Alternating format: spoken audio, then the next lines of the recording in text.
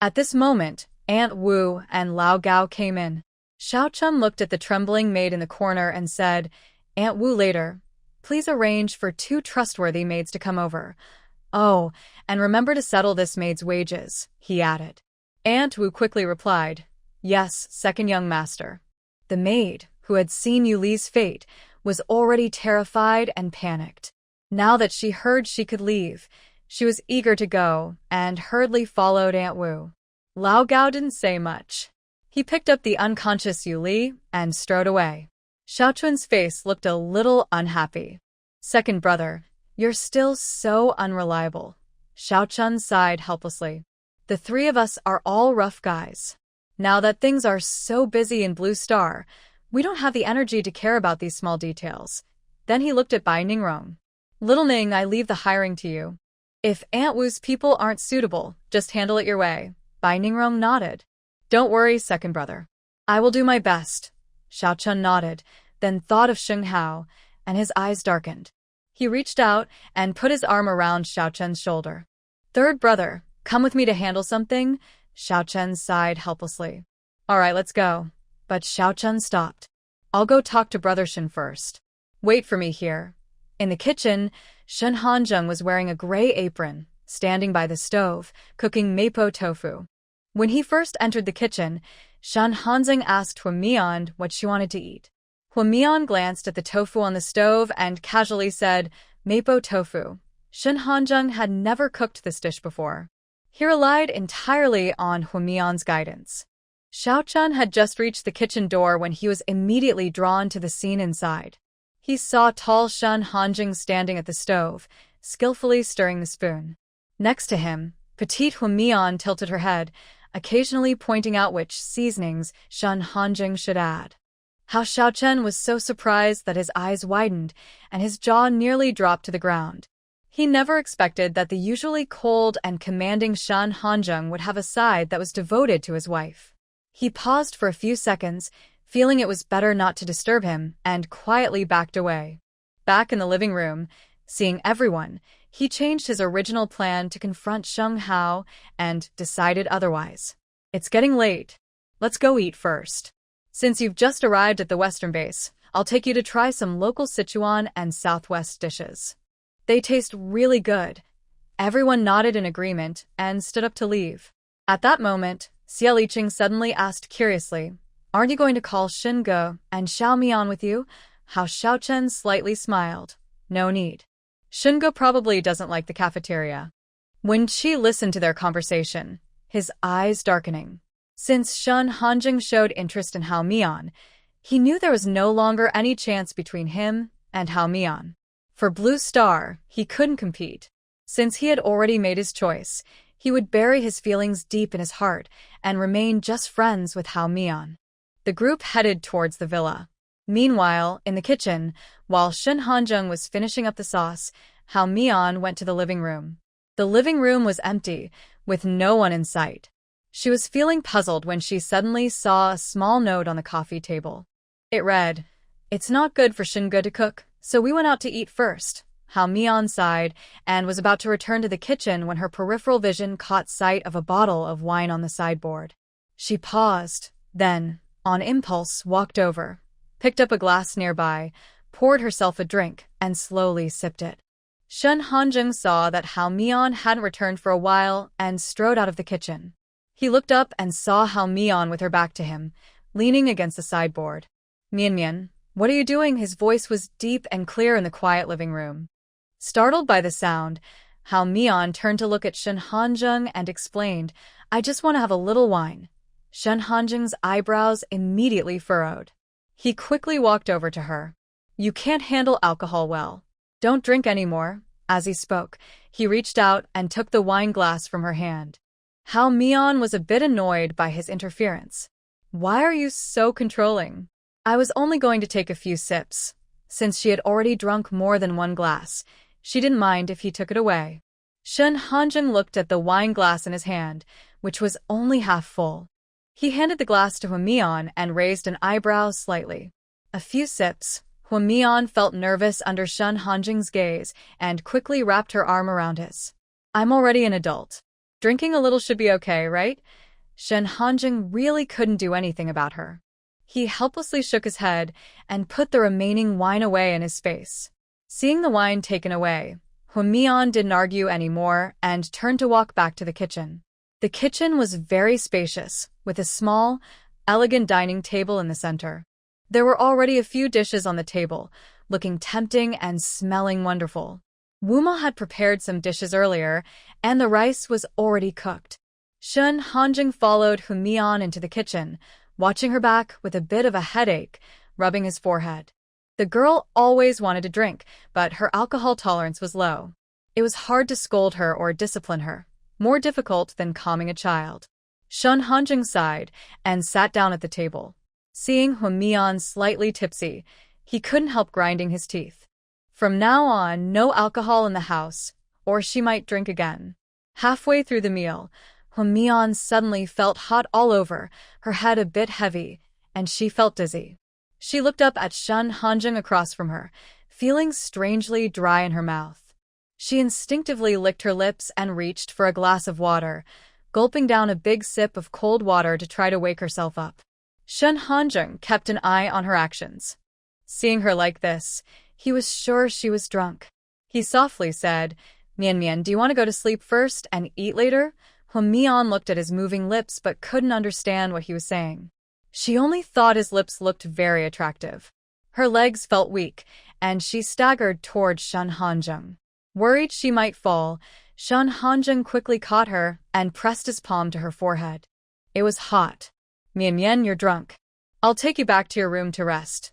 Huamian felt like her body was burning up, very hot, and her vision was blurry. Her mind was becoming fuzzy. She stared at him intently, watching his mouth move, but unable to hear what he was saying. All she could think was that his voice was a bit noisy. She instinctively reached out her hand, gently hooking her arm around Shen Hanjing's neck, applying a little force to pull his head down. Huamian tiptoed and kissed him on the lips.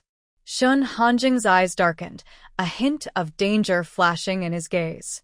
His large hand tightly embraced Huamian's waist, deepening the kiss. A sweet wine aroma spread between their lips. After a moment, Shen Hanjing noticed something was wrong with Huamian. It wasn't just drunkenness. It seemed like she had taken some kind of drug. Shen Hanjing looked at Huamian, who was twisting in his arms, with a tense and restrained expression on his handsome face. Huamian's delicate hand still stubbornly clutched his shirt collar, which had been roughly torn, revealing his well-defined chest. The girl's warm breath brushed against his neck, carrying a tempting sweet scent. Shen Hanjing supported Huamian's slender waist with one hand, while the other held her chin, forcing her to look up. At this moment, Huamian's cheeks were unusually flushed, her eyes half-closed and full of affection, showing a charming, unaware expression. Her lips were slightly pouted, exuding a deadly allure. "Mian, what's wrong with you?" Shen Hanjing's low, magnetic voice carried concern, and the skin where his fingertips touched felt astonishingly hot. His fingertips brushed her bright red lips, and his throat involuntarily moved. Huamian's consciousness was already unclear. She leaned toward the source of heat, guided by the familiar scent. "Shen Hanjing, I feel so bad," she whimpered, tears welling in her eyes, her captivating eyes becoming misty and blurred. "Where do you feel bad?" Shen Hanjing's low, magnetic voice grew hoarser, with a hint of darkness in his sharp eyes. Huamian curled up and snuggled into his chest. "I'm so hot. I feel like I might melt." Hearing her vague, trembling words, Shen Hanjing remained silent. Suddenly, 2 more buttons on his shirt were torn off, revealing his smooth, toned abs. Huamian's small hands wandered over his chest, causing Shen Hanjing's body to tense instantly. He suddenly grabbed her restless hands, his breathing becoming heavy and uneven. Huamian calmed down. "I'll call your brother to get a doctor." He took out his earpiece from his pocket, about to press the call button when the earpiece suddenly fell to the ground. "Don't call a doctor," the girl's soft voice, tinged with tears, whispered. Shen Hanjing clenched his jaw, his eyes darkening. "Then what do you want?" "I'm sorry, but I can't assist with that request." Hwamian felt dizzy from his kisses. Her desire, which had been suppressed, started to rise again, and her reason was slowly slipping away. Her body went limp, and her hands unconsciously clutched his shirt. The atmosphere in the bathroom grew more intimate. Shun Hanjing's eyes reddened, and he forced himself to stop. Seeing that Hwamian had lost a reason again, he turned on the shower and cold water splashed over both of them. The girl still held onto his shirt and buried her face in his chest. Shun Hanjing gently rubbed Hwamian's head and spoke softly. Be good. Change out of your wet clothes first. I'll call the doctor. Hwamian understood her situation a little. She probably ate something bad. Thinking about what Yuli was going to do, she guessed the wine bottle was likely the problem. When she heard Shun Hanjing was going to call a doctor, she immediately shook her head. I don't want to see a doctor. She tightly held Shun Hanjing's arm, not letting him leave. She cared about her reputation. If others found out, she would lose face. Shun Hanjing saw Hwamian looking distressed and raised an eyebrow slightly. Mian, if I don't call the doctor, do you want me to help you? Hwamian trembled at his words, lowering her head and not daring to look at him. She was actually holding back a lot. Her reason was gradually breaking down. Suddenly, she seemed to think of something, and she looked up sharply, her eyes shining like peach blossoms with tears. Can you knock me out? Shun Hanjing was momentarily stunned, pursed his lips, and asked, Are you sure? Hwamian nodded seriously and decisively. Shun Hanjing pressed his lips together, controlled his strength, and struck the back of her neck with his palm. Her delicate body sank heavily into his arms. He quickly supported her head and held her securely. Looking down, he saw her wet clothes and felt a bit annoyed, pinching his brow. Whenever he was with Hwamian, he always lost his reason. He placed her in the bathtub and went downstairs to find someone. Downstairs, Wu Ma and two middle-aged women were tidying up the dining table. Shun Hanjing took out a set of camisole pajamas and instructed the three to go upstairs and help Hwamian change. Meanwhile, Xiao Chun and his Swift Shadow team arrived at the Ability Users Cafeteria. It was lunchtime peak, and the first and second floor halls were crowded. Xiao Chun led everyone straight through the hall toward the third floor. The decoration on the third floor is much more luxurious than downstairs, using ingredients from mutated animals, strange plants, and vegetables grown by wood element abilities. The food prices are much higher than downstairs, and only a few diners are quietly eating. The lobby manager is already waiting at the staircase entrance. When he sees Mr. Xiao Chun, he quickly jogs over, smiling flatteringly.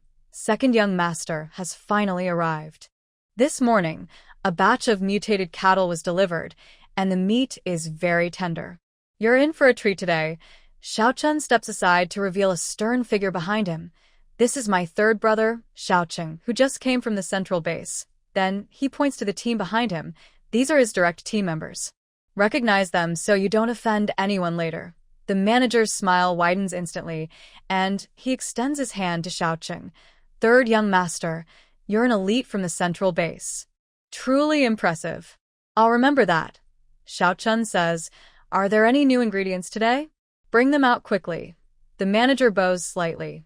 Second young master, you asked the right. Yesterday, the hunting squad cleared a chicken farm and brought back over 100 mutated chickens, perfect for welcoming third young master. Just take care of it, as long as the quality isn't lost, Xiao Chun says. The manager nods with a smile and steps back. Hey, I wonder who this is.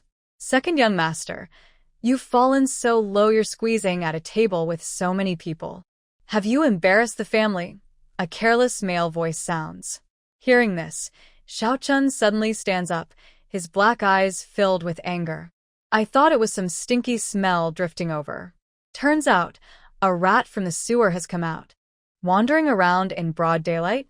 Aren't you afraid of getting beaten to death? Shang Hao's smile instantly stiffens, and a vein bulges on his neck. Second fool, he steps forward aggressively. Don't be so proud. The road ahead is long. We'll see. Xiao Chun glances at him sideways, a mocking smile curling his lips, and slowly adjusts his sleeve. I've already informed your grandfather about your stupid actions. You'd better go back now, or you might get a beating from him. Hearing this, Sheng Hao's eyes flicker with panic, but he still stubbornly holds his head high. What nonsense are you talking? I don't understand. Xiao Chun softly says 2 words.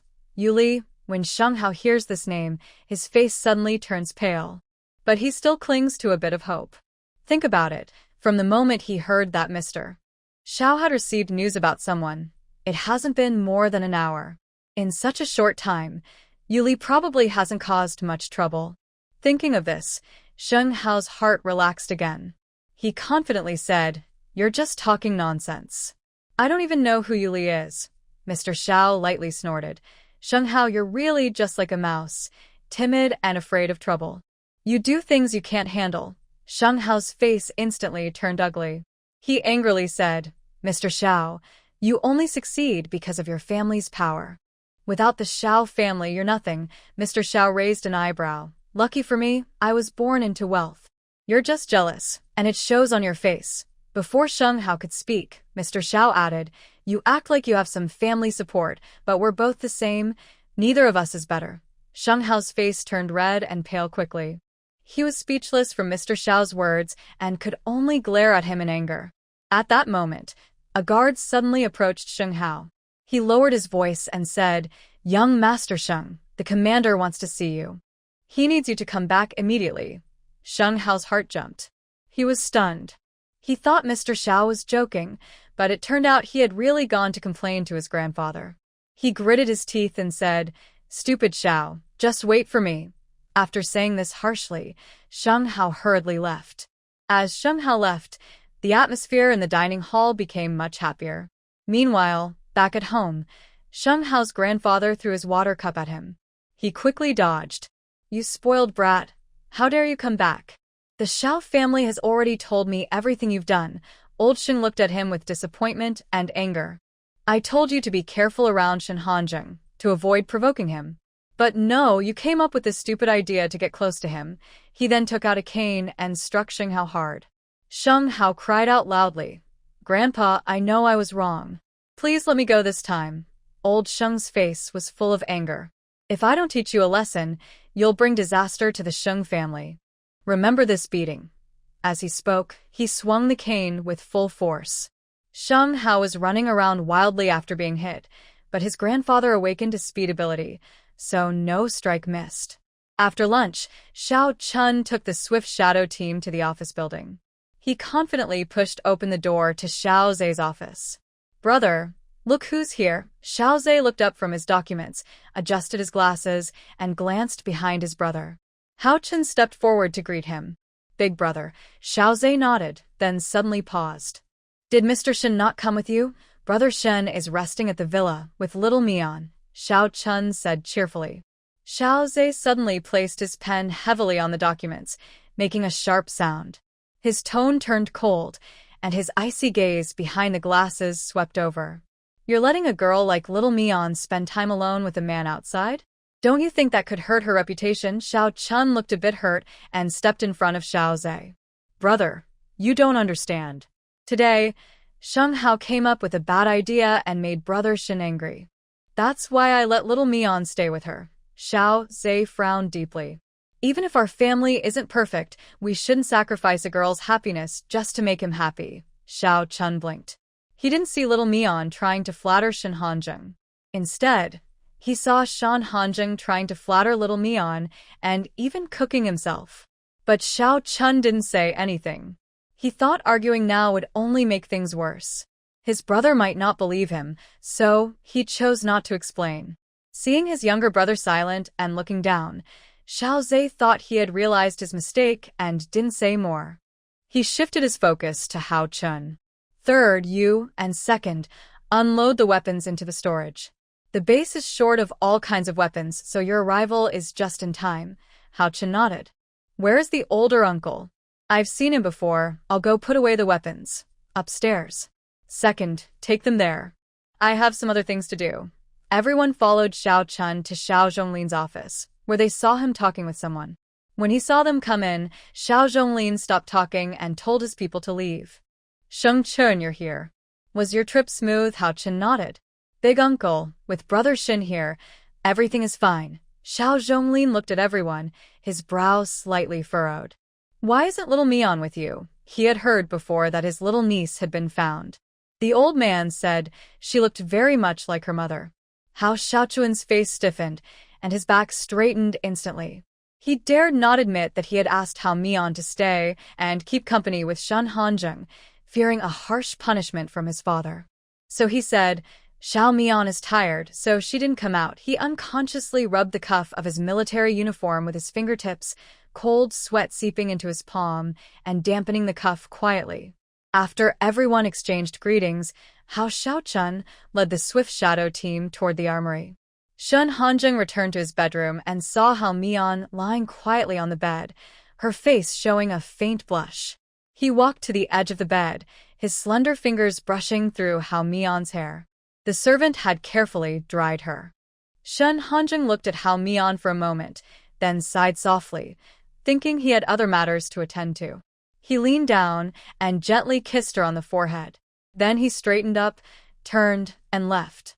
Walking through the corridor, Shen Hanzheng reached the neighboring suite, tapped lightly, and turned on the holographic brain. In an instant, a projection flickered and appeared, a man with wheat-colored skin. It was his deputy, Xing Mo. Your Highness, I knew you were safe.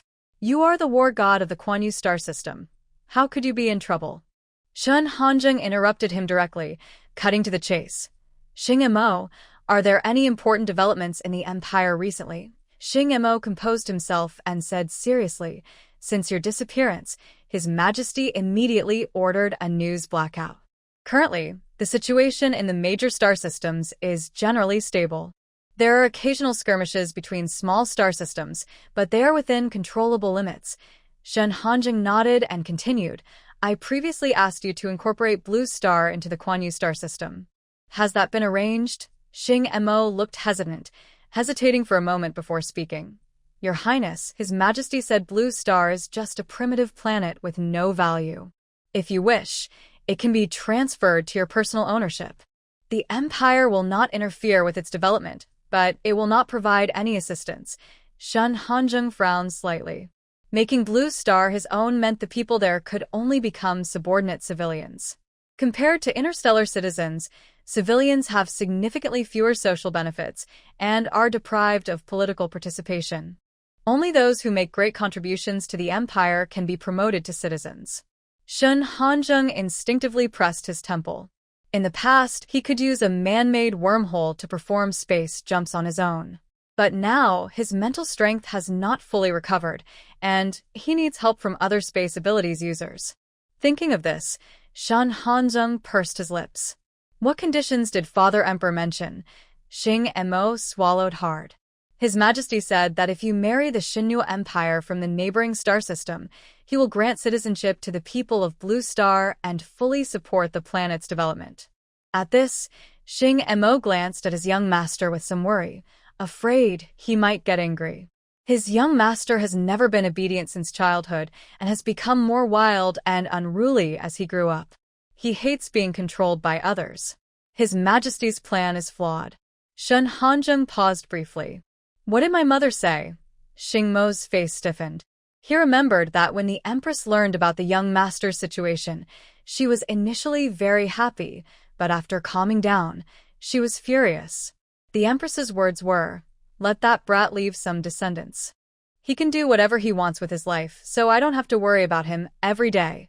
Emperor Xinmingxiao, to make the Empress happy, decided to add more conditions for the young master, hoping to use the marriage alliance to keep him in check. This was the first time his young master had been missing for so long. Before disappearing, Qian had sent a distress signal on his own. Only when the mech core detects that the owner is in danger does it trigger this warning system. When Xing Mo led the rescue team to the coordinates, they only found the bodies of 2 8th-level and 1 5th-level star beasts. The space abilities user, through residual energy fluctuations, deduced that a rare natural wormhole appeared at the scene. Those caught in it could end up anywhere depending on luck. It seems his young master was lucky. Although stranded on a primitive planet, his mental state is good, and he looks much less depressed than before. Since his mental strength was damaged, Xing Imo had never seen the young master so spirited. After some thought, Xing Imo spoke. Young master, the marriage proposal is the Empress's idea. In Xing Mo's opinion, his young master would definitely refuse such conditions. The Kuan Yu Empire governs thousands of planets. Blue Star is insignificant and unremarkable. The Emperor and Empress had their only child after 300 years of marriage, and they had high hopes for him since childhood. But this noble young master always loves to explore dangerous parts of the galaxy. Perhaps being strictly managed since childhood sparked his rebellious nature. As he grew up, he became more free and often acted according to his own will. Shun Hanjung frowned. Arranged marriage is okay, but the partner needs to change. Xing Imo? He doubted his ears. Looking at His Royal Highness, he blinked with blue eyes. Are you serious? Xing Imo felt that the Royal Highness in front of him was a fake. Shun Hanjung didn't explain. Suddenly, he said, I'll talk to Mother Empress. After speaking, he cut off the communication and lightly tapped his fingertip. The holographic brain connected to the Empress's device. Immediately, a woman appeared in front of Shun Hanjung. She was wearing a white long dress, a crown on her head, probably in her early 30s. Zheng, has your mental power recently had any outbursts? I'll have Xing Imo bring a jump ship to take you home. Shun Hanjung looked at his mother's eyes, which had a bluish-black tint, and his cold expression softened. Mother, I'm fine. Don't worry. Yu Tang saw that he was in good spirits and relaxed. But soon, she thought of something bothering her. I heard you want to merge Blue Star into the celestial universe. That's not impossible. As long as you agree to an alliance with the Sinluo star system, I'll have your father notify the military to activate the special passage immediately. Shun Hanjing's eyebrows furrowed again. Mother, I don't want to do that. Yu Tang knew her son well. He wouldn't agree easily. Zheng, I've arranged for someone from the Sinluo star system to marry into our family. You should understand my intention. People from the Sinluo star system are famous for their fertility, but their intelligence isn't very high. Their offspring might not be very smart, but her son is extremely clever. His genes will definitely surpass those of the Sinluo people. Moreover, if it weren't for the protection of the celestial universe, the Sinluo system would have been overrun long ago. She doesn't look down on her son marrying into that system. Seeing her son silent, Yu Tang continued to persuade him. It's just to leave behind good genes. You won't need to worry about their upbringing later. If you really don't want to contact them, artificial insemination is also an option. Her son isn't interested in women. If she doesn't push him, he might end up without an heir. The family still has the throne to inherit, so she has to do this. I like a girl. Shun Hanjing suddenly spoke, his voice deep but clear, interrupting his mother's words. Yu Tang almost dropped her teacup. She stared at her son in shock. This excuse is poorly made. She doesn't believe that her son, who has never been interested in the opposite since childhood, suddenly falls deeply in love. Yu Tang glared at him and said, Oh? Bring her over, so I can see. Shun Hanjung pursed his lips, looking serious. Mother, it's true. The girl I like is from Blue Star. She is very... Just a kiss on the lips, and you want me to believe you? Let me see the real person. What's wrong with that young girl? Is she sick? Or should I ask Xing Imo to leave early to pick you up? Shun Hanjing shook his head. No need. Mian Mian is fine. Just make sure you don't show any displeasure in front of the emperor. His mother always got angry, and he was the one who suffered the consequences. Yuedang heard this and couldn't help but roll her eyes at him. Looking at the girl's delicate face, she couldn't resist teasing him. Why do you dislike other women? It's just because of her good looks. Shun Hanjing's breath caught. He looked down at the girl in his arms. She was sleeping restlessly, her face flushed, and she was very beautiful.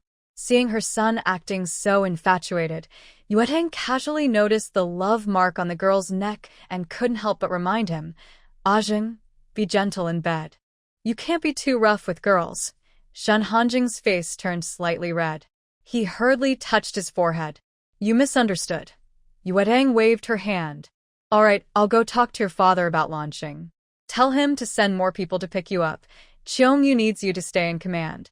You've been out of sight for a long time, and others are guessing something happened to you.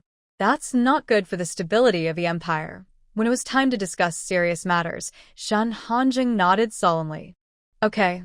The next morning, Huamian slowly opened her eyes. She felt a sharp pain in the back of her neck. She sat up, rubbed her neck with her hand, and winced in pain. Quickly activating her special energy, she circulated it through her body, which eased the pain a little. Letting out a breath, she pulled back the blanket and saw she was wearing a camisole sleepwear. She was momentarily stunned, then remembered she was knocked out by Shen Hanjing yesterday. Who'd change her clothes? Thinking of this possibility, Huamian's delicate face instantly turned red. She slipped on her slippers and headed to the bathroom. Casually glancing in the mirror, she saw a faint love mark on her neck. She froze for a moment, then quickly used her energy to heal it. Soon, the mark disappeared. Fortunately, she could remove it. Otherwise, wearing high-neck clothes in the hot weather would be embarrassing. Dressed neatly, Huamian opened the door. As she reached the stairs, she saw Bai Ningrong coming down from the third floor. Xiaomian, are you feeling better? Huamian looked a bit uncomfortable. After thinking for a moment, she believed Shen Hanjing hadn't told anyone about her being drugged. She smiled faintly. I'm fine. Bai Ningrong held Huamian's hand and asked, if you're not feeling well, why didn't you say so? I have some bread here. Do you want some? Huamian paused for a moment and replied softly, no need. I have some in my space. She secretly clenched her teeth, unsure how Shen Hanjing had told everyone about her illness. She felt like hitting someone. As they walked into the dining room, they saw a long, square table with delicate food on it.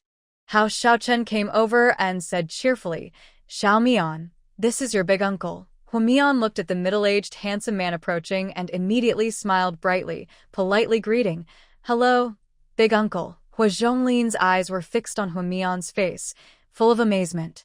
He saw a resemblance to his late mother, as if an old friend had returned. He raised his hand and handed her a plastic bag, speaking gently, Xiaomian, this is a gift from big uncle. We'll open it later. I want to keep it a surprise. Her little niece was so beautiful that a bit of pepper spray for self-defense seemed appropriate. Huamian took it politely and thanked him. Thank you, big uncle. She then stored it in her space. Hao Xiaoza, with an elegant and noble smile, handed her a dagger. Xiaomian, I am your older brother. I give you this dagger as a toy. Huamian's eyes lit up, and she happily took it. Thank you, big brother. Just then, Shen Hanjing entered the dining room. Seeing Huamian looking so energetic, he raised an eyebrow with a hint of gentle affection on his face. Hua Zhonglin saw him and stepped forward to greet. Good morning, Mr. Shen. Shen Hanjing spoke calmly. Just call me by my name. Hua Zhonglin was momentarily stunned, then responded. All right, Hanjing. Shen Hanjing nodded and went straight to Huamian's side. Mian Mian, are you feeling better? His tone was affectionate, as if they shared a special bond. Huamian glared at Shen Hanjing, but didn't answer his question. She sat down at her chair to eat. Shen Hanjing didn't mind her attitude and sat beside her. Hua Zhonglin and Hao Xiaoza, hearing Shen Hanjing's caring words, were surprised. In the next moment, they saw him sticking close to Huamian like a persistent shadow, which made both of them look suspicious. Hao Xiaochen watched his father and older brother and couldn't help but smile slyly and proudly. They also said they believed in what they saw. The group quickly sat down to have breakfast. As breakfast was almost over, Aunt Wu suddenly came in. Sir, old Master Sheng and his grandson have come to see you. They say they want to apologize to Mr. Shen. Huamian heard this and immediately remembered the troublemaker from yesterday.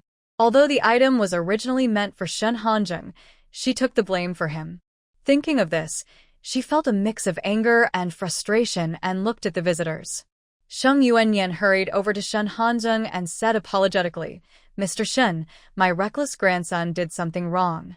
Today, I brought him here to apologize to you. Sheng Hao hung his head sadly and followed his grandfather. Mr. Shen, just tell me what I did wrong.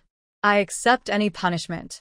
Shen Hanjing sat sideways in his chair. His calm eyes glanced at Sheng Hao. His expression was plain, but it created a silent sense of pressure. Sheng Hao felt a shiver run down his spine, with cold sweat on his forehead, and he trembled slightly. Seeing Sheng Hao so scared, Xiao Chunhao sneered, "Apologizing is useless. Why do we need laws?" Hao Yuanian's eyes flashed with anger. He suddenly turned and glared at him. Xiao Chunhao raised an eyebrow and stepped closer. "Why are you glaring at me? Did I say something wrong?" "Second young master, don't speak so much." Hua Zhonglin, sensing Sheng Yuanian's pleading look, stopped his son out of respect for his friendship with Sheng's father. Xiao Chunhao pouted in dissatisfaction, glared at Sheng Hao, and then stepped back. Sheng Yuanian saw Shen Hanjing's stern face and thought of what Hu Qingshan had mentioned about the Li family. His forehead veins bulged with anger. He made a sudden decision and kicked Sheng Hao hard in the knee. With a loud thud, Sheng Hao knelt on both knees in front of Shen Hanzheng. His face was full of humiliation, but out of respect for his grandfather's authority, he dared not resist. Shen Hanzheng remained unmoved, expressionless. Sheng Yuanian hurriedly bowed and tried to flatter. "Mr. Shen, this young man is young and reckless. Please forgive him since he hasn't committed a serious mistake." "Mian Mian, you decide." Shen Hanjing's deep voice rang out, and everyone immediately turned their attention to Hua Mian. Everyone's eyes showed confusion, shock, and guesses. Hua Mian noticed everyone's gaze and couldn't help but grit his teeth silently, though he kept a calm and relaxed look on his face. "This is your matter. I won't interfere." Sheng Yuanian secretly cursed, thinking, could this girl be Shen Hanjing's beloved? If Sheng Hao's previous actions caused a conflict between them, then the grudge is set. It's really like poking a hornet's nest, seeking trouble on purpose. Sheng Yuanian clenched his fists and glared at Sheng Hao angrily, as if saying, "I'll deal with you when we get home." Sheng Hao shrank slightly under his gaze, then looked up to see a top beauty sitting beside Shen Hanzheng. He immediately realized how reckless his actions had been. Why would anyone want to eat plain rice when there's a big feast? At this moment, Sheng Hao deeply regretted his decision. If he could, he would start over right now. He didn't fully understand the other person's situation but made a rash decision, and the people he brought along had no sense of judgment, just bad luck. "Young lady, my son has caused trouble for Mr. Shen. Please help persuade him. Whatever you ask, the Sheng family will consider fulfilling it." Suddenly, Hao Xiaozi spoke up. "Grandpa Sheng, this is my second uncle's daughter, named Hua Mian. In other words, their Hua family really didn't lack those kinds of minor characters." Sheng Yuanian was momentarily stunned and forced a stiff smile. "So, she's your niece? I know your grandfather well. Is he in good health?" Hua Mian didn't expect the other side to try to build a connection. Though she didn't care for Sheng Hao, she offered a smile and didn't refuse, especially since old master Sheng wasn't the real culprit. "Grandpa is in good health, full of energy." Seeing that she didn't bring up the topic of Sheng Hao standing up, Sheng Yuanian forced himself to speak. "Young lady, your brother Sheng Hao is young and impulsive. He offended Mr. Shen. Please help us ask Mr. Shen for forgiveness." Hua Mian heard this and silently cursed the old fox in her heart. Just as she was about to speak, Hao Xiaochen suddenly stood up. "Grandpa Sheng, some lessons need to be learned deeply to remember. If you continue to let Sheng Hao act recklessly outside and cause bigger trouble in the future, it will be hard to handle." After speaking, he quickly took off his t-shirt, revealing crisscrossed whip marks. Some wounds had torn flesh and were still bleeding. Everyone gasped in shock, surprised that old Master Sheng could be so harsh. Hua Xiaochun walked over with interest, circling Sheng Hao and making a continuous tsk sound. "Mouse, you're just asking for it." Hua Mian only caught a rough shadow before Shen Hanjing's warm hand covered her eyes. She instinctively tried to push his hand away, but the man suddenly leaned close to her ear and whispered softly, "Mian Mian, didn't you get enough yesterday?" His husky voice carried a flirtatious tone only they understood. Hua Mian's ears started to turn red, and she no longer insisted on seeing. Shen Hanjing looked down at the girl's reddening ears, his throat moving slightly as he forced himself to look away. His cold gaze shot at Sheng Hao. "Since you like being so much, You might as well leave your pants off and stand at the gate of the base all day. When Shin Hanjing said this, everyone couldn't help but laugh. How Xiao Chun clutched his stomach, laughing out loud. Brother Shin's idea is good. Mouse, you just swore you'd accept punishment and admit defeat. Now's the time to keep your word. Sheng Hao froze in place, his face turning a mix of green and purple, as if slapped hard and feeling humiliated. For someone from a noble family like him, showing his whip marks at the base gate meant everyone in the western base would know he had been beaten, like a beaten dog, punished publicly. Losing face like this was worse than a few hits. How Xiao Chun enjoyed Sheng Hao's despair, grinning mischievously. Mouse, don't be afraid. I'll go with you, so you won't be alone. When it came to cruelty, Shin Go was even harsher, striking at the core, more damaging than physical pain, destroying Sheng Hao's pride. His methods were truly ruthless, but he liked it. Sheng Yuanyin looked at his grandson's miserable state, his brow slightly furrowed. Compared to losing his special ability core, this shame was nothing. He reached out and patted Sheng Hao's head, urging him, "What are you hesitating for? Hurry up." A grown man acting so timid. What's that about? The fate of the Li family was still fresh in everyone's mind. If Shen Hanjun got angry, everyone on Blue Star would suffer. Sheng Hao clenched his teeth, looking embarrassed as he left the villa. Hao Xiaochen immediately followed, claiming he wanted to support Sheng Hao through the toughest time in his life, but in reality, he was there to enjoy his embarrassment. When the farce finally ended, Sheng Yuanyin forced a smile and said goodbye. That day, the proud young master of the Sheng family was standing under the hot sun, wearing a wrinkled pair of shorts. His body was covered with crisscrossing whip marks, and he hunched in the corner, looking so miserable that he didn't dare lift his head. Passing by, the ability users whispered and giggled as they left. In the restaurant, Huamian took the last bite of bread. Shen Hanjun placed a glass of honeyed milk in front of her. "Drink it while it's hot." His deep voice was gentle and caring. Huamian obediently tilted her head and finished the drink. Shen Hanjun took out a tissue and handed it to her. "Mian, I have to leave the base today.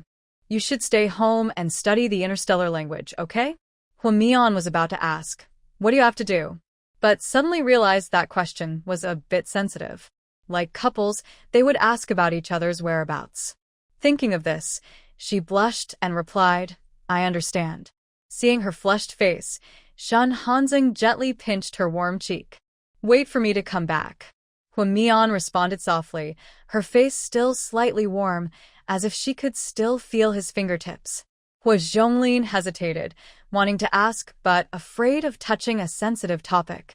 Instead, he asked indirectly, "Hanjing, will you come home for lunch?" Shen Hanjing shook his head. "No, I won't." He then reached out and tousled Huamian's hair.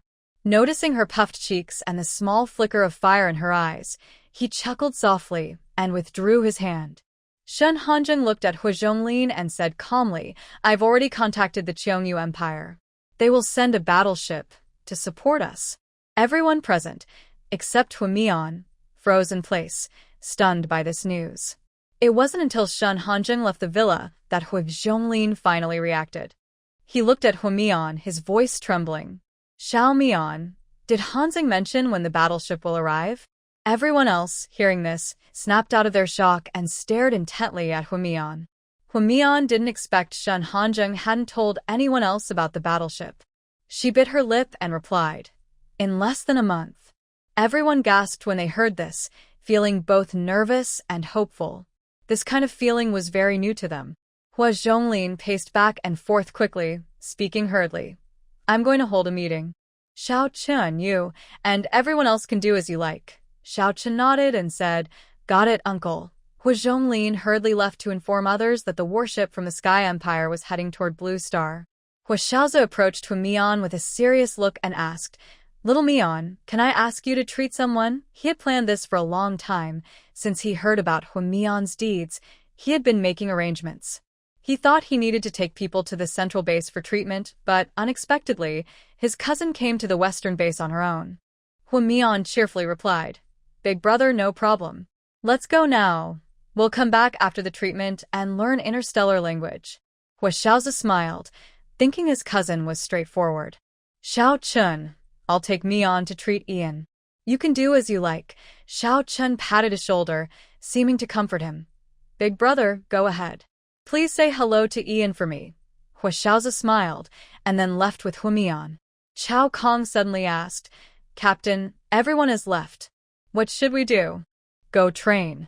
Didn't Brother Shin say the rescue ship is coming? If we don't train more, our stamina won't match the Sky Empire's. Isn't that embarrassing? Hearing this, everyone immediately felt the urgency and headed toward the training ground. Hua Mian followed Hua Xiaozi to a hospital room. Just as Hua Xiaozi was about to knock, a clear, sharp female voice came from inside. Ian, are you really sure you want to break up with Xiaozi? There was a moment of silence in the room, then a gentle female voice responded. Xiaomin, we're not meant to be. But your 5 years of relationship, you can't just break up because of the end of world. Is Xiaozi seeing someone else? He hasn't visited you these past 2 days. When Mian listened, looked at her big brother, whose face darkened. I told him I wanted to break up the day before yesterday. He's probably angry. Ian, you clearly still like Xiaozi. Why give up? I'm just an ordinary person with a heart condition. Staying with Xiaozi would only hold him back. He deserves better. On the corridor, Xiaozi's stern face suddenly softened, and his previously tense mood improved a lot. He raised his hand to knock on the door, then pushed it open and entered the ward. Mian followed behind him. Inside the room, Zhang Yan and Yu Xiaomin looked up when they heard the noise. Seeing a beautiful girl behind Xiaozi, Yu Xiaomin put the half-peeled apple into the fruit plate. Xiaozi, who is she? She asked with a hint of blame. Mian felt a bit awkward and looked at her older brother, who was gently watching the bed. Zhang Yan lowered her head, sitting by the bed, expressionless. What are you here for? We have already broken up. Xiaozi's face showed a gentle smile. Yan, I know how you feel. I haven't agreed to break up. Zhang Yan looked up at him, then at Mian beside her. If that's the case, then let's break up today. We both have witnesses. Xiaozi frowned. Yan, I didn't come here to break up today. I don't care why you're here. I broke up unilaterally. Don't come to find me again in the future. She looked impatient, seeming really annoyed by Xiaozi's persistence. If Mian hadn't overheard their quiet conversation just now, she might have believed it. Xiaozi stepped forward and hugged her. Yan, our 5 years of relationship, your unilateral declaration is invalid. Zhang Yan's emotions became a bit intense. Why do you insist on bothering me? We're not even from the same world. As she spoke, her chest heaved violently. She covered her heart with her hand, showing a very uncomfortable expression. Yu Xiaomin exclaimed, Yan's heart attack has recurred.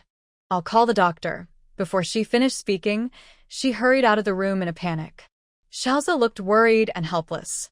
Yan, how are you? Mian quickly moved to her side and said, Big brother, let her lie down.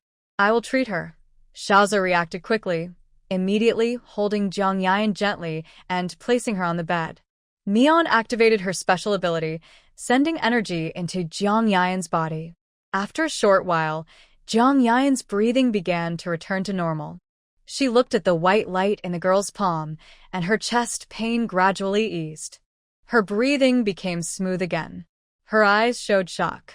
After the end of the world, the doctor said her illness was getting worse. In the harsh environment, she couldn't have a heart transplant. She didn't have much time left. Hua Mian used her special ability in less than 2 minutes. Big brother, her heart has returned to normal, Hao Xiaozi asked excitedly. Xiao Mian, are you serious? Hua Mian nodded. Let the doctor come and check. Hao Xiaozi looked happy. Ian, how do you feel now? Zhang Ian listened to their conversation and felt curious about their relationship. I feel good now, no discomfort anywhere. Her breathing was much easier, and she no longer felt palpitations. She thought for a moment and asked, Who is this sister? Hao Xiaozi finally started to introduce. Her name is Hua Mian. She's my second uncle's daughter and my cousin. Just call her Xiao Mian. Zhang Ian looked a little embarrassed. She didn't expect they were related by blood. Hao Xiaozi looked at Hua Mian with gratitude. Xiao Mian, this is my older brother's girlfriend. Just call her Ian Jia. Hua Mian, Hello, Ian Jia. Jiang Ian looked at Huamian with a gentle smile. Hello, Xiaomian. Thank you for saving me. Huamian shook her head. Ian Jia, no need to thank me. We're all family. Hearing this, Jiang Ian's face turned bright red. At that moment, Yu Xiaomin rushed in with a group of medical staff holding instruments. Everyone saw Jiang Ian sitting on the bed, chatting and laughing, and they were all a bit stunned. Ian Jia, are you okay? Yu Xiaomin hurried to Jiang Ian's bedside, looking worried. Jiang Ian smiled gently. Xiaomin, don't worry. I'm really fine. How Xiaoza told the doctors, check her thoroughly right away. The doctors looked at each other, puzzled. They didn't understand why. After saying she had a heart problem, she was now full of life. They carefully examined Jiang Ian in an organized way. When the doctors saw the test report, their eyes nearly popped out. Just yesterday, she was facing death, and today she was healthy again. Miss Zhang's indicators are all normal, with no issues at all. Yu Xiaomin blurted out, how is that possible? You should have limits to your jokes. What if Sister Ian gets hurt? Who can take responsibility for that? Jiang Ian stood up and grabbed her friend's hand, explaining, Xiaomin, this is Xiaoza's cousin, named Huamian. She used her healing ability to save me. Yu Xiaomin tilted her head and looked at Huamian standing beside Jiang Ian. Remembering her earlier questions, she felt a bit embarrassed. Huamian, I'm really sorry. I misunderstood your relationship with Xiaoza and said some harsh words. Please don't mind. Huamian shook her head. It's okay. I understand you were thinking of Sister Ian. Xiaomin's eyes lit up. You're pretty nice, even though you're beautiful. You don't have that proud attitude. Xiaoza, feeling ignored, reached out and held Jiang Ian's wrist, pulling her towards him. Ian, you won't break up with me now, right? Jiang Ian's face turned a little red. She tried to pull her hand back, but he held it tighter. Seeing this, Yu Xiaomin stepped forward, wrapped her arm around Huamian's, and winked at her. Huamian, the hospital scenery is pretty nice. Let me take you around. Huamian understood her meaning and nodded. Sure. As soon as she finished speaking, she followed Yu Xiaomin out of the ward, giving the two some private space. In the corridor, Yu Xiaomin tilted her head and looked up and down at Huamian, curious. Why haven't I seen you at the base before? Huamian explained, I was at the central base before. I just arrived at the western base yesterday. Xiaomin suddenly understood. She bit her lip, looking a bit hesitant. Huamian, can you help me save someone? Right here in this hospital. Seeing her nervous gaze, Huamian thought for a moment and replied, yes. Xiaomin's face lit up with a bright smile. You're really straightforward. From now on, you're my friend, Yu Xiaomin. Then, thank you for your kindness. They looked at each other and smiled. Xiaomin took Huamian's arm and walked to a ward, knocking on the door. Soon, the door opened from inside, revealing a tall, handsome young man. Why are you here again? The young man frowned, blocking almost half the door. Xiaomin slightly raised her chin. Lu Yi, I brought someone important. Her name is Huamian. She's my friend and also a healer. Lu Yi looked at Huamian with a calm expression, showing no signs of emotion. Please make way. I want to take Huamian to treat Grandma Lu, Yu Xiaomin urged. Lu Yi stood still, his eyes dull and lifeless. His voice nearly broke with emotion. No need. Yesterday, Lin Ruoling came to treat Grandma but was turned away. He also wished for Grandma's recovery, but the pain from late-stage liver cancer was torturing her, making her feel like she wanted to give up. The cancer caused her to become very thin, and the constant dull pain had taken away her will to live. He couldn't forget last night, when Grandma held his hand and begged desperately, Yi, let me go. I want to leave with dignity. Suddenly, a weak voice from the hospital bed interrupted his thoughts. Is Xiaomin here? Yu Xiaomin pushed past Lu Yi at the door and hurried into the room with Huamian. Huamian looked up and saw Grandma Lu on the bed, very thin, with sparse, white hair scattered on the pillow.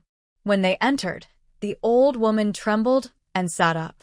Grandma Lu, I came to see you. This is my friend Huamian. She is a healing-type psychic. She can definitely cure you. Grandma Lu turned her head to look at Huamian, a faint smile appearing on her withered face. Good girl. Thank you for your kindness. But I know my illness well. Living one more day just means more suffering. Don't waste your effort. Yu Xiaoman advised. Huamian is different from Yi Ruoling. Her healing ability is stronger.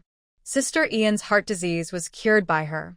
What did you say? Lu Yi strode over to Yu Xiaoman and grabbed her shoulders. Yu Xiaoman, is what you said true? Yu Xiaoman raised her hand and pushed away Lu Ye's grip. You hurt me. Lu Yi quickly let go and looked at Huamian, asking, did she really cure Sister Ian? Yu Xiaoman nodded. I'm not lying. I just came from Sister Ian. She's already healed. Hearing this, Lu Yi looked serious and said, Miss Hua, as long as you can cure Grandma, I will pay any amount needed. Huamian saw his sincere look and casually asked, what illness does Grandma Lu have? Yu Xiaoman quickly replied, it's late-stage liver cancer. The doctor said she might only last a month. Huamian's brow furrowed slightly at her words. She hasn't been treated before and doesn't know if she can be cured. After thinking for a moment, Mian said, I'll try first. Lu Yi brought over a chair and placed it beside the sickbed. Miss, please sit down. Grandma Lu also heard their conversation and didn't refuse before she could speak. Lu Yi begged, Grandma, please try again. Just for me, please hold on a little longer. Grandma Lu's eyelids were swollen as she carefully looked at Mian. The girl in front of her was a bit different from Yi Ruoling. Although both were healing ability users, she wasn't as greedy as Yi Ruoling, who kept asking her grandson to pay huge medical bills. Knowing that the girl had strong skills, a little hope rose in her heart. Young girl, thank you so much, Mian smiled gently. Grandma Lu, you're too polite. After speaking, she took Grandma Lu's hand and activated her ability. A soft glow appeared, and Lu Ye's eyes suddenly brightened. The light from Mian's ability was much brighter than Yi Ruoling's. He started to hope that the girl in front of him could cure his grandma's illness. Grandma Lu felt a warm current flow from her palm through her whole body. She felt very warm, as if she was bathing in sunlight. It was so comfortable, she almost wanted to sleep. After 2 minutes, the faint light in Mian's palm disappeared, and she released Grandma Lu's hand. At this moment, Grandma Lu felt less pain and had a little more strength in her body. Lu Yi quickly asked, Miss, can my grandma be cured? Mian didn't have time to reply when Grandma Lu suddenly spoke up. Yi, I feel much better now. She then showed a rare smile. Mian said, Grandma Lu isn't fully recovered yet. You can't cure her either? Lu Yi interrupted Mian, his face instantly looking defeated and his eyes turning red. Seeing him almost crying with despair, Mian quickly said, I can cure her. My ability is just exhausted. I need to absorb crystal cores to recover. Lu Ye's tears suddenly disappeared. He immediately took a bag of crystal cores from his bracelet space. This is all the crystal cores I earned from fighting zombies these past few days. If it's not enough, I will go fight more. Please, you must cure my grandma. His voice carried a hint of pleading. Huamian reached out and took the crystal core. Upon opening it, she found a third-level crystal core among a pile of others, all purified. She took out the third-level crystal core and returned it to Lu Yi. I have enough of these. You can keep this one. Lu Yi was surprised.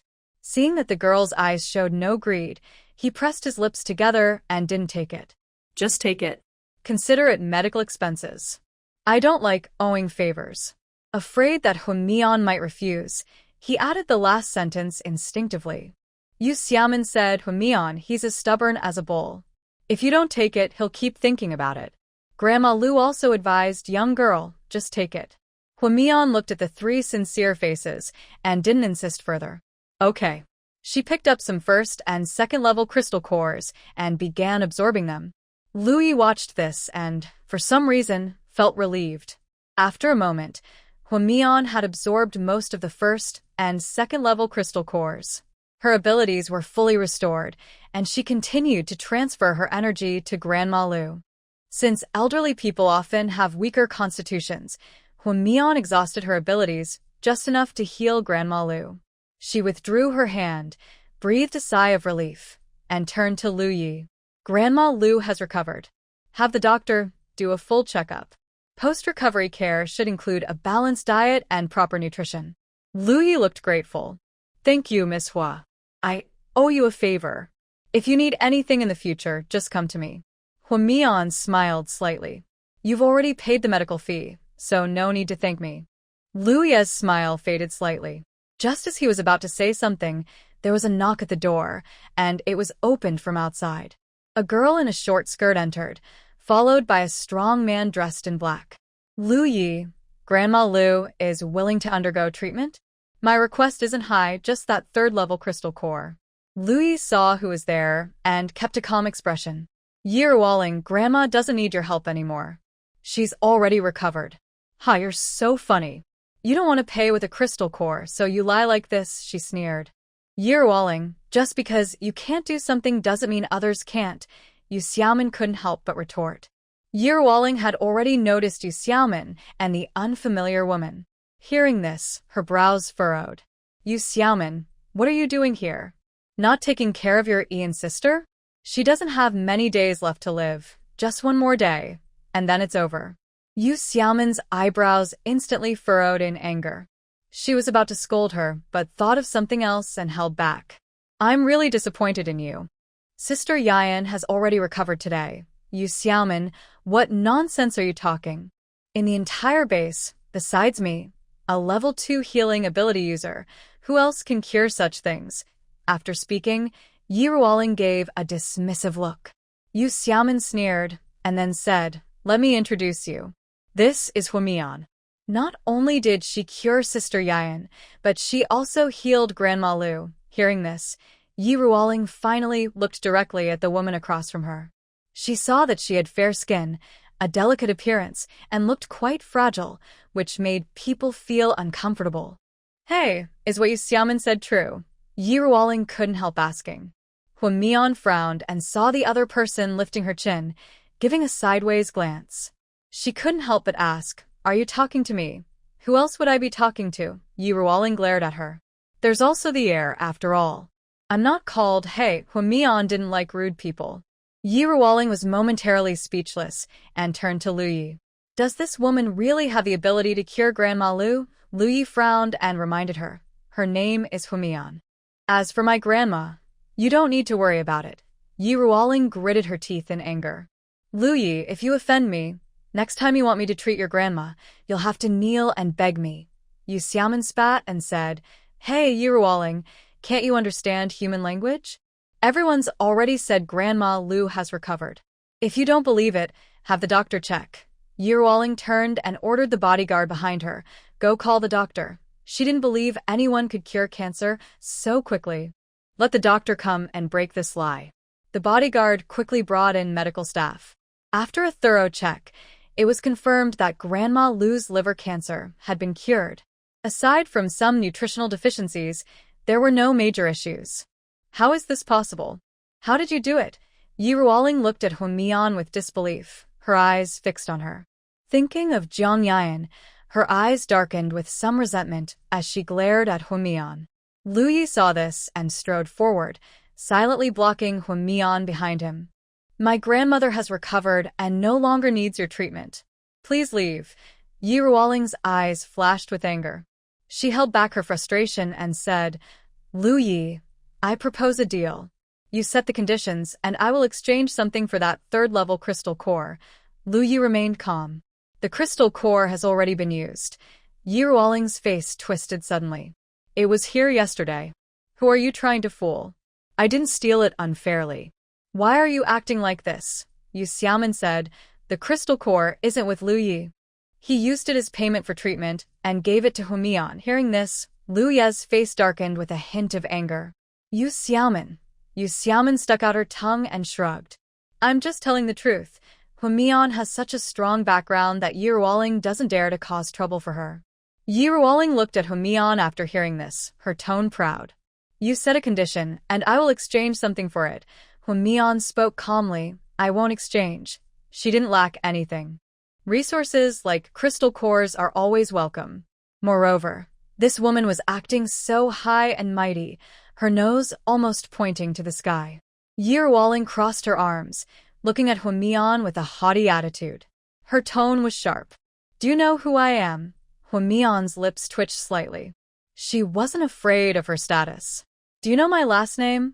Huamian asked back instead of answering. 예루올린 스미렛. Isn't it just Hua? What's so special about that? At this moment, she sensed something was off. Thinking of Xiaozhe, who didn't have a sister, she relaxed her tense heart slightly. Are you trying to get involved with the Hua family? Yi Ruoling looked disdainful. Huamian doesn't need to get involved. She is a member of the Hua family herself, Yu Xiaomin loudly revealed the answer. When Yi Ruoling heard Yu Xiaomin say Huamian was from the Hua family, she couldn't help but snort. Yu Xiaomin, are you talking about some distant relative who took a long detour to connect with the Hua family? She glanced sideways at Huamian and sneered. All these poor relatives are eager to cling to the Hua family tree. It's really pathetic, Yu Xiaomin chuckled softly. Yi Ruoling, do you think everyone is like you? You rely on your aunt's connections and shamelessly cling to the family, but Huamian is a real member of the Hua family. She's Xiaozhe's cousin. When Lu Yi heard this, his pupils shrank slightly in surprise that Huamian was from the Hua family. Thinking carefully, everything made sense. Yu Xiaomin has always been close to Jiang Yayan, and Jiang Yayan is also Mr. Huazi's fiancé. It is understandable that Yu Xiaomin would know Huamian. Yi Ruoling crossed her arms and said disdainfully, Zi's cousin is clearly Huasiu, not her at all. Yu Xiaomin froze in place. Although Yi Ruoling seemed quite confident, she believed Mr. Huazi's more. Huamian is Zi's cousin. Zi's told me that himself. If you don't believe it, you can ask him. Seeing Yu Xiaomin's confident look, Yi Ruoling felt a hint of doubt. Before she could reply, Yu Xiaomin raised an eyebrow and said, What? Afraid to ask? Afraid of being proven wrong. Angered by this, Yi Ruoling forced a cold smile and said, Who's afraid? Let's go if you want. After speaking, she left the ward and headed toward Jiang Yayan's room. Yu Xiaomin, acting as if she didn't care, pulled Huamian to follow behind Yi Ruoling. Lu Yi watched their backs and said in a deep voice, Grandmother, rest well. I'll go check on her. Grandmother Lu looked calm and said, Don't worry. That girl doesn't talk big. She has the demeanor of someone from a noble family.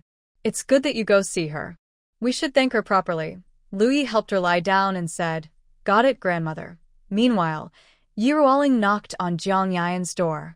After a moment, the door slowly opened, revealing Mr. Huazi's and Jiang Yayan.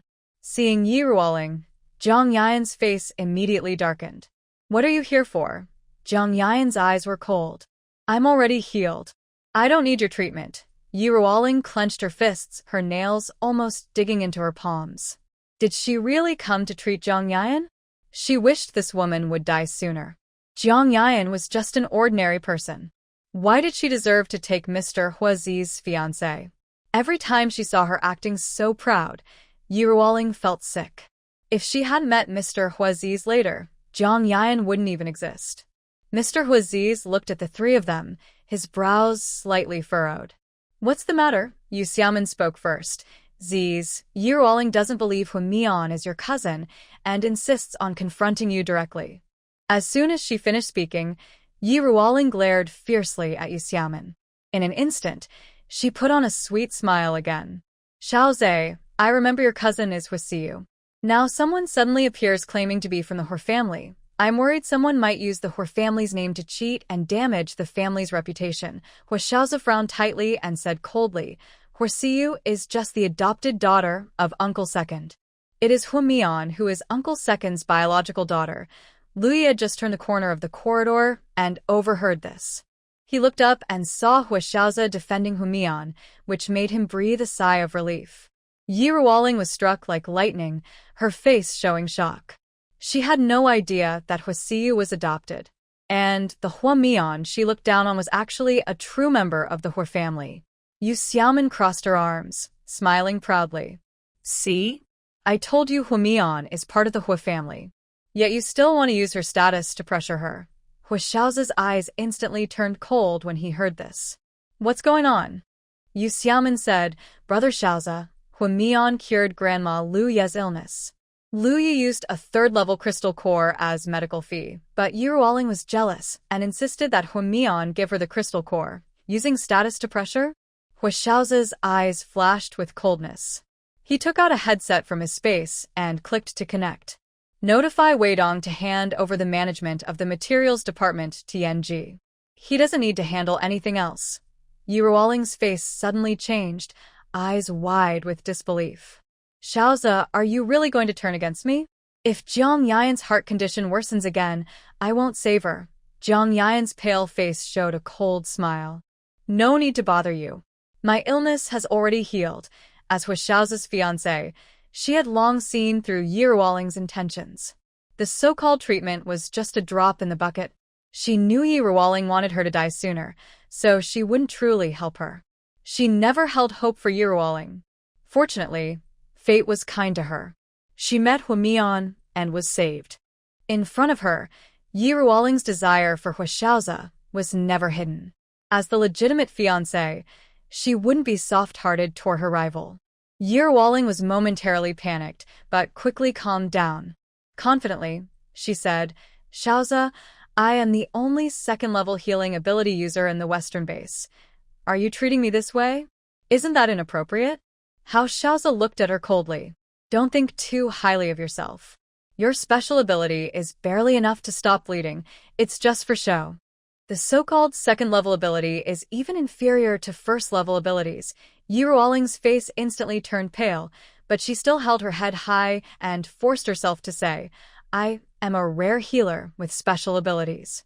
I am better than Jiang Yan in every way. Why can't you see me? I'm just an ordinary person with no strength, not worth you protecting like this. Huamian heard this, and her eyes lit up with curiosity. So, Yi Ruoling actually coveted her older brother. Thinking that if Yi Ruoling really became his wife, Huamian couldn't help but shiver. But with her brother's judgment, he probably wouldn't fall for her. Because Yan is kinder than you, Hao Xiaoza said in a deep voice. She truly loves me, but you only care about the power and status of the Hur family. Yi Ruoling suddenly let out a harsh laugh. Love? Jiang Yan is just a clingy person who will only hold you back. Hao Xiaoza was too tired to argue with her and turned to order Jiang Yan's bodyguards. Take her back to the family. The bodyguards stepped forward, grabbed Yi Ruoling's arm, and dragged her away. Sighing, Yi Ruoling's angry curses faded into the distance. Hao Xiaoza, after hearing that Huamian secretly helped people with their injuries, started to plan something. Xiaomian, are you free today? Huamian shook her head. I don't have any plans. I want to ask for your help to treat ability users. They will pay with crystal cores. Hao Xiaoza paused and said, recently, mutated plants have been causing injuries frequently, and the medical team is short-staffed. He didn't say out loud that many ability users were injured, greatly reducing their combat strength. If possible, he didn't want Huamian to work so hard, but with the recent chaos caused by mutated plants, many people were hurt and left untreated. Hao Xiaoza gently patted Mian's shoulder and advised, Little Mian, just do your best. Don't push yourself too hard. Mian looked up and smiled at him. Don't worry, big brother. I understand. In the evening, Shun Hanzheng returned to the villa, but found it empty. He remembered that this morning, the girl had nodded politely and agreed to stay home to study interstellar language. Shun Hanzheng touched his light brain and checked the location. He saw Mian's light point moving quickly toward the villa. Today, he and Xiaoba had used rare materials they had spent days gathering to repair part of Qian's core. Thinking of this, Shun Hanzheng felt relieved. He turned and went upstairs to take a shower, looking forward to seeing the girl he liked later. In the past, Shun Hanzheng was easygoing and would find any quiet corner in the wilderness to spend the night. But since meeting Mian, he always looked forward to seeing her every day. After finishing his wash, Shun Hanzheng saw his wristband blinking, indicating Mian was about to arrive home. He strode across the living room and pushed open the villa door. A black car slowly entered the courtyard. As soon as it stopped, the driver's door opened first, and a young man stepped out. Shun Hanzheng's eyes narrowed slightly. The man went around to the passenger side and reached out to open the door for Mian. Mian looked up and spoke with the man, a smile curling at her lips that made Shun Hanzheng catch his breath. The man said something, causing her to laugh brightly. Shun Hanzheng's jaw tightened instantly, and his body temperature dropped sharply. He clenched his fists at his sides, his face darkening terribly. Mian seemed to sense something and instinctively looked up at the villa door, meeting Shen Hanzing's sharp gaze. Thinking about their interaction last night, her ears turned red, and she hurriedly lowered her eyes. Seeing Mian avoid his gaze, Shen Hanzing thought she was feeling guilty, and his face grew even darker. His chest burned with an unnamed anger. He took a long stride and walked quickly toward Mian. Lui saw the man radiating a sense of pressure and walking over expressionlessly, not knowing who he was. He tilted his head to look at Mian, who was lowering her head and walking straight ahead. Suddenly, her black combat boots appeared in his view. Before she could react, a hot palm grabbed her waist, and she was pulled into the man's cedar-scented embrace. Mian was surprised for a moment. After regaining her senses, she instinctively patted Shen Hanjing's arm. "Let go of me first." Since there were others around, she wasn't used to this. Shen Hanjing not only didn't loosen his grip, but also pulled her closer into his arms. Mian, did you miss me today?" Mian felt a shiver run down her spine when she heard this. She didn't understand what he was doing. They had agreed not to show their relationship in front of others, but he seemed to ignore that agreement more and more. Lui looked at the two people hugging, frowned slightly, and soon let go. Mian, who is he? Why didn't you introduce him to me?" Shen Hanjing tightened his arm around her casually. Mian stiffened and turned her head to the side. "His name is Lu Yi. He's my bodyguard today." Lui watched the two embrace and spoke. "Mian, I have something to do. I'll go now." They had spent the whole day together, and they had become familiar enough to call each other by name. "Lu Yi, thank you for bringing me back. Goodbye." A hint of complexity flashed in Lu Ye's eyes.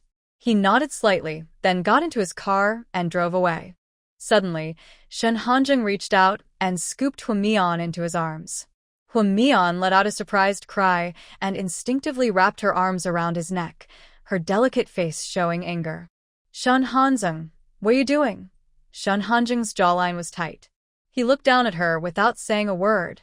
He carried her straight to the second floor, kicked open the door, and locked it behind him. Then, he sat down on the sofa with her in his arms. Mian looked up at him. From her angle, she could see his smooth jawline and handsome profile. He seemed angry, but she didn't understand what he was upset about.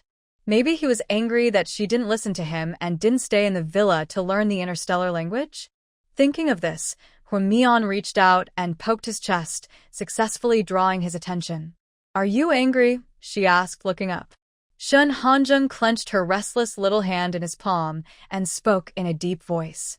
"You promised me today that you would stay in the villa to learn the interstellar language." Mian shrank her neck. "I didn't do it on purpose. My older brother's girlfriend was seriously ill, and I went to the hospital to help her." Shen Hanjing raised an eyebrow. "You've been at the hospital all day?" Mian nodded and explained. "There are many seriously injured mutants in the hospital. I thought I could treat one of them. Anyway, she doesn't need to produce the crystal core. During the healing process, she absorbs the crystal core and can also increase her special abilities. It's a win-win situation." "You haven't treated me today." Shen Hanjing's voice carried a hint of sadness. Mian felt a little guilty. "Should I treat you now?" Although it sounded like a question, as soon as she finished speaking, she instinctively activated her abilities and transferred energy through her palm to him. Seeing her busy and eager look, a faint smile appeared in Shen Hanjing's eyes. After a while, Mian used up most of her energy and stopped. At that moment, Shen Hanjing suddenly leaned down and gently pressed his lips to hers. I don't know how much time passed, but Mian was now weak and collapsed in his arms, her lips swollen from the kiss, breathing heavily. Today, Shen Hanjing was especially assertive. Mian only realized later that Shen Hanjing was probably jealous because he saw Lu Yi standing with her. Thinking of this, she looked up and said, "Lu Yi is just my bodyguard today. There's nothing between us, so don't get jealous." Shen Hanjing looked down at her. The girl's face was flushed, her lips slightly swollen, and she was earnestly telling him not to be jealous. This look somehow seemed quite adorable. Of course, he knew Mian had no romantic feelings for Lu Yi, but he just couldn't stand her standing and laughing with other men. Mian, I don't feel secure. Kiss me. Mian blinked her charming eyes, surprised that he would ask for that. She changed the subject. Stop joking. What did you do today? Shen Hanjing raised an eyebrow and smiled lightly, not pushing her, as his long fingers played with her hair. Fixing the Qian. Mian was curious. Qian is your mech? Is it repaired? When she was learning interstellar language, she saw some pictures of mechs but never saw one in real life. Those mechs were tall, with sharp lines, and gave off a sense of intimidation. Shen Hanjing was softened by her sparkling eyes. He gently flicked her nose. Not yet. Continue tomorrow. Mian felt a little excited inside. Can I go with you tomorrow? Shen Hanjing was a bit surprised. He didn't expect her to be interested in mechs. He couldn't help teasing her and said coaxingly, Kiss me and I'll take you tomorrow. Mian didn't hesitate much. She pressed her lips quickly onto his handsome face, pressing down from his neck. Shen Hanjing chuckled softly. That's just a superficial kiss. Mian's face turned slightly red. I've already done as you asked. Shen Hanjing was about to speak when suddenly there was a knock at the door, followed by Wu Ma's voice. Mr. Shin, third young master, and the others are back. Please come downstairs for dinner. Mian quickly pushed Shen Hanjing aside, stood up, and tidied her hair and clothes. Shen Hanjing couldn't help but expose her. Mian, they already know about us. Mian heard this and paused her movements, sighing inwardly. Of course, she knew she was fooling herself a little, afraid of this and that. Seeing Shen Hanjing reveal the secret, Mian suddenly felt like giving up. The knocking continued. Mian stepped forward, grabbed Shen Hanjing's arm, pulled him up from the sofa, and lowered her voice. Go downstairs first. I'll come down later. Shen Hanjing looked down at her with a teasing expression, his lips slightly parted as he said 2 words, beg me. Mian glared at Shen Hanjing angrily, clenched her teeth, then tiptoed and quickly pecked his lips. She looked up, acting cute. Aizheng, can you go downstairs first? Her beautiful eyes looked pleading, her voice soft and sweet, making it hard for anyone to refuse. Shen Hanjing's eyes were deep. His throat moved involuntarily as he rubbed her fluffy hair. Mian, you're just fooling yourself. He stood still, clearly refusing her request. Mian was so angry she took a deep breath, trying to suppress her emotions. Give me a little more time. Shen Hanjing glanced at her and immediately asked, How long? Mian was caught off guard by his sudden question. She had planned to make an excuse to delay, but Shen Hanjing didn't accept her evasions. She felt a bit annoyed, her fingers unconsciously twisting her clothes. She would stay on Blue Star, but Shen Hanjing was the war god of the Sky Empire, destined to soar through the starry sea. A normal long-distance relationship was already hard to maintain. With the vast interstellar distance between them, it was impossible to last long. Seeing Mian standing there, silent and not answering, Shen Hanjing immediately understood that she was just making excuses. His handsome face darkened instantly. He suddenly clenched her hand and turned to leave. Mian was startled by the sudden tug and quickly regained her composure. After thinking carefully, she hurriedly said, 10 days. Just 10 days. She initially wanted to say 20 days, but considering Shen Hanjing's personality, she knew he wouldn't give her that much time. Shen Hanjing stopped walking and looked back at her. 3 days. Mian frowned and argued, No, 7 days. 1 day. Shen Hanjing's voice was cold and firm, not allowing any argument. Mian's eyes filled with frustration. Shen Hanjing, you didn't say that before. You clearly promised. Do you believe what a man says in bed? Shen Hanjing interrupted her expressionlessly. Mian was so angry her eyes turned red. But you weren't even in bed at that time. Shen Hanjing was silent for a moment and said casually, You can treat the sofa as your bed. Mian was stunned. She didn't expect Shen Hanjing to become so shameless. And the power was not in her hands, which made her feel very uncomfortable. She took a deep breath, her face tense, and asked, What do you like about me? Shen Hanjing's gaze fell deeply on Mian's flushed face. His lips parted slightly. Gentle, obedient. After saying that, he added, I don't like girls who are too passionate. Hwee Mian was suddenly stunned. She didn't expect his preferences to be like this. This standard was somewhat compatible with her. After a moment of silence, an idea came to her mind. They say what you can't get is always exciting, but once you have it, you don't cherish it. Shun Hanjung was naturally indifferent, and perhaps once he got tired of something, he would casually discard it. Thinking of this, Hwee Mian spoke calmly. I think you're right. Self-deception is just an escape. Let's make it public. I'll go downstairs with you. As she spoke, she took Shun Hanjung's hand and headed toward the door. Shun Hanjung's phoenix eyes flashed with a hint of surprise. Soon, a smile appeared at the corner of his lips, and he let her pull him forward. In the dining room, the Swift Shadow team was already sitting at the table. A variety of delicious dishes were laid out, but no one was eating. Xiao Liqing couldn't help but mutter, Why isn't Shingo coming down? The food will get cold. Chao Kong glanced at him. It's hot weather. Eating cold dishes isn't bad. Xiao Liqing shrugged and explained, I'm just hungry. Recently, I've been busy with missions and training, so I fell behind. Starting over suddenly, my whole body feels out of sync. Su Kaiyong rubbed his sore calves and said, That's right. Doing tasks and training are different. My legs are still weak. Hua Xiaochen looked at everyone and saw they all looked tired. He frowned. After the tasks, you must practice more. Don't slack off. Yes, Captain, everyone replied together. Bai Ningrong raised her hand and rubbed her shoulder, then turned to look at Hua Xiaochen beside her. Can you give me a quick massage? Hua Xiaochen nodded softly, stood up, and went behind her. He pressed on the points on her shoulders and neck. Bai Ningrong half closed her eyes, leaning lazily on the chair, feeling very comfortable and humming happily. At that moment, she saw Hwee Mian and Shun Hanjung holding hands and walking toward the dining hall. A surprised look flashed in Bai Ningrong's eyes. She quickly grabbed Hua Xiaochen's hand to stop him from continuing the massage. She suddenly stood up, walked in front of Hwee Mian, and looked curious. Xiao Mian, what are you guys doing? Everyone was attracted by her voice and looked over instinctively, focusing on Hwee Mian and Shun Hanjung with curious expressions. Hwee Mian's body tensed instantly, and her face looked a little unnatural.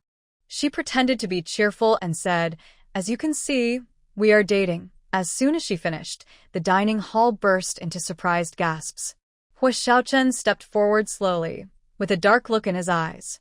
Xiao Mian, are you doing this willingly? Hwee Mian nodded with a faint smile. Yes, he treats me well. I like him. But she didn't really like Shun Hanjung's bossy attitude. Shun Hanjung's eyes brightened when he heard her words, and he couldn't help but tighten his grip on her hand. Hua Xiaochen's cold gaze shot at Shun Hanjung, and his tone was firm. Brother Shun, I hope you won't hurt Xiao Mian. Shun Hanjung frowned slightly and said strongly, She's my person. I will protect her. Bai Ningrong noticed the tension between them and quickly held Hua Xiaochen's arm, jokingly saying, Brother Shun, you better keep your promise. If Xiao Mian gets hurt, Shun Hanjung looked down at Hwee Mian beside him, gently tucking a strand of her hair behind her ear, his voice deep and firm. It will never happen. Xiao Liqing looked a bit confused and asked, Brother Shun, when did you and Xiao Mian get together? Shun Hanjung was about to speak when suddenly, he felt a gentle tickle on his palm. He turned to look at the person who caused the trouble. The other person winked at him with a silent warning, as if telling him not to speak carelessly. Shun Hanjung saw a hint of a smile in his eyes and slowly said, Just today. As soon as he finished speaking, Chao Kang's loud voice rang out. Brother Shin, Xiao Mian, I wish you both long-lasting happiness and sweet life. Shun Hanjung smiled slightly. Thanks for the good wishes. After Chao Kong, the others in the Shadow Squad also offered their blessings. Shun Hanjung's smile deepened, and he kept holding Hwee Mian's hand tightly. Hwee Mian's face was almost frozen from smiling. Shun Hanjung noticed she was uncomfortable and took her to sit at the dining table. Bai Ningrong suddenly remembered something and asked eagerly, Xiao Mian, how is Sister Ian's illness? When Hwee Mian heard this, she couldn't help but breathe a sigh of relief. Everyone was finally not focusing on her and Shun Hanjung's relationship. Sister Ian's health has recovered. Bai Ningrong immediately showed a happy smile and praised, Xiao Mian, you are really lucky. You can cure any illness. That's so true. Chao Kong patted his thigh happily and said, if it weren't for Xiao Mian, I'd still be deaf in one ear. Xie Liqing suddenly chimed in. And Wen Qi too. Xiao Mian has saved him several times. Wen Qi smiled kindly and said, Xiao Mian is my lifesaver. I will always remember this kindness. Shan Hanjing frowned slightly, recalling how He Mian helped Wen Qi treat his injuries at the villa. A flicker of displeasure crossed his dark eyes. He said in a deep voice, let's eat first. Everyone quieted down and picked up their chopsticks. During the meal, Shan Hanjing took great care of He Mian, helping her remove fish bones, open scallops, pick out bones. It was like caring for a child. He Mian's ears turned hot. She quietly kicked Shan Hanjing's leg to signal him to stop. But the man seemed to be deliberately challenging her. Not only did he not stop, but he also pretended to be innocent, speaking in a gentle tone that could drown someone. Mian Mian, you kicked my leg. As soon as he said that, everyone's eyes turned to He Mian, filled with curiosity. He Mian's back stiffened instantly. She forced a smile and said, your legs are too long, so they keep reaching over to me. Shan Hanjing raised an eyebrow with a teasing look. I guess it's my fault for having long legs. He Mian's cheeks instantly turned red. She quickly looked away, lowered her head, and quietly continued eating, ignoring him.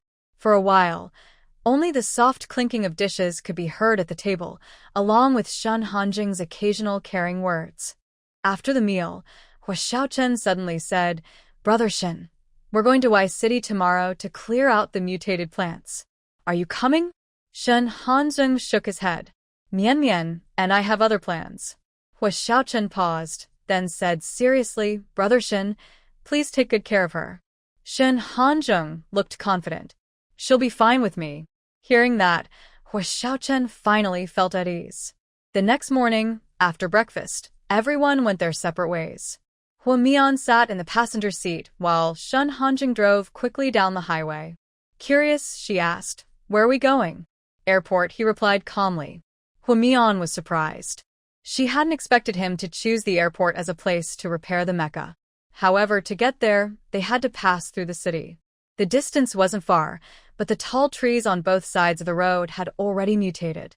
From time to time, branches swung toward them, hitting the car with loud thuds. The car turned onto a street lined with mango trees. From a distance, Hua Mian could see many crushed mangoes on the road. Green peels and yellow pulp stained the ground with messy colors. As the car got closer, the once still treetops suddenly began to shake violently.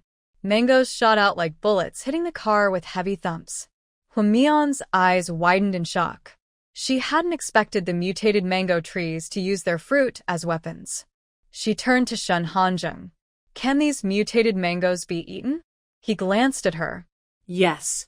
Then he looked back at the road, focused on driving. Mian Mian, why do you ask? I thought you didn't like mangoes. Hua Mian was surprised that he remembered her preferences, and her feelings grew complicated. If things continued like this, their connection would only deepen. She suddenly remembered that Shen Hanjing once said he didn't like overly enthusiastic girls. Hua Mian's eyes flickered slightly as she slowly said, I don't like it, but the fruit is rotting here, and it's a waste. We can take it back to the base to exchange for points. Shen Hanjing chuckled softly, realizing that Hua Mian was still a little money-minded. Before he could speak, Hua Mian suddenly softened her tone. Zheng, can you please pick up the fruit first, then go to the airport? Her voice was sweet and rising at the end, with a hint of teasing.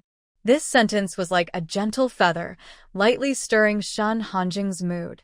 He suddenly tightened his grip on the steering wheel, his eyes darkening as he looked at Hua Mian, his voice low and hoarse. All right, I'll do as you say. After saying that, Shen Hanjing gently pressed the brake, stopping the car steadily.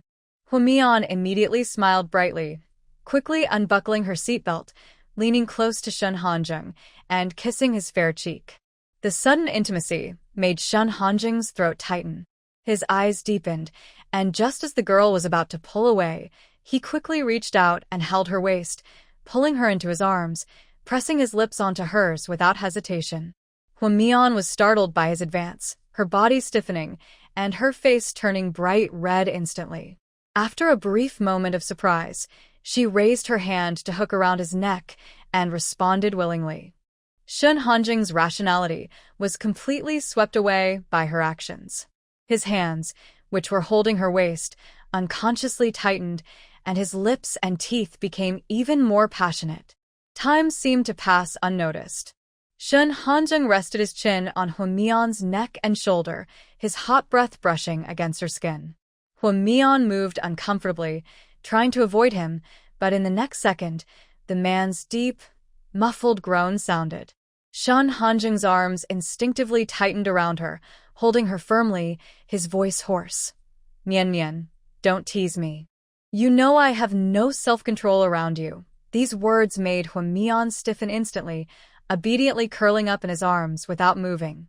After a long while, Shun Hanjing finally calmed down. He activated the protective shield around them. He carried Hwamian out of the car and casually stored the off-road vehicle into the space. Hwamian patted his arm. "Let me down. I can walk by myself." Shun Hanjing looked down at the person in his arms. The girl's porcelain-white cheeks were slightly red, her peach blossom eyes shimmering with water, innocent yet unknowingly charming. He paused slightly, set her down, but then firmly grasped her delicate hand. Hwamian was about to pull away when her peripheral vision caught a flurry of mangoes flying through the air, smashing against the space barrier with a bang, bang.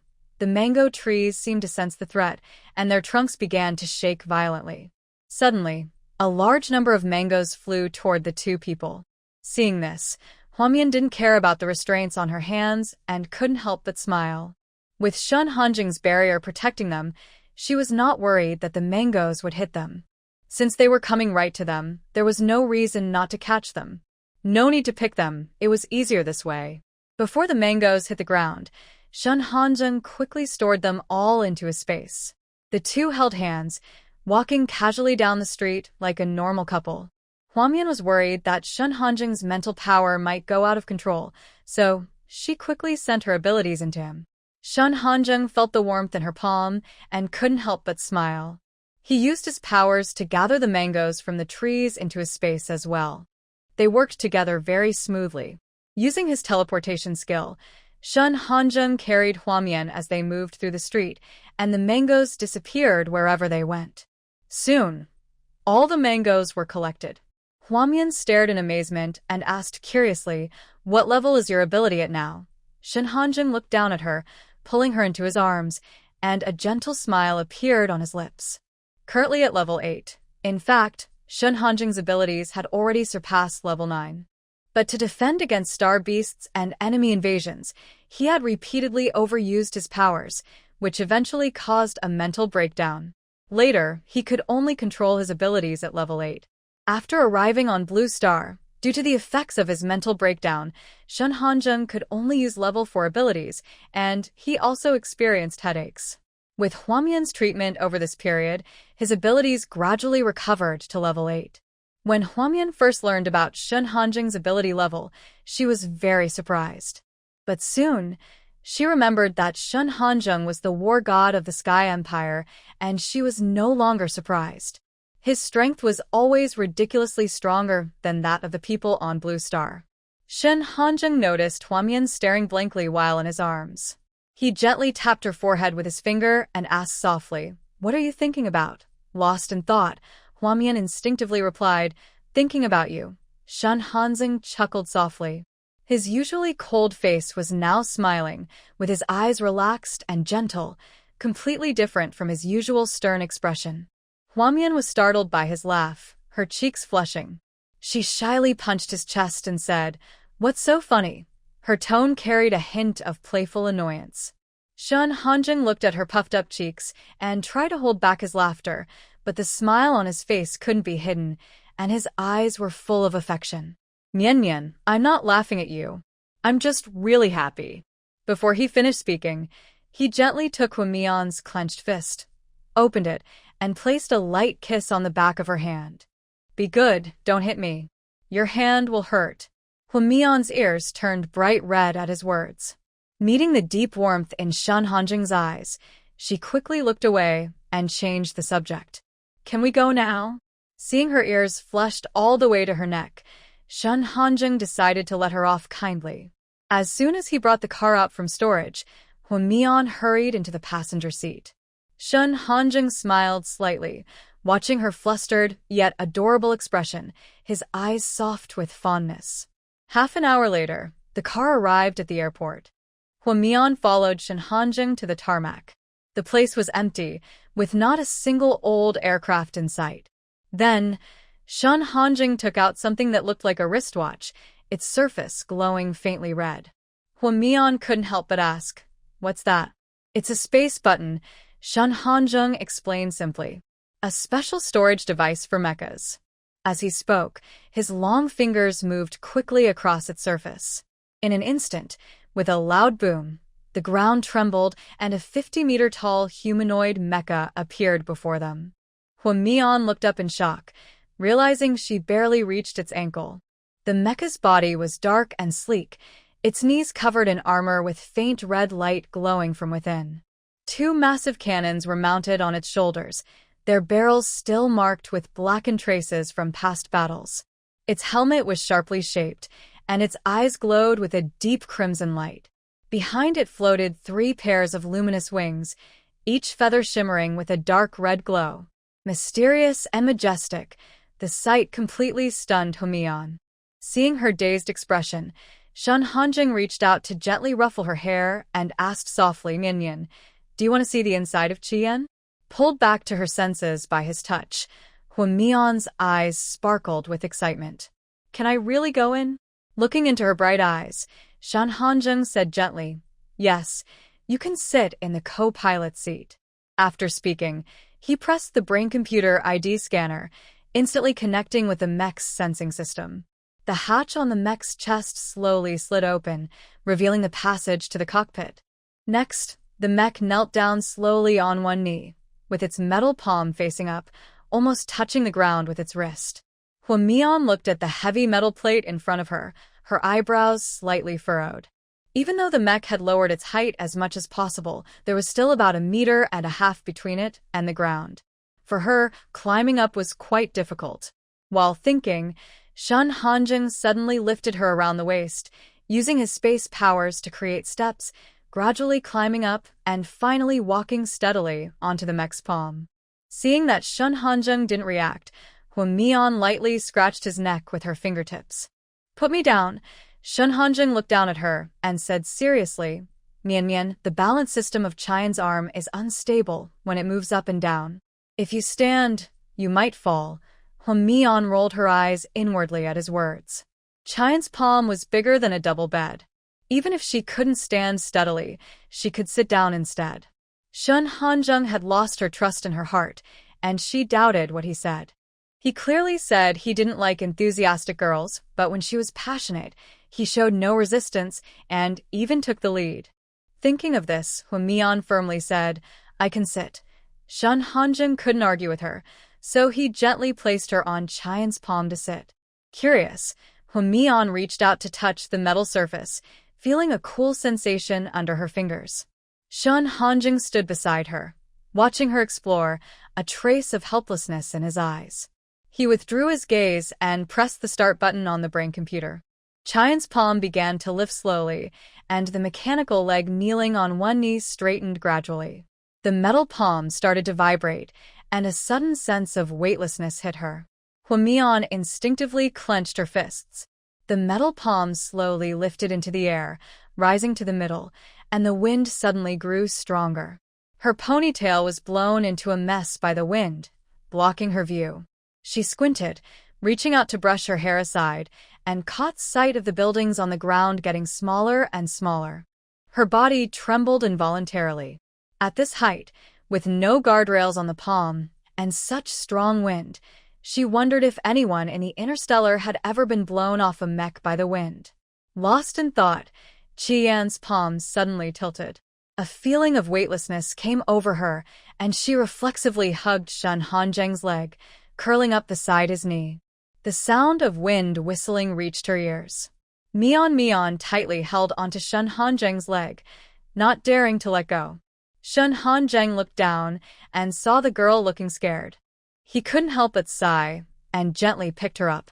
Mian cooperatively wrapped her arms around Shun Hanzheng's neck, saying unhappily, "Shun Hanzheng, why didn't you tell me it would tilt?" It turned out that when Qian's palm reached the door of the cabin, it would slightly tilt to make it easier for the pilot to step out of the mech. Shun Hanzheng looked at the girl in his arms, who was trembling, and chuckled softly. Mian, I told you it would be unbalanced when it moves up and down. And in my understanding, this isn't really tilting. Mian couldn't help but glare at him and secretly clenched her teeth. What she thought was tilting was seen by the other person as a tiny, negligible angle. The differences in understanding between blue star people and interstellar people were indeed quite big. Feeling a bit annoyed, Mian buried her face in his chest and stopped paying attention to him. Shun Hanzheng helplessly smiled and carried Mian into the cabin, walking into the mech room. As soon as they entered, the raging wind was cut off outside. Mian lifted her head from his chest, curious, and looked around. The interior walls of the mech cabin were made of transparent material. The view was very open, allowing her to see the outside scenery from every angle without blind spots. In front of the cockpit stood a floating main control panel, densely packed with various control screens and blinking indicator lights in different colors. Mian's eyes swept over these complex devices, feeling dazzled and amazed by the advanced interstellar technology. Shun Hanzheng gently placed Mian in the co-pilot seat and carefully tidied her messy hair. Mian, you stay here and learn the interstellar language. I will go repair Qian. Mian was stunned instantly, expecting Shun Hanzheng to introduce her to the mech. But instead, he brought her here to learn the language. Her excited mood was suddenly dampened, like being splashed with cold water. She lowered her head and responded in a muffled voice, "Got it." Shun Hanzheng paused his hair-combing action and noticed her downcast mood. I don't understand why Mian suddenly became unhappy. He just mentioned that she should study hard, and she looked downcast. Could it be because she doesn't want to study? Shun Hanzheng thought for a moment. It is true that children in the galaxy sometimes feel tired of studying. Mian probably feels the same way, bored with learning. It seems that studying all the time isn't good. She needs some fun time too. Thinking of this, Shun Hanzheng moved his finger on the light brain, releasing its access. Then he looked at Mian and said gently, Mian, I've unlocked the light brain. You can attend your classes first, then browse the star network. At this, he took out a fully black holographic helmet from the space and handed it to Mian. This is the holographic helmet I used before. Just follow the instructions, and you can enter the holographic star network. Mian, who had been drooping her head, suddenly brightened when she heard this. She quickly took the helmet and said excitedly, I promise to study seriously. Don't worry. Seeing her excited look, Shun Hanzheng's lips unconsciously curled up. Don't get too absorbed in the star network. Mian, hearing Shun Hanzheng's parental-like warning, couldn't help but pout. I'm not a kid. I can take care of myself. Seeing her confident attitude, Shun Hanzheng couldn't help but chuckle softly.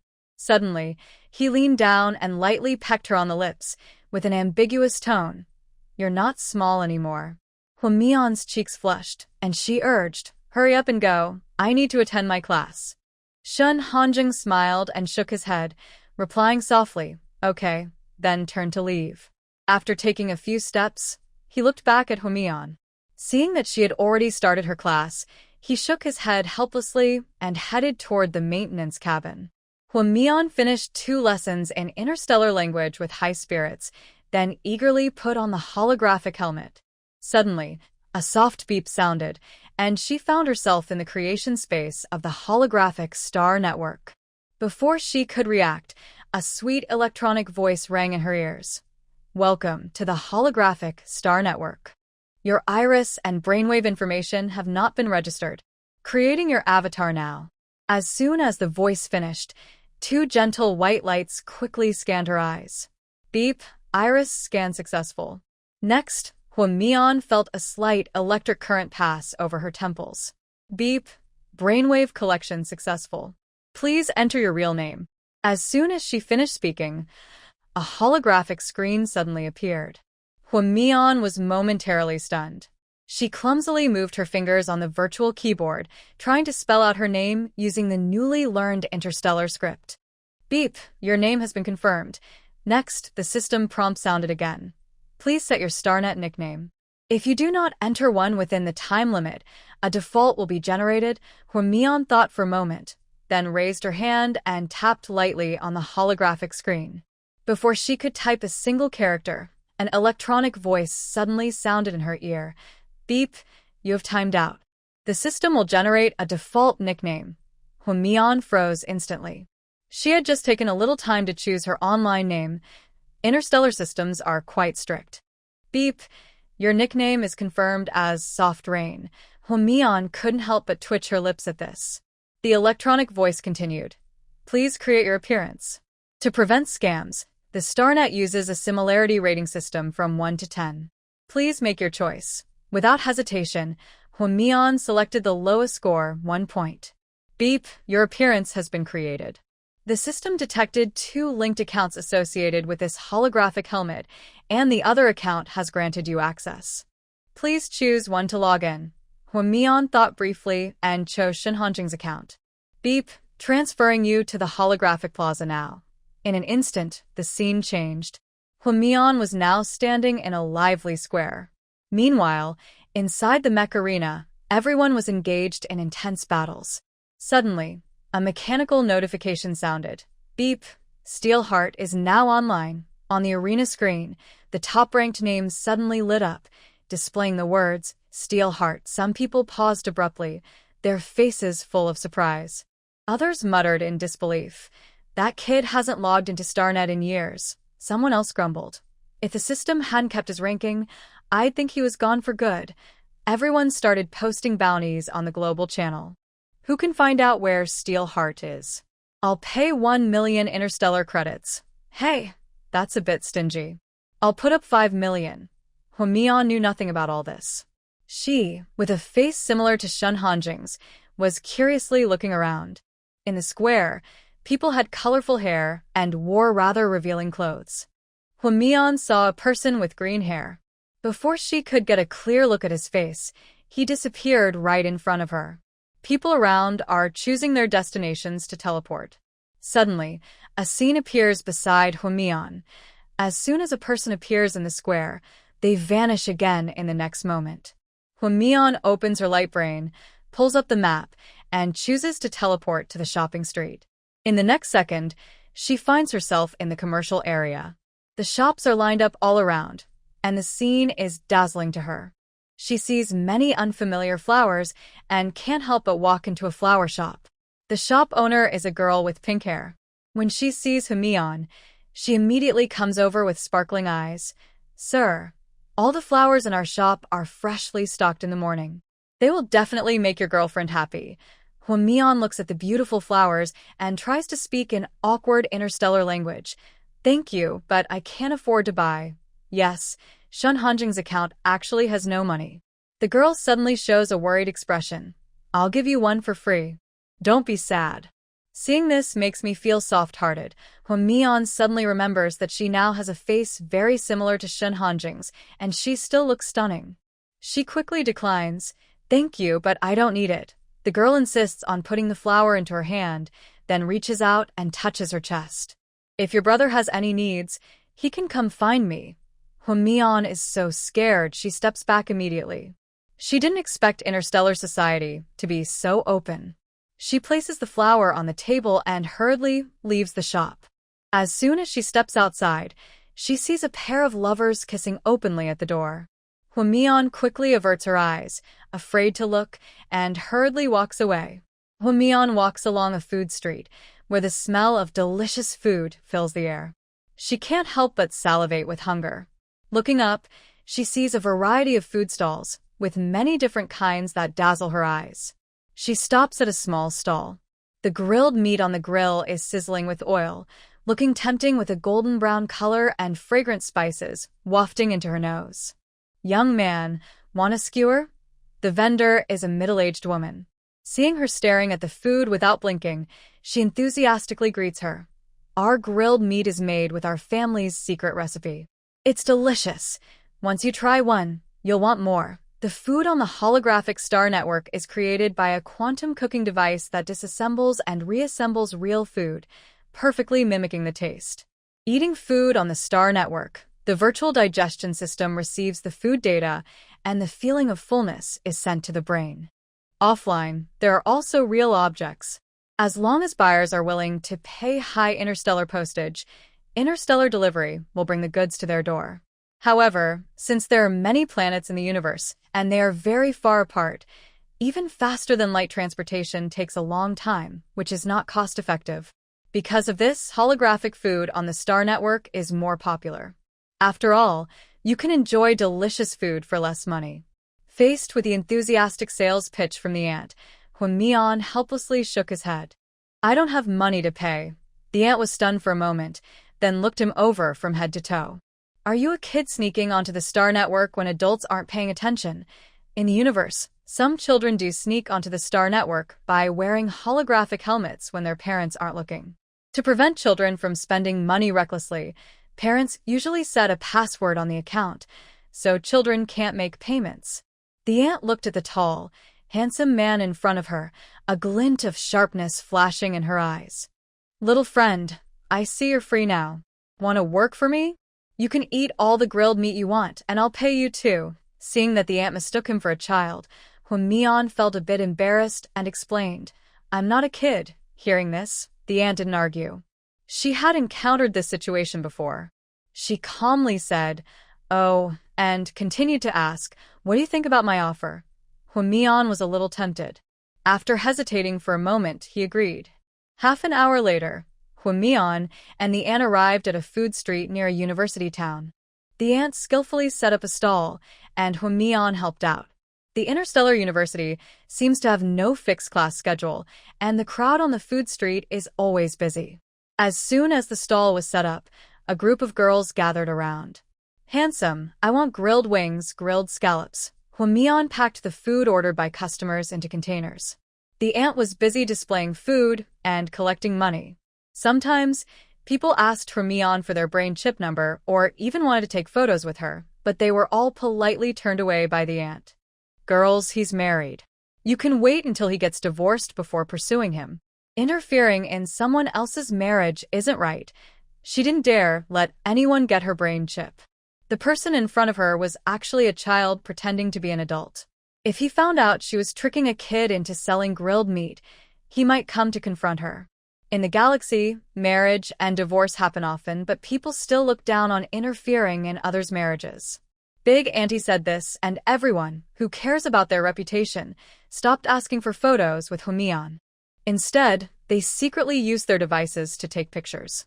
It's rare to meet such a handsome man with a kind personality. He's like the perfect partner. Although it's a pity he's already married, divorce rates are high in the galaxy. Maybe in a few days, he'll be single again. Hwamian quickly packed up the grilled meat and handed it to the girl, who responded with a warm kiss. Surrounded by enthusiastic girls, Hwamian finally understood why Shin Hanjing said he didn't like overly eager girls. If it were her, she might also find it hard to handle such a crowd. Actually, Hwamian didn't know that her face resembled Shin Hanjing's, but her friendly manners and constant smiles made her more attractive to women. While Hwamian was packing the meat, a food blogger quietly took a photo of her working and uploaded it to the Galaxy's food forum. The post had an exaggerated caption, "Help. This is the legendary man from another world. Handsome, super gentle, totally my type." Thanks to the blogger's popularity, the post quickly went viral and many women left comments asking for the location. The blogger was straightforward and marked the stall's location in the comments. Soon, a large number of women rushed over from all directions just to see the gentle, handsome guy. Seeing the surge of customers, Hwamian looked confused. She didn't expect women in the galaxy to be so crazy. Big Andy was laughing so hard she couldn't stop. She was making a lot of money. The young man stood in front of the stall, and the sales kept rising. He was like a lucky charm for business. Other stall owners nearby looked at Huamian with envy and admiration, wishing they had her looks. As more people gathered, even the neighboring stalls' sales boomed, tripling their usual income. All the stall owners looked at Huamian's figure, feeling both jealous and fond of her. Their feelings were complicated. Someone had uploaded Shen Hanjing's photo from the food forum to the mech forum, and soon, many mech enthusiasts flooded into the food street. Watching the women surrounding him in layers, many men's eyes showed envy and jealousy. This young man not only has top-tier mech skills, but is also popular with the opposite.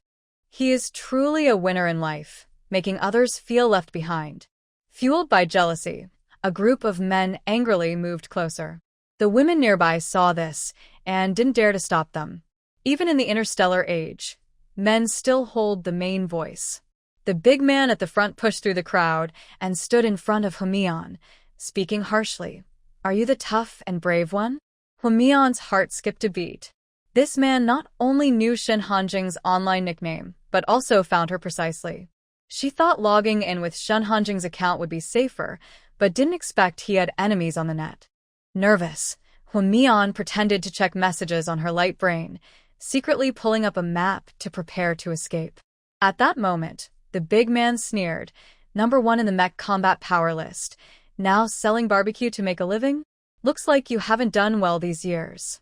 Huamian's face darkened. The other person's tone was teasing, even though he seemed aggressive, making her unsure of his true intentions. Seeing that the situation hadn't become tense, she forced herself to speak. "What do you want?" The big man crossed his arms. I'm Yun Bao. "I've been guarding the net for 5 years. You've been hiding and not online, not even giving me a chance to challenge you." He then said, "Now come to the mech arena and have a match with me. I'll pay you 10 million interstellar coins." Huamian's eyes widened suddenly. She worked hard selling barbecue, earning only 1 interstellar coin per skewer. She'd have to sell 10 million skewers to get that much. Tempted, but she couldn't speak interstellar language well, nor did she understand mechs. She was too scared to agree. She quickly waved her hand to refuse. "I'm not interested in mech competitions." Yun Biao thought he was being undervalued and said boldly, "I'll add 5 million more." Huamian was shocked by his generosity, but still suppressed her excitement, shaking her head. "I really have no interest. You should find someone else." Yun Biao immediately got angry, his neck veins bulging. "I've always been ranked second on the list because of you. Of course I want to challenge you." In fact, Yun Biao knew that the ranking on the mech combat power list only considered combat strength, not the number of matches played. Last time he entered the combat room, he didn't break the record of the person in front of him. He suggested having a match with the other person just to see how big the gap really was. However, Huamian didn't know the inside story of the rankings. She thought Shen Hanjing had been at the top for a long time and didn't compete with others. Since no one had beaten him, he hadn't made it to the top. Although Huamian felt sorry for him, she felt helpless. After thinking for a moment, Huamian looked serious and said, "Actually, the reason I haven't logged into the Star Network for so long is because I lost my memory. I don't know how to operate the mech now." Yun Biao was stunned when he heard this, his eyes wide open. "Are you serious?" Huamian nodded and replied, "I was badly injured, and I forgot everything from before." Yun Biao looked at her and thought she didn't seem to be lying. In the interstellar world, powerful people don't bother lying. He suddenly looked enlightened. "Your memory loss was caused by a mental force explosion, right?" Huamian was caught off guard and didn't expect him to come up with a reason so quickly. She instinctively followed his lead. "Yes, I experienced a very serious mental force explosion before." Yun Biao showed sympathy on his face, with a hint of regret in his eyes. At this point, he knew he couldn't continue fighting this young man. Since he had experienced a mental force explosion, his mental strength was probably at its lowest point. Otherwise, he wouldn't have lost his memory and ended up selling grilled meat. For a moment, Yun Biao felt like punching cotton. He was powerless. If he fought the other person, he would be labeled as bullying the weak, which made him hesitant. A young subordinate standing beside him asked awkwardly, "Brother Biao, since that's the case, should we still fight him?"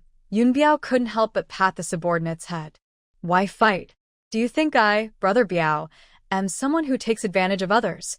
If he really fought this young man, everyone on the Star Network would despise him tomorrow.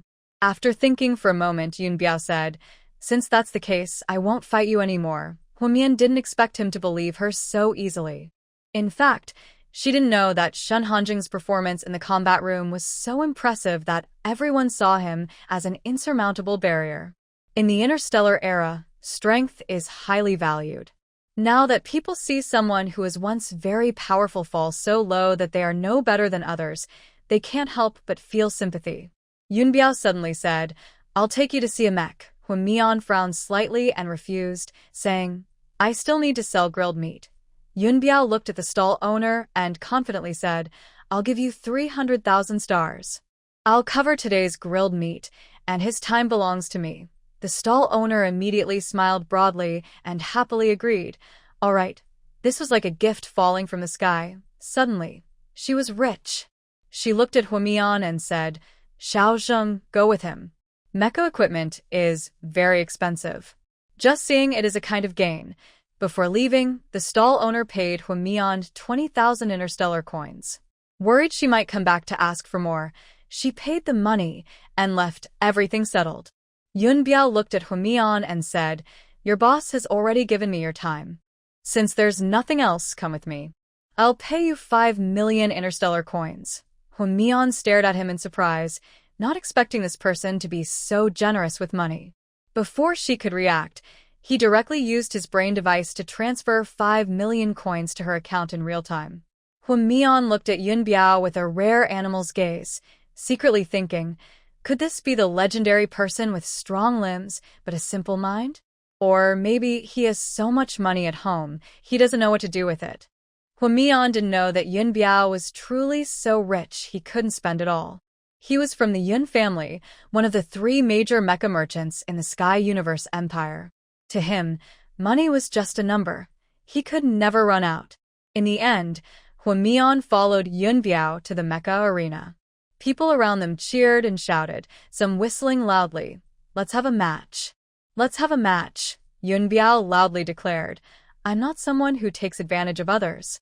The mental power surge caused by Zhongjing's iron will lead to his amnesia. I brought him here to help him recover his memory. Huamian's face instantly turned red when she heard this. She didn't expect this big brother to be so righteous. It was a pity. She was just wearing Shen Hanjing's disguise. Inside, she was an imposter, destined never to recover her memory. For this, Huamian could only silently apologize in her heart. Yunbiao led Huamian to a mecha and said in a relaxed tone, Are you interested in a match? Huamian was stunned. This person changed so quickly. She instinctively shook her head. No, I don't know how to operate it. I might break the mecha. Although virtual mechas on the Star Network weren't as expensive as real ones, each worth several million, she couldn't afford to damage one. Cloud Biao seemed to notice her difficulty and patted his chest confidently. Don't worry, if something goes wrong, I'll cover the costs. Huamian looked sad and refused. I really can't do it. Cloud Biao immediately blurted out, How can a man say he can't? I'll sign an agreement with you, and I promise I won't cheat. Huamian was embarrassed. She's not a man, and can choose not to do it. You're not brave at all, always whining like a woman, embarrassing us men. If you keep acting like this, tomorrow everyone on Xinguang will know you're a scaredy cat. Huamian's heart sank at these words. She thought about Shen Hanjing logging into Xinguang with a holographic helmet and everyone seeing him as a scaredy cat. She couldn't bear to think about it and felt nervous. She was about to cry.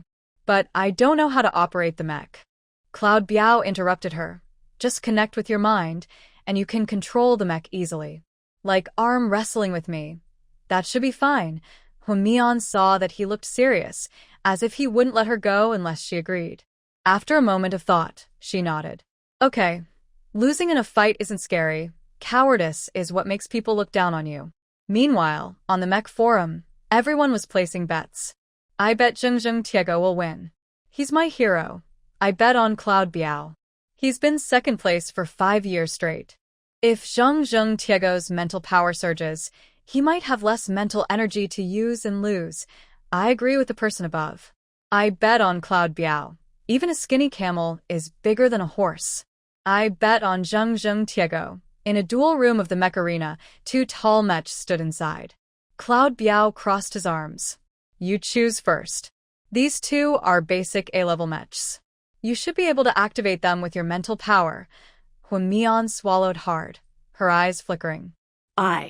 I don't know. Cloud Biao frowned. You didn't test your mental power level after losing your memory? Huan Mian looked innocent. No. Cloud Biao supported his chin and looked her over. Which planet do you live on? Why do you ask? Huan Mian was a bit confused. In the Utopia Empire, mental power tests are free for citizens. You're from an affiliated planet, right? Then your planet's ruler is too stingy. Won't even give civilians free mental power tests. We can't continue this topic. She changed the subject. You want to compete, right? Let's start now. Yun Biao raised an eyebrow, guessing that the person in front of him probably wanted to earn merit or save enough money to immigrate to another planet and become a citizen. But unfortunately, he was injured mentally during an adventure. He instinctively wanted to give her some star coins to help her out, but then remembered that people on the affiliated planets value their pride highly, so he held back. Huan Mian didn't know that Yun Biao secretly wanted to give her money. If she knew, she would definitely be willing to bend her principles for a small amount. She chose a blue-black patchwork mech suit, then entered the cockpit with Yun Biao and fastened her seatbelt. Yun Biao stood behind her seat and pointed to a large crystal on the central control panel in front of the cockpit. That purple crystal is the core of the mech. Release your mental energy and connect with it, then you can control the mech. Huan Mian took a deep breath, released her mental energy, and directed it toward the mech core. In the next second, her mental energy formed a subtle connection with the core. A digital voice sounded. Connection successful. System activated. Ready to receive commands. As the voice finished, Huan Mian could clearly sense the mech's internal operations, feeling as if she was controlling her own body. She tried to use her mental energy to give a command to raise her hand. Almost immediately, the mech slowly raised its hand according to her command. She issued several more commands, including lifting her leg, turning her head, and turning around. She was having so much fun. Yun Biao watched the awkward movements of the man in front of the control panel, who looked like a child obsessed with a beloved toy, still clumsily trying some simple operations. He couldn't help but twitch his mouth. This person was so excited, acting like a beginner who just got a mech. Yun Biao was about to remind him to tone down his mental energy because they would be fighting each other later. Suddenly, the mech suddenly lunged forward, then bounced high into the air, and quickly crashed back down to the ground. Before he could speak to scold him, the mech started spinning in place. Yun Biao staggered and fell to the ground. Before he could get up, the mech began bouncing like a frog, jumping from spot to spot. Kid, stop it right now. Yun Biao reached out and grabbed the back of the cockpit seat, his eyes blazing with anger as he roared. His internal organs felt like they were about to shake out. Huan Mian heard a sound and turned to look back, but didn't see Yun Biao's figure. When he looked down, he realized Yun Biao had fallen to the ground. His neatly combed hairstyle was now messy, covering his eyes. He had gone from a noble young man to a funny little clown. Huan Mian quickly ordered to stop, as the mech was about to jump forward. Suddenly receiving the command, the mech lost its balance and tilted backward, crashing heavily to the ground with a loud bang. Huan Mian was protected by a seat, so he didn't feel any pain. Yun Biao was just about to stand up from the table and chair when the mech suddenly fell backward. He was instantly hit by the back of the chair and felt pain, which made him angrily curse. Kid, are you doing this on purpose? Huan Mian heard this and felt annoyed. I already said I forgot how to operate the mech, but you insisted on forcing me to compete with you. Yun Biao, hearing the accusation, took a deep breath and said stiffly, If you're not good at it, don't give random commands. I'll teach you in a moment. Huan Mian muttered. Why didn't you say so earlier? You didn't teach me just now either. Yun Biao was so angry he felt like vomiting blood. He hadn't planned to teach him. He just wanted Zhen to simply test his strength with him. After all, mechs couldn't be taught overnight. In the interstellar era, if your mental strength wasn't strong enough, the connection to the mech wouldn't last long. So, most of the time, mechs were operated manually, only switching to mental control in dangerous situations. Yun Biao endured his anger and said, "First, give the command for the mech's hand to support the ground, then slowly stand up." Following his instructions, Huamian ordered the mech to stand. The mech slowly rose from the ground. Yun Biao exhaled a breath, the pressure on him eased, and he slowly got up from the ground. Feeling somewhat guilty, Yun Biao's voice was uncertain. "I'll teach you how to operate the mech now." After saying that, he walked to the side seat, sat down, and didn't forget to fasten his seatbelt. Huamian turned to look at him. The other person said casually, "Giving commands isn't something you rush. You need to figure it out yourself." Huamian couldn't help but roll her eyes at this. She had been figuring it out quite well before. If this person hadn't suddenly shouted, she could have avoided that fall completely. "You're a grown man, just say what you mean. Why are you rolling your eyes? You're not acting like a real man." Yun Biao, annoyed by her attitude, said casually, finding trouble for no reason. Huamian couldn't help but mutter, "I'm not really a tough guy." Yun Biao looked at him with confusion. Just having amnesia, why has his personality changed so much?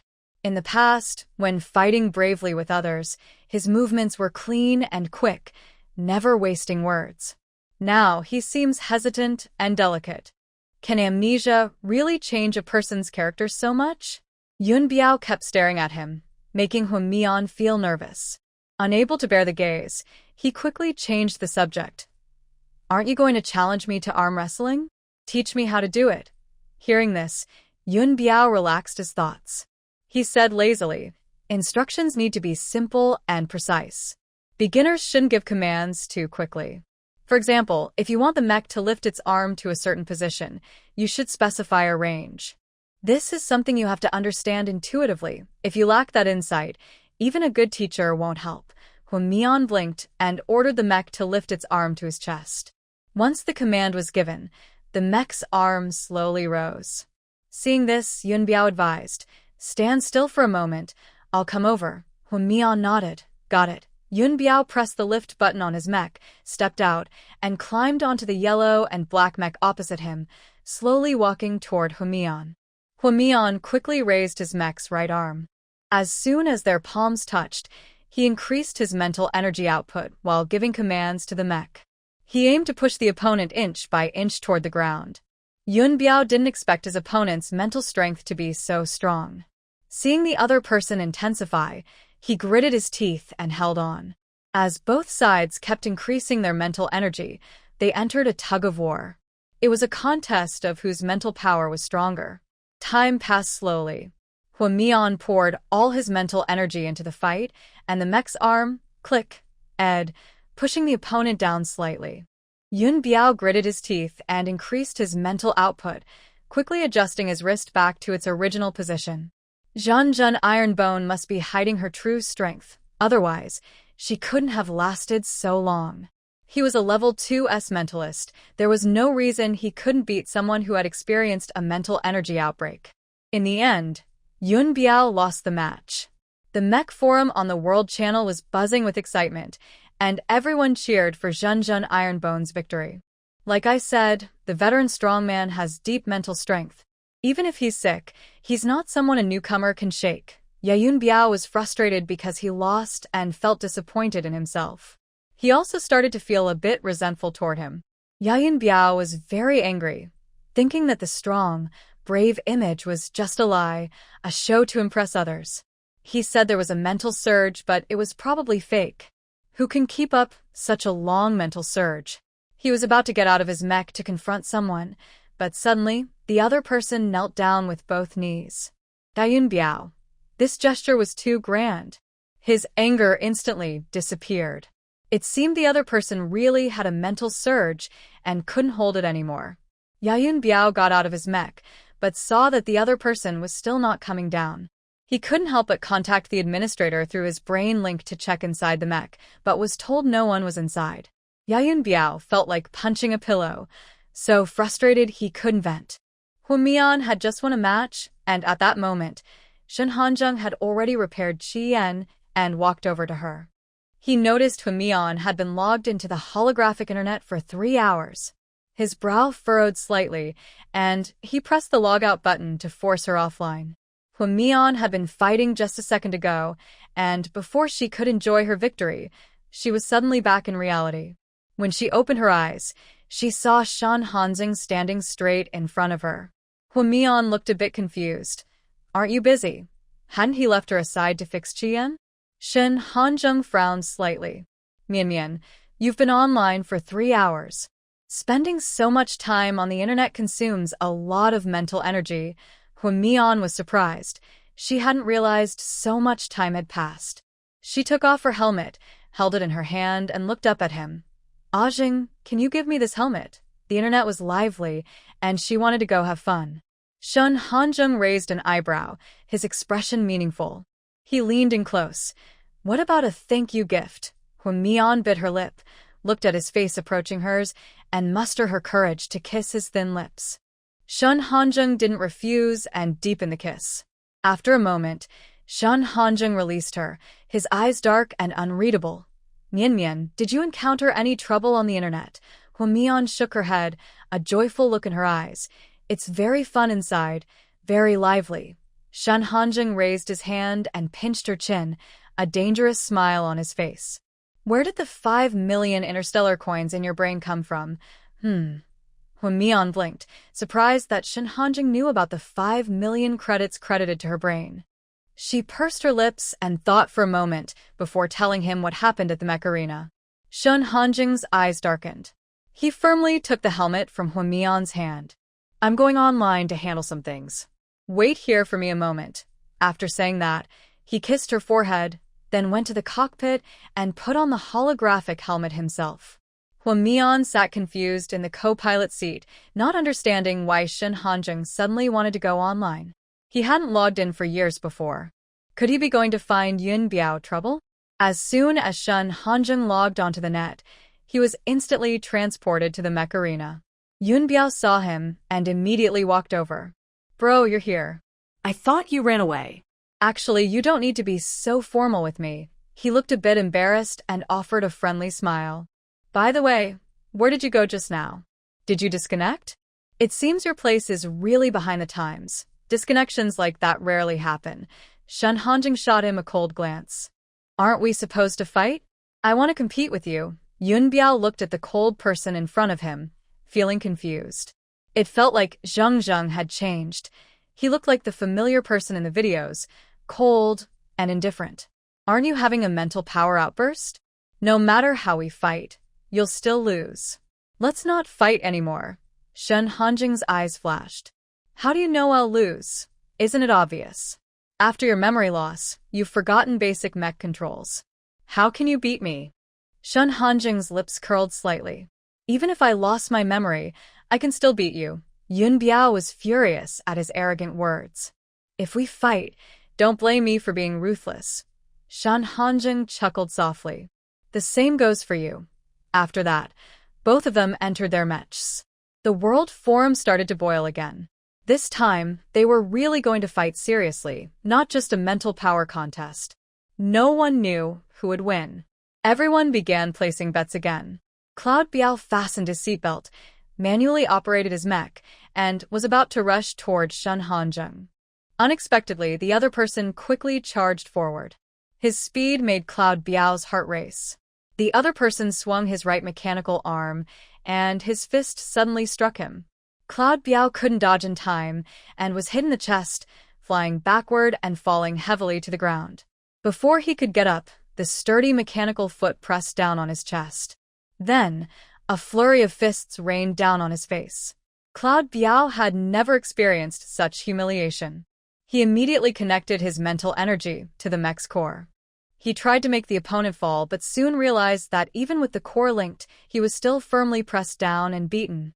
This one-sided beating made Cloud Biao so angry, he almost ran out of breath. This person was so fast, so skilled in operation, and so strong. If this brother had lost his memory and forgotten how to operate the mech, he wouldn't believe it. And he even extorted 5 million from him. Thinking of this, Cloud Biao raised a white flag in surrender. feeling wronged. Shun Hanjing saw him surrender and stopped attacking.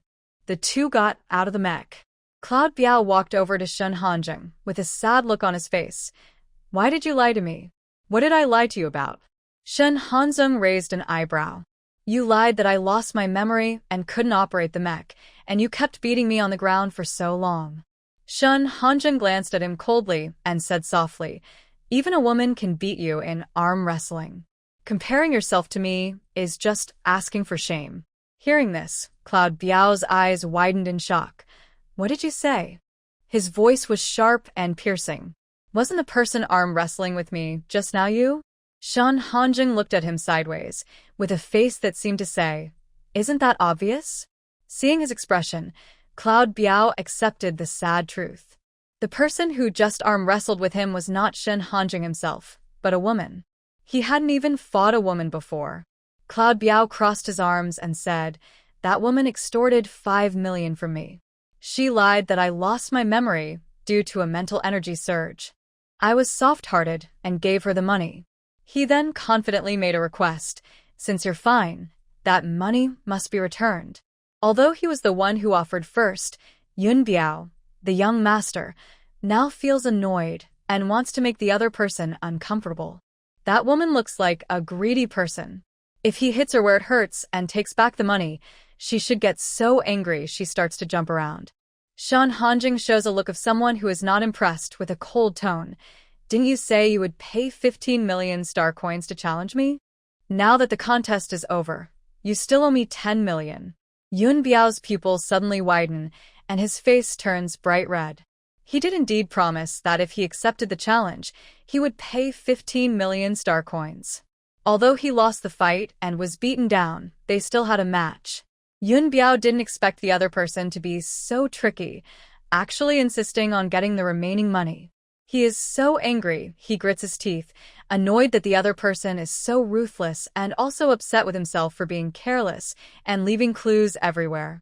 You're ruthless. Yun Biao forces down his anger, taps his light brain device, and transfers 10 million star coins to Shun Hanjing.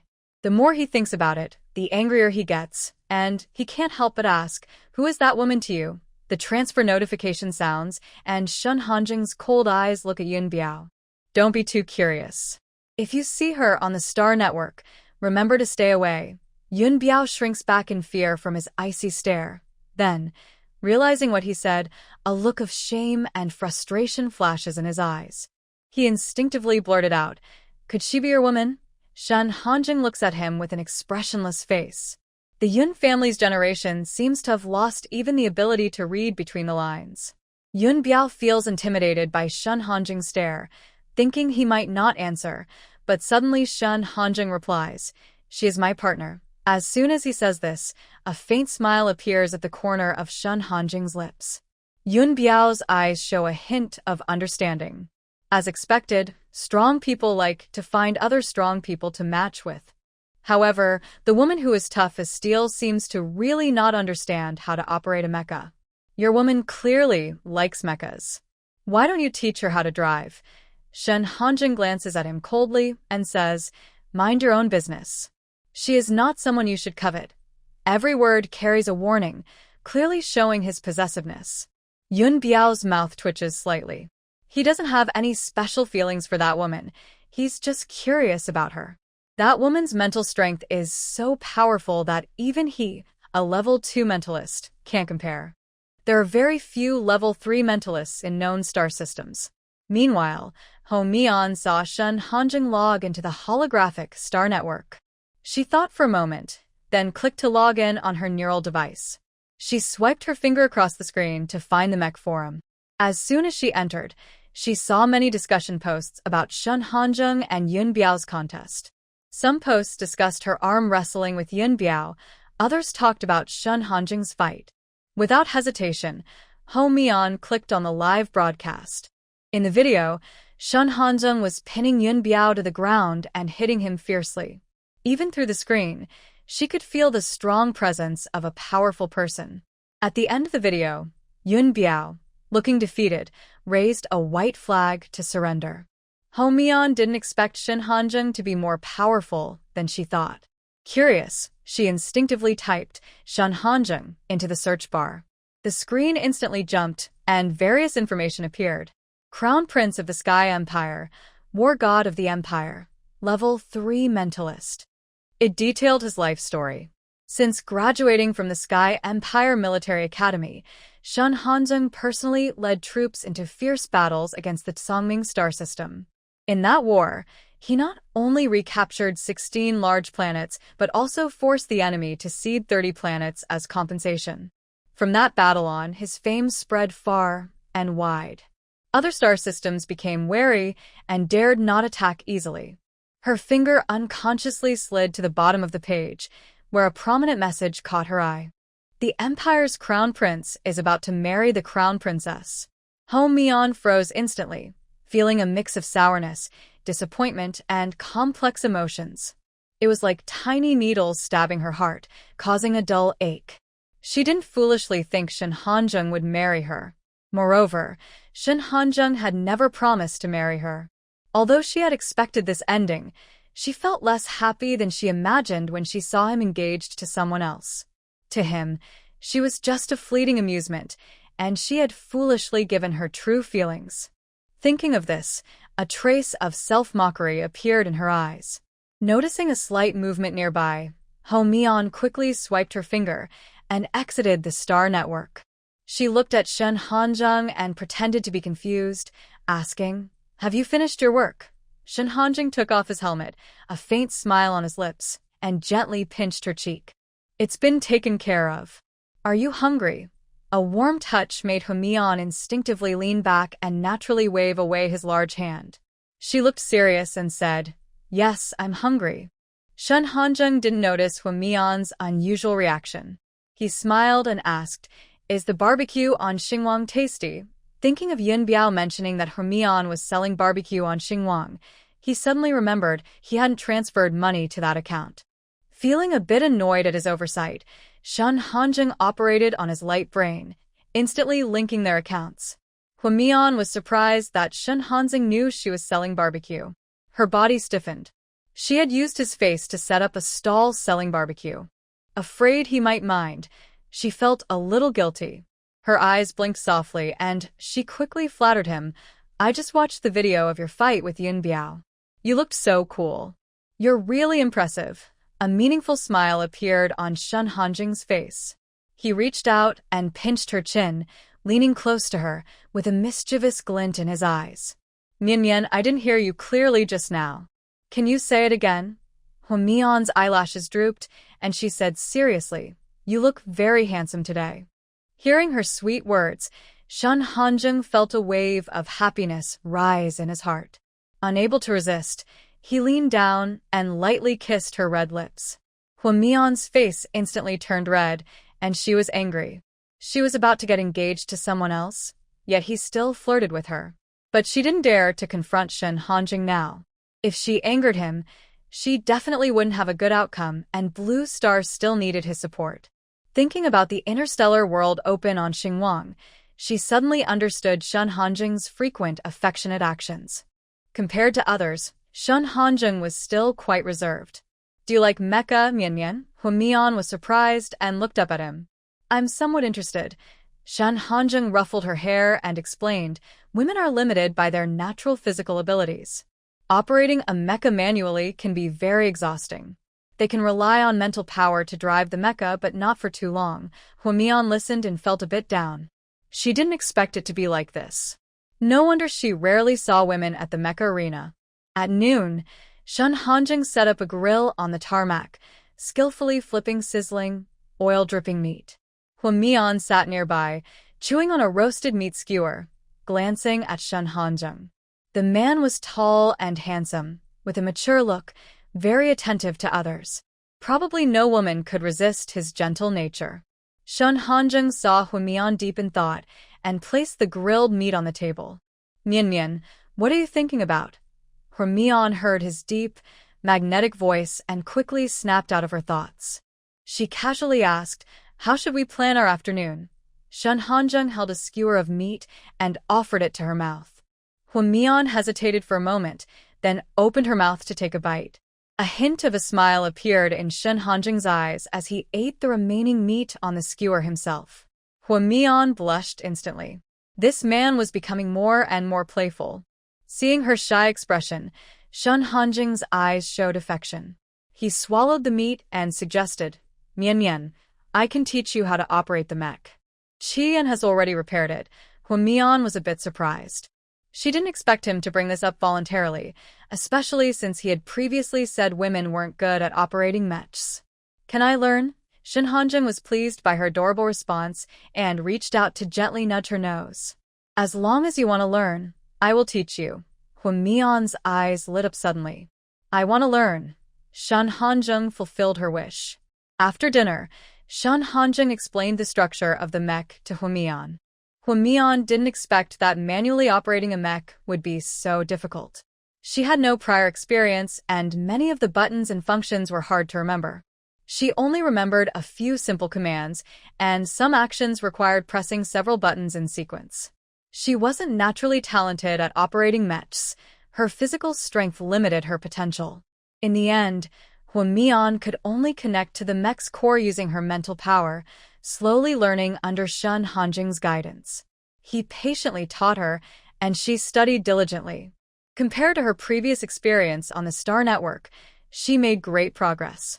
She could control the mech to walk normally, no longer bouncing around. The whole afternoon was very productive. At night, Shen Hanjing sat in the pilot seat, working on his device. Huamian sat in the co-pilot seat, recalling what she had discovered on the Star Network earlier. Her fingers couldn't help but keep clicking to log in again. She opened the entertainment section. As the screen refreshed, a prominent headline at the top of the entertainment chart immediately caught her attention. "Shocking! The crown prince-to-be is actually her." Huamian blinked and turned to look at the man working seriously nearby. Then she secretly clicked on a link. In the next second, a blurry picture appeared. The man's face was not visible, only a faint image of him holding a woman in his arms and kissing her passionately. Although only part of the woman's face was visible, her beauty was clear.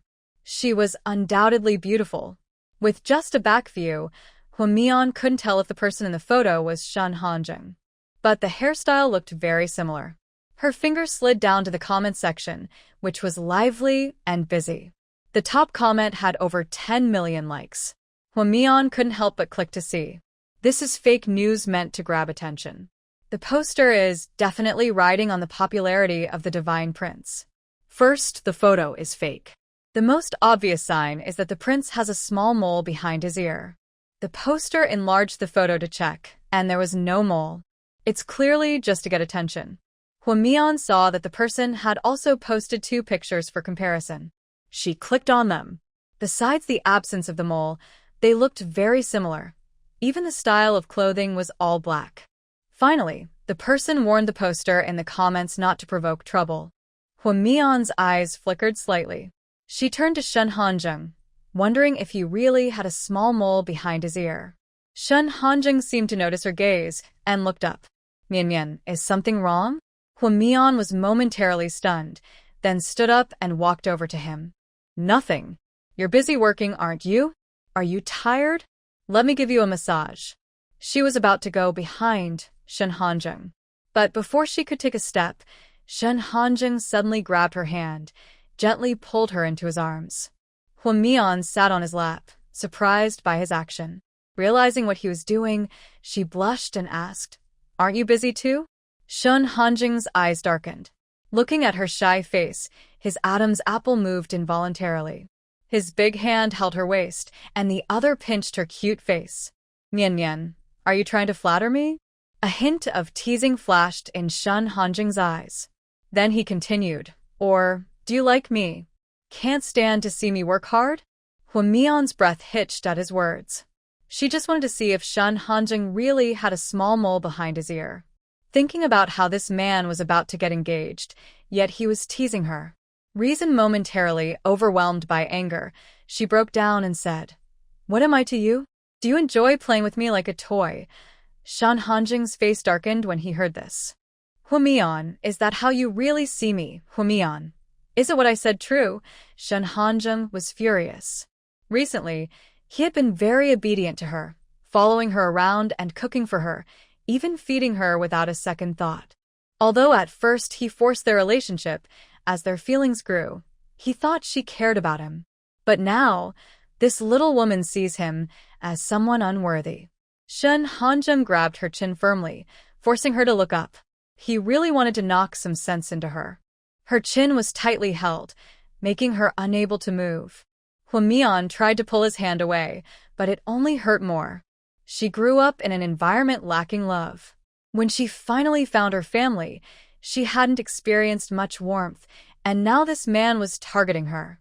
He was kind to her, but she wanted loyalty and commitment.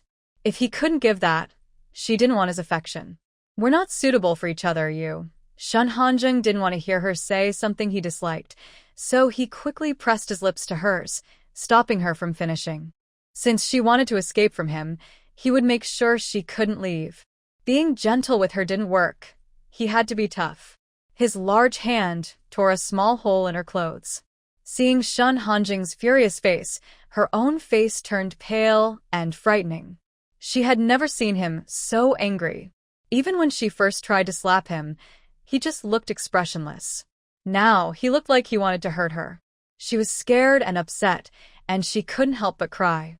Tears fell, and her eyes shimmered with tears. Seeing her cry so hard, Shen Hanjun felt annoyed but eventually softened. He held her in his arms and whispered soothingly, "Mian Mian, I'm sorry. I didn't mean to. Don't cry anymore." Huamian buried her face in his shirt, listening to his low apology, remembering how fierce he looked just now. Her eyes flickered with a spark of fire, and she shouted, "You like someone else, but you still want to bother me. I hate you." Shen Hanjun was stunned for a moment.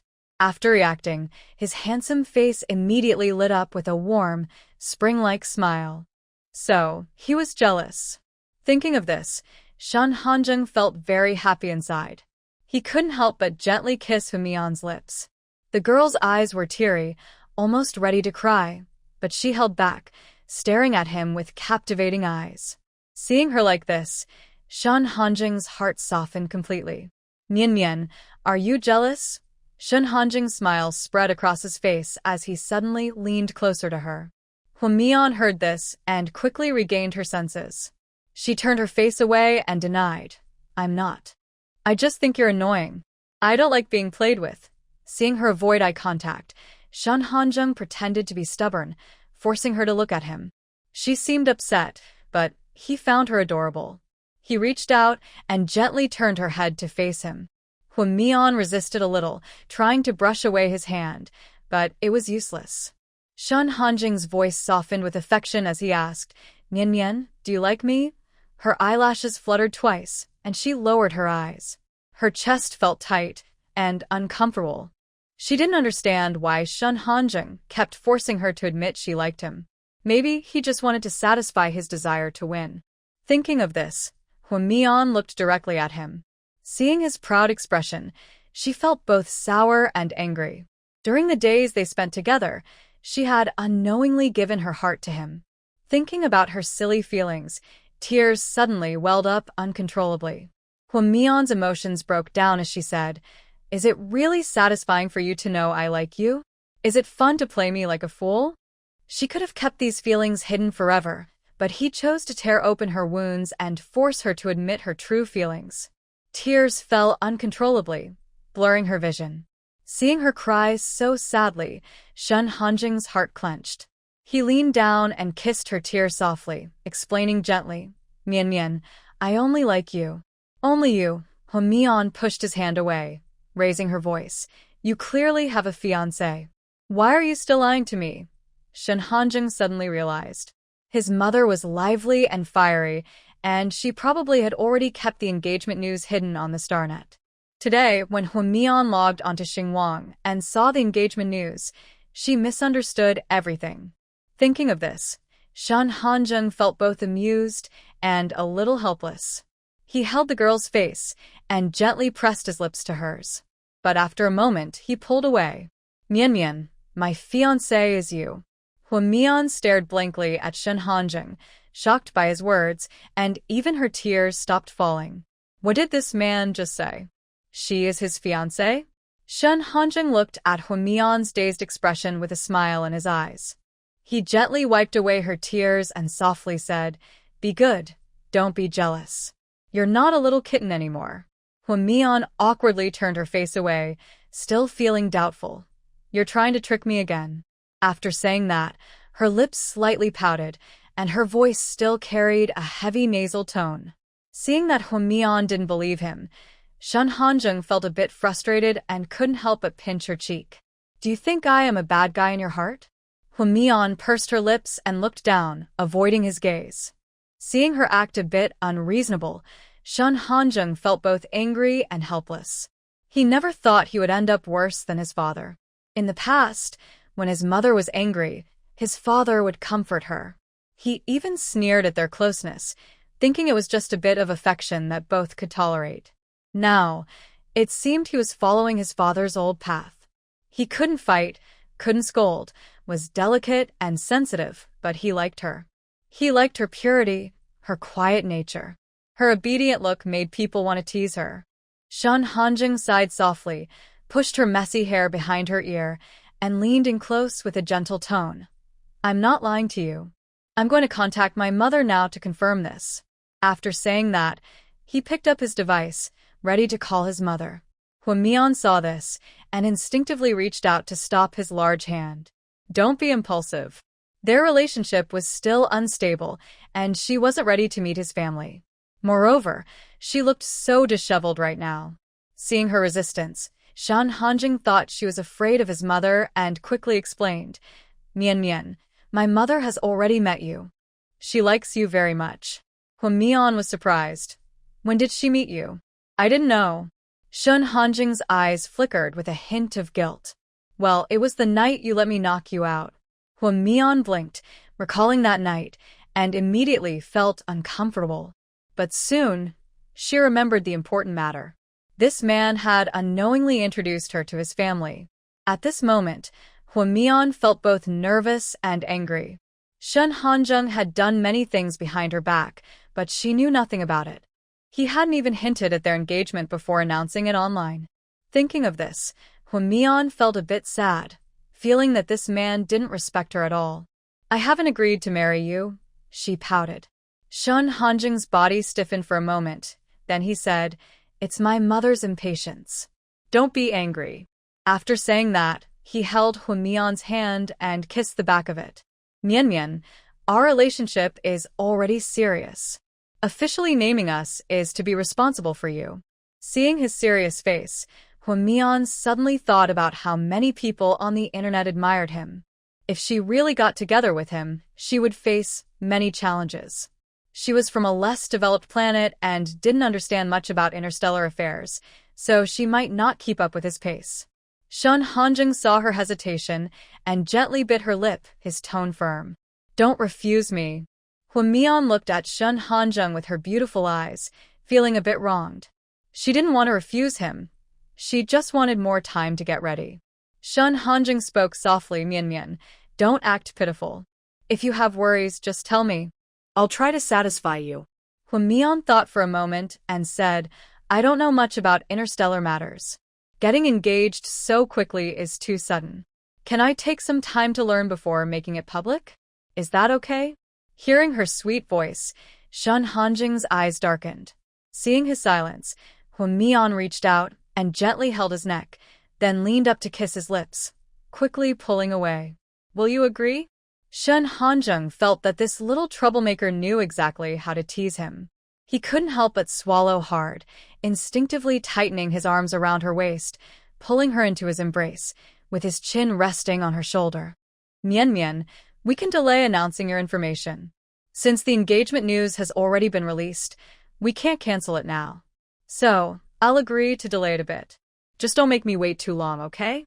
After saying that, he kissed her on the head. Huamian listened to the man's deep voice and blushed slightly, saying, "I agree." Shun Hanjung heard her answer, and a faint smile appeared in his narrow eyes. Just as he was about to say something else, his light brain notified him of an incoming projection call. Shun Hanjung frowned, looked down at the girl peacefully resting in his arms, and a hint of displeasure flashed in his eyes. Hwamian heard the slight vibration from Shun Hanjing's light brain and quickly moved out of his embrace. The man kept his arm around her slim waist, not letting go. Hwamian hurriedly patted his arm and said, "Please let go." Seeing her with slightly red eyes, Shun Hanjing softly asked, "Mian Mian, are you not afraid of being seen with your eyes red from crying?" Hwamian looked around quickly and found there was nowhere to hide. Shun Hanjing took the opportunity to press her back into his arms and sat down, then took a blanket from the space and covered her head. "Hwamian, does this mean others won't notice? This is just fooling oneself." She was about to lift the blanket when suddenly a strange male voice sounded inside the mech. "Your Highness, the guard team has set out first and is about to leave the Stellar Empire. The main force has assembled. If you have any needs, the logistics department will activate the priority response system and report to you." Hwamian's body stiffened instantly at these words. She obediently stayed in Shun Hanjing's arms, not daring to move. Xing Mo was a bit confused that his lord was covered with a blanket, but as a qualified aide, he didn't dare ask questions. Thinking this, Xing Mo lowered his head, but from the corner of his eye, he accidentally saw a small, white ankle. The ankle was wearing a gray sneaker, small and delicate, clearly a woman's foot. Shun Hanjing followed Xing Mo's gaze downward, a flicker of displeasure crossing his eyes. He grabbed the blanket and covered the girl's foot. Xing Mo saw this and immediately held his breath, quickly regaining his composure. But inside, he was startled like a startled mouse. His lord was actually holding a woman in his arms, and he had only taken a quick glance, yet the lord was possessively hiding her away, more so than the emperor himself. This completely overturned his understanding. Many women had warmly thrown themselves at the lord, but he had ignored them all. Now, they were discussing official matters, and the lord was holding a woman. After not seeing him for a while, he seemed like a different person. Xing Mo suddenly remembered the prince's previous mention of a marriage alliance. He had thought it was just a way to deal with the empress. But it turned out to be true. Shun Hanjing simply said, "Arrange for the colonization starship to come over. Also, clear some space on my M6 star to settle the blue star people. The rest should follow normal procedures." Xing Mo nodded and replied, "Yes, Your Highness." Shun Hanjing looked down at Hwamian and then said, "By the way, ask the logistics department to bring more meat from 4 or 5-star beasts." Xing Mo saw this and understood clearly. His lord probably doesn't eat low-level star beast meat.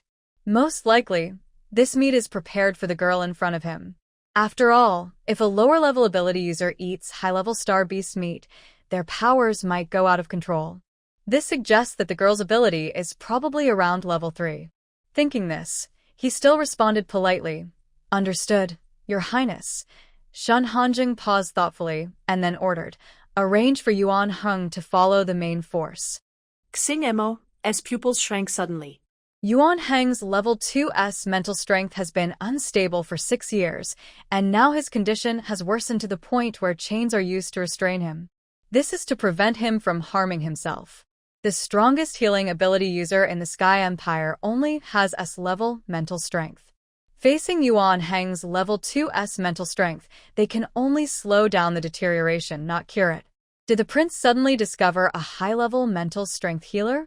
Thinking of this, Xing Mo was excited. "Your Highness, you found." Shun Hanjing raised his hand to stop him from speaking and said calmly, "Exactly as you think." He didn't expect that after coming to Blue Star, they would be in despair but then meet Hwamian. From the moment Hwamian first used her powers to heal him, Shun Hanjing knew her mental strength was 3S. That was also why he insisted on keeping her at the villa at that time. Later, during their interactions, he was quickly captivated by her. The girl neither obsessed over his looks nor cared about his power. When facing him, she always kept her distance. Soft and gentle, she was very lovable. Seeing the girl obediently standing there, Shun Hanjing's lips curved into a faint smile. Xing Mo received the confirmation and felt very happy inside. No wonder His Highness looks much more energetic. This healing ability user should be able to stabilize His Highness's mental energy outbursts. Conservatively, She probably has level 2's mental strength. Otherwise, she couldn't keep His Highness's injuries under control. This is truly a blessing for the Empire. Thinking of this, Xing Mo asked, should we tell the Empress? Shen Hanjing shook his head. For now, stability is the priority. His mother is too impulsive and can't keep secrets. Seeing this, Xing Mo finally understood. He almost forgot. The Empress, worried about His Highness's mental energy outbursts, has already started planning for His Highness's heirs, hoping he will soon produce a successor with advanced mental strength. Huamian had been lying in Shen Hanjing's arms for a long time. The room was dim, and sleepiness was gradually taking over. She closed her eyes and moved slightly, trying to find a comfortable position to sleep. Seeing this, Shen Hanjing thought that Huamian had been lying still for too long and might be uncomfortable, so he said to Xing Mo, send me any messages directly to my brain later. Also, don't project casually in the future. Xing Mo was momentarily stunned. In the past, when there was something, His Highness would project messages directly. This was more efficient. Why is he suddenly so particular now? Xing Mo's eyes accidentally caught a movement on His Highness's chest, and he suddenly realized. Maybe the girl is about to wake up. So, he wisely responded with yes and quickly logged off. Shen Hanjing pulled the blanket down and looked down to see the girl with her eyes closed, appearing to be asleep. A gentle smile appeared at the corner of his lips, filled with affection. Since she could sleep on him, it must mean Huamian was really very tired. Not wanting to wake her, Shen Hanjing gently kissed her forehead, then pressed a button on the side of the cockpit. The seat instantly transformed into a small bed. He carefully took off her shoes, then held her and laid her down on the small bed. He covered both of them with a blanket. The next morning, Huamian's consciousness was still hazy. She vaguely felt that the bed beneath her was hard, unlike her usual bed. She closed her eyes and unconsciously reached out with her delicate hand to explore. Suddenly, a man's muffled groan came from above her. Huamian immediately opened her eyes. All she saw was darkness, and she could still hear the strong heartbeat beside her. Her mind cleared instantly. She propped herself up on the man's chest and sat up. I found myself sitting on Shen Hanjing, so Huamian quickly got off the bed. Actually, Shen Hanjing woke up earlier than Huamian. Seeing the girl run away like a rabbit, he didn't stop her. Instead, he sat up naturally and quietly pulled the blanket over his lower body. Huamian's face turned red. She bit her lip and asked, why didn't you wake me last night? Shen Hanjing avoided her question and asked softly, Mian, did you sleep well last night? Huamian hesitated for a moment and then said slowly, it's okay. Seeing the girl's bare, tender feet on the cold metal floor, Shen Hanjing's eyebrows unconsciously furrowed. Mian, the floor is cold. Put on your shoes first. Huamian looked down at her feet, then responded with an, oh, took her shoes from the space and put them on. She stood up and saw Shen Hanjing still sitting on the bed. Feeling a bit embarrassed, she asked, did you not sleep well last night? Did I hurt you? Hearing this, Shen Hanjing's breath paused for a moment. He really didn't sleep well last night. It wasn't that she hurt him, but he was a bit restless. I slept well. Don't worry, he said insincerely. Huamian nodded, her eyes full of curiosity. Then why haven't you gotten up yet? Seeing her innocent expression, Shen Hanjing felt a little helpless and awkward inside. Under Huamian's watch, Shen Hanjing calmly said, Mian, you go out of the mech first. I'll change my clothes. After speaking, he pressed the button to open the mech hatch and lift it. Huamian saw the hatch open, glanced at Shen Hanjing, said nothing, and turned to walk out of the hatch, standing in the Qian palm. The mechanical arm slowly lowered and stopped on the ground. Huamian used her hands and feet to climb down carefully. It was early morning, with warm sunlight shining on her, but it couldn't hide the surrounding silence. Huamian looked around and then took water from the space to wash up. After she finished washing, Shen Hanjing still hadn't come down. Thinking about the breakfast prepared in the space, Huamian took out the dining table and set the food on it. She waited at the table for a while, and Shen Hanjing slowly came down from the mech and sat beside her. Mian Mian, if you're hungry later, just eat first. No need to wait for me. Shen Hanjing picked up a bun and placed it into Ho Mian's bowl. Ho Mian responded with a sound and started eating little by little.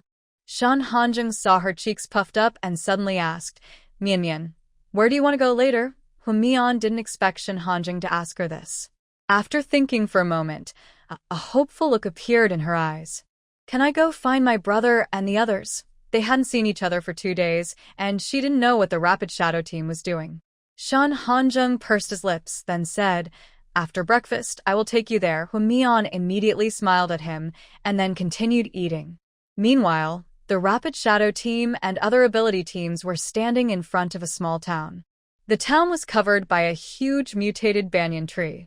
Both zombies and people were trapped inside, being fed on by the tree.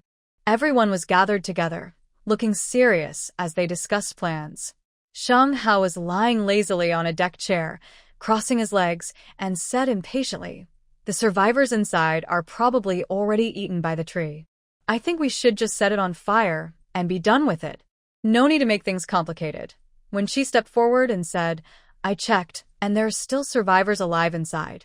Sheng Hao glanced at Wen Qi and said casually, so, what if they're alive? Sacrificing a few to save many is an honor for them. Hao Xiaochun rolled his eyes at him. I was wondering how you dared take on this mission. Turns out I shouldn't have expected anything from you. You're just here for show, unable to do anything.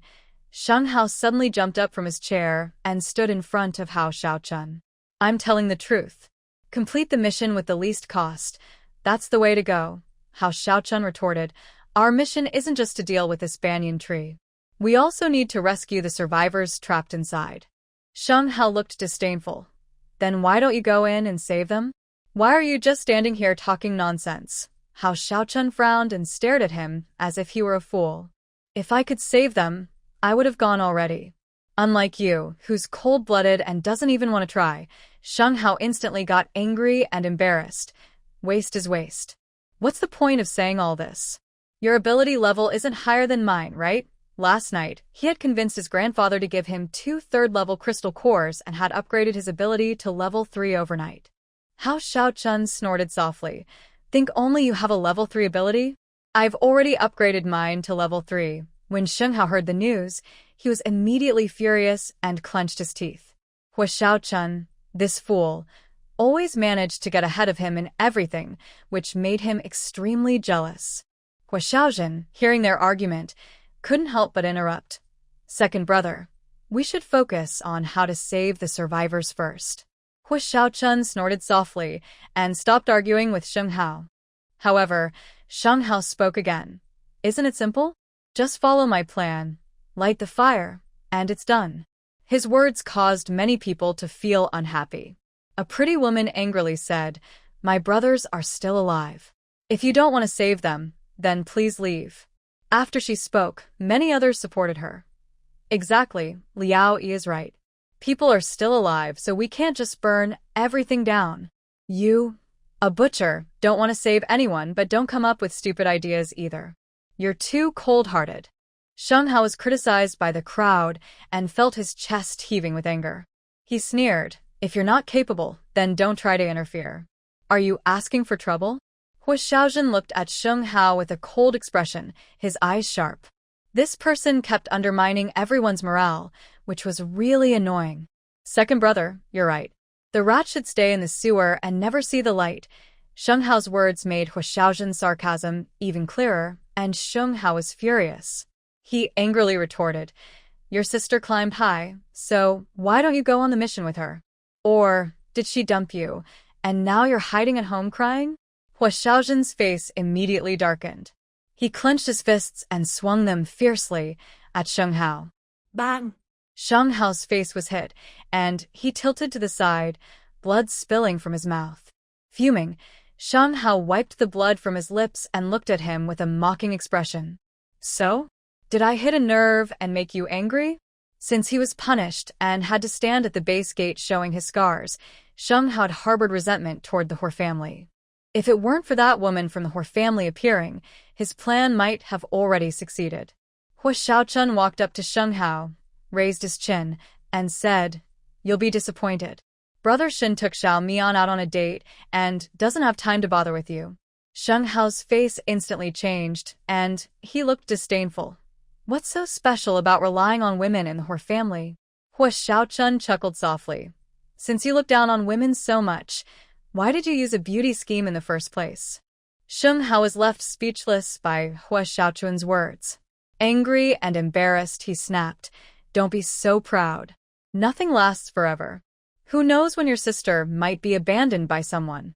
Hua Xiaochun didn't hold back. He swung his fist and hit Sheng Hao square in the face, knocking him to the ground. Your mouth is really asking for trouble today, isn't it? Sheng Hao glared at the Ho brothers with fury, his expression full of hatred, as if he wished he could fight them. But he knew he couldn't win, so he swallowed his anger in silence. No one stepped forward to defend him. Even the followers he brought along stayed huddled in the corner, too afraid to help. After all, no one was foolish enough to go against the Hor family for the sake of a spoiled young man. It would be pointless. Hua Xiaochun suddenly said loudly, "Let's work together to deal with the mutated banyan tree. To avoid being pulled away, everyone tie a rope around your waist." He then took out several thick ropes from his storage space and handed them out. Everyone tied themselves together at intervals. No one objected, and they quickly secured the ropes. Just as they were about to move out, Sheng Hao shouted mockingly, "I'll be waiting to collect your bodies." Hua Xiaochun couldn't hold back and instantly formed a spike of earth. Sheng Hao was caught off guard, tripped, and fell flat on the ground. He got up angrily, muttering under his breath. Ignoring him, Hua Xiaochun led the group toward the small town. As soon as they stepped into the banyan tree's territory, countless branches lashed out at them. Everyone quickly drew their weapons, cutting through the branches and dodging the attacks. From time to time, someone was caught by the tree, but thanks to the ropes, the group pulled them back quickly and no one was seriously hurt. Still, they couldn't find a way to defeat the banyan tree. The Earth-type ability users tried to dig tunnels, but the roots underground were too dense to get through. After a long fight, they had no choice but to retreat from the town. Covered in dirt and sweat, the group looked exhausted. Sheng Hao, forgetting his earlier beating, sneered, "See? You should have listened to me. If we had used fire from the start, we'd be done by now." Liao Yi immediately formed a water ball and splashed it over Sheng Hao's head, soaking him completely. "Speak nonsense again, and next time, the knife in my hand will be aimed at you." Sheng Hao wiped the water from his face, his expression cold and fierce. "You can't save anyone. Instead of trying to solve the problem with the banyan tree, you hold on to unrealistic hopes. Do you think help will fall from the sky?" The crowd was angered by his words and glared at him with resentment. At that moment, someone saw a large humanoid figure flying in the sky and shouted, "Everyone look!" "What is that?" Hearing this, everyone looked up in the direction he pointed. They saw a dark silhouette of a humanoid figure rushing toward them from afar. It was very fast, reaching their location in just a few seconds from over 1,000 meters away. Everyone present was stunned instantly. Someone muttered, "Am I seeing things? Is that a monster flying in the sky?" "No, you're not mistaken. I see it too." In everyone's eyes, it was a humanoid mech never seen before on Blue Star. The mech was black and red, about 50 meters tall, giving off a very imposing presence. In less than 10 seconds, the mech landed steadily nearby. Then, the hatch on its chest slowly opened, and a young man and woman stepped out. They descended gently using mechanical arms. The Swift Shadow team rushed toward the newcomers. Other psychic teams looked at each other, thought for a moment, and then also moved closer. Bai Ningrong approached He Mian, noticing Shen Hanzheng holding Mian's hand. She stopped herself from reaching out to hold Mian's arm and smiled. "Xiao Mian, Shingo, why are you here?" Mian smiled slightly, withdrew her hand from Shen Hanzheng, and stepped in front of Bai Ningrong. "Qian has repaired himself. We didn't have anything urgent, so we came to see you." Everyone in the Swift Shadow team heard Mian's words. Xie Liqing asked excitedly, "Xiao Mian, is this big guy Qian?" Mian nodded and replied, "Yes, that's right." Xiao Shuchun couldn't hold back his excitement and stepped forward, touching Qian here and there. then climbed onto its palm. Seeing Shun Hanjung didn't stop him, the others also eagerly reached out to touch it. Xia Liqing exclaimed, "The texture, the color, the shape, so cool." Chao Gang warned, "Are you only looking at the outside? Its strength is even more impressive." Hao Xiaochun sat in the palm of Qi Yan's hand and exclaimed, "This mech is so cool. If I had one, I would wake up smiling every day." Hao Xiaojun saw everyone fascinated by the mech. Although he wanted to touch it, as Hao Mian's older brother, he didn't want to lose face or embarrass his sister. So, Hao Xiaojun walked over to Shun Hanjung and greeted him. "Brother Shen, Mian hasn't caused you any trouble, has she?" Shun Hanjung's eyes held a smile as he gently replied, "Mian is very good." Hao Xiaojun heaved a sigh of relief, then remembered there was something important to do. "Brother Shen, could you help us by using this mech to deal with that banyan tree?" Shun Hanjung looked at the banyan tree and thought for a moment before calmly saying, "Mian, come here." Hao Mian hesitated but walked over to Shun Hanjung, unsure of what he was about to do. "Mian, do you want to help your brother remove that banyan tree?" Hao Xiaojun heard this and thought Shun Hanjung was asking for his sister's opinion before deciding whether to help. His eyes flashed with surprise as he told Mian about the people trapped under the banyan tree. Mian felt a bit conflicted. Others couldn't tell what Shun Hanjung meant, but she understood clearly. This man clearly wanted her to control Qi Yan to go rescue the people. But she was worried about controlling the mech poorly and accidentally hurting those below the tree. Although she had practiced before, she was still very nervous. Seeing her worry, Shun Hanjung reassured her, "Mian, trust yourself. I'll stay nearby to protect you. You can switch to manual control at any time. Nothing will go wrong." Hao Mian nodded in agreement. "Okay, I'll try."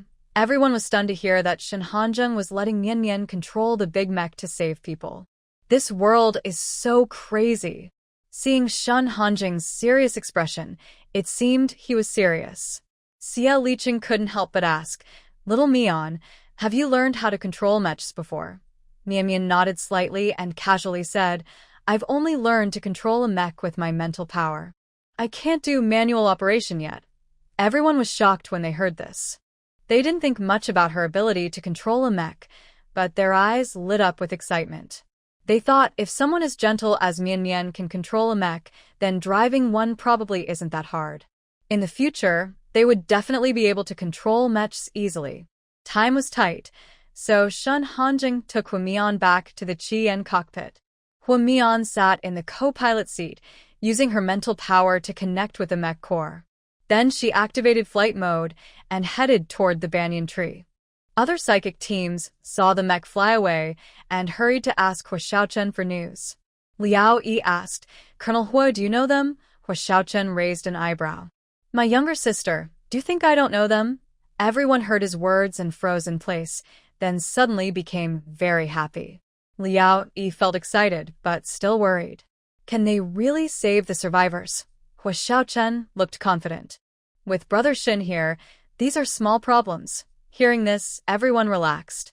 Although Hua Xiaochen's words were a bit exaggerated, he had never lied before. For a moment, everyone looked hopeful. Sheng Hao stood far away, his eyes dark and unreadable. He sat in the car with a grim face, quietly driving out of the town while everyone was distracted. Huamian controlled Qian to approach the main trunk of the banyan tree, then slowly descended. In front of the hundreds-meter-tall banyan tree, Qian looked small. The banyan tree noticed them and immediately extended its branches, wrapping around Qian's mechanical leg and pulling hard. Huamian was not panicked. She let the banyan tree pull Qian down to the base of the trunk. Then she gave an order for Qian to hold onto the trunk tightly, trying to uproot it. The banyan tree started shaking violently, extending its branches to try to throw Qian off. But Huamian had already given Qian instructions to hold on tightly to the trunk. The banyan tree dared not pull forcefully and used its branches to cover the mech, trying to tear it apart. However, the material of the mech was not something a level 4 plant could shake. The mutated banyan's trunk was caught by Qian. Its supporting roots suddenly lifted from the ground and wrapped around Qian, trying to bury it underground. Mian looked through the glass and saw the dense roots completely covering the window, a scene that was strangely creepy. She quickly increased her mental power output, and Chian's mechanical arms suddenly lifted upward. The entire mutated banyan tree was uprooted instantly. Everyone watching from afar was shocked by what they saw. A tall mech lifted a banyan tree that was several times taller than itself, as if a young child were carrying a heavy load. The contrast between them was shocking. Chao Kong blurted out, "Wow, this scene is like a delicate girl pulling down a willow tree," where Xiaochen glanced at Chao Kong and corrected him. "Xiaomian isn't that rough. It's just that the mech's strength is amazing." He didn't want his sister to be misunderstood or labeled as overly aggressive or a tomboy. Bai Ningrong understood her boyfriend's thoughts. She disagreed, saying, "Xiaochen's strength and gentleness are not mutually exclusive, and Xiaomian is really impressive." As women, they didn't care about labels, and she believed Mian wouldn't mind those comments either. Men often try to put women into certain boxes. Even if their intentions are good, sometimes it can do more harm than good. As the banyan tree was lifted, the ground beneath it gradually appeared, covered by the canopy. Many survivors were fainted on the ground, their chests rising and falling, showing they were still alive. After pulling out the banyan tree by its roots, Mian activated the flying mode. The mech's wings flapped vigorously, and it soared into the sky. The mutated banyan tree struggled violently as soon as it was uprooted, trying to break free from Qi Yan's grip. Mian didn't dare to be careless. She gave Qi Yan an order to hold the main trunk tightly and then flew towards an uninhabited area. Everyone cheered loudly when they saw the enormous banyan tree being moved away, then quickly rushed forward to help the survivors. Mian controlled the mech to fly out of the town and landed in a nearby wasteland. Even after being uprooted, the mutated banyan tree still looked fierce, trying to break free from Qi Yan's grasp. Mian frowned slightly and looked at Shun Hanzheng. What should we do now? Although she had operated a mech before, she only knew some basic moves. She could walk and escape with the mech, but she hadn't learned how to use the weapons. Shun Hanzheng, with long, strong hands, switched to manual control on the console. "I'll do it." As soon as he finished speaking, Qi Yan emitted an electronic sound. Manual operation activated. "Please withdraw your mental energy." Mian disconnected from the mech's core after hearing this. Shun Hanzheng pressed a few buttons with his defined fingers, and a laser shot out from Qi Yan's chest, instantly cutting the mutated banyan tree into several pieces. The large canopy fell to the ground, and finally, only the bare trunk of the banyan tree remained in Qi Yan's mechanical hand. Mian watched the still struggling piece of wood, unable to hold back a laugh at the funny scene. Seeing Shun Hanzheng stop carving it, he curiously asked, "Are you planning to keep it?" "Yes, its shape is quite unique. I'll bring it back to the Sky Realm for research." After saying that, Shun Hanzheng controlled his mech to return to the small town. What they didn't know was that beneath the tree canopy, a military green off-road vehicle was buried. Sheng Hao angrily emerged from under the large tree crown, staring at the distant mech with a twisted face. He had just left the town in his car and saw from afar that Mian was controlling a mech flying toward him. Thinking about the feud with the Hor family, Sheng Hao quickly parked his car in a hidden spot. But he didn't expect that the other side was actually dismembering a mutated banyan tree above him, forcing him to be buried under the tree canopy. He wasn't sure if he had a conflict with the Hor family, but whenever he met their family members, he always suffered. Two of his subordinates nearby saw Sheng Hao's angry face and dared not approach to provoke him. Seeing the two timid figures, Sheng Hao remembered how he was beaten by the Hor brothers, and they didn't step in to help him. A cold glint flashed in his eyes. Sheng Hao angrily cursed, "Good-for-nothings." The two, scolded, dared not speak back, lowering their eyelids to hide their resentment. Shun Hanzheng controlled the crimson flame to stop near Hua Xiaochen and his group. He took hold of Mian's hand, stepped out of the cockpit, and casually stored the mutated banyan tree into his space. At this moment, the rescued mutants had regained consciousness, but all looked pale. They had been knocked out by the banyan tree's branches and then drained by the tree's roots. Fortunately, They were rescued in time. Otherwise, they might not have survived until tomorrow. Everyone wanted to thank him, but Shun Hanzheng, impatient, looked coldly at Hua Xiaochen. Hua Xiaochen wisely stepped forward to block everyone. Brother Shin doesn't care about these formalities. Just keep your gratitude in your heart. Most of the people hearing this wisely did not approach further. Liao Yi looked at the handsome man and beautiful woman standing together, with tall mechs behind them, an impressive sight. Her eyes flickered slightly. She crossed over Hua Xiaochen and approached Shen Hanzheng. Hello, my name is Liao Yi. Thank you for saving my brother. Hua Mian saw that she was polite, so he casually replied, You're welcome. Don't take it to heart, Liao Yi insisted. I still want to thank you. Otherwise, my brother and I would feel guilty. After speaking, Liao Yi looked at the man, who didn't even give her a glance, clearly not wanting to pay attention to her. She suddenly felt uncomfortable. Hua Mian saw her staring at Shen Hanzheng, but not speaking. She was unsure what this person was trying to do. Do you have anything else to say? Liao Yi noticed neither of them intended to introduce themselves, and the woman in front of her even seemed to be dismissing her. She felt a bit embarrassed. She bravely asked, I don't know your names. Could you tell me?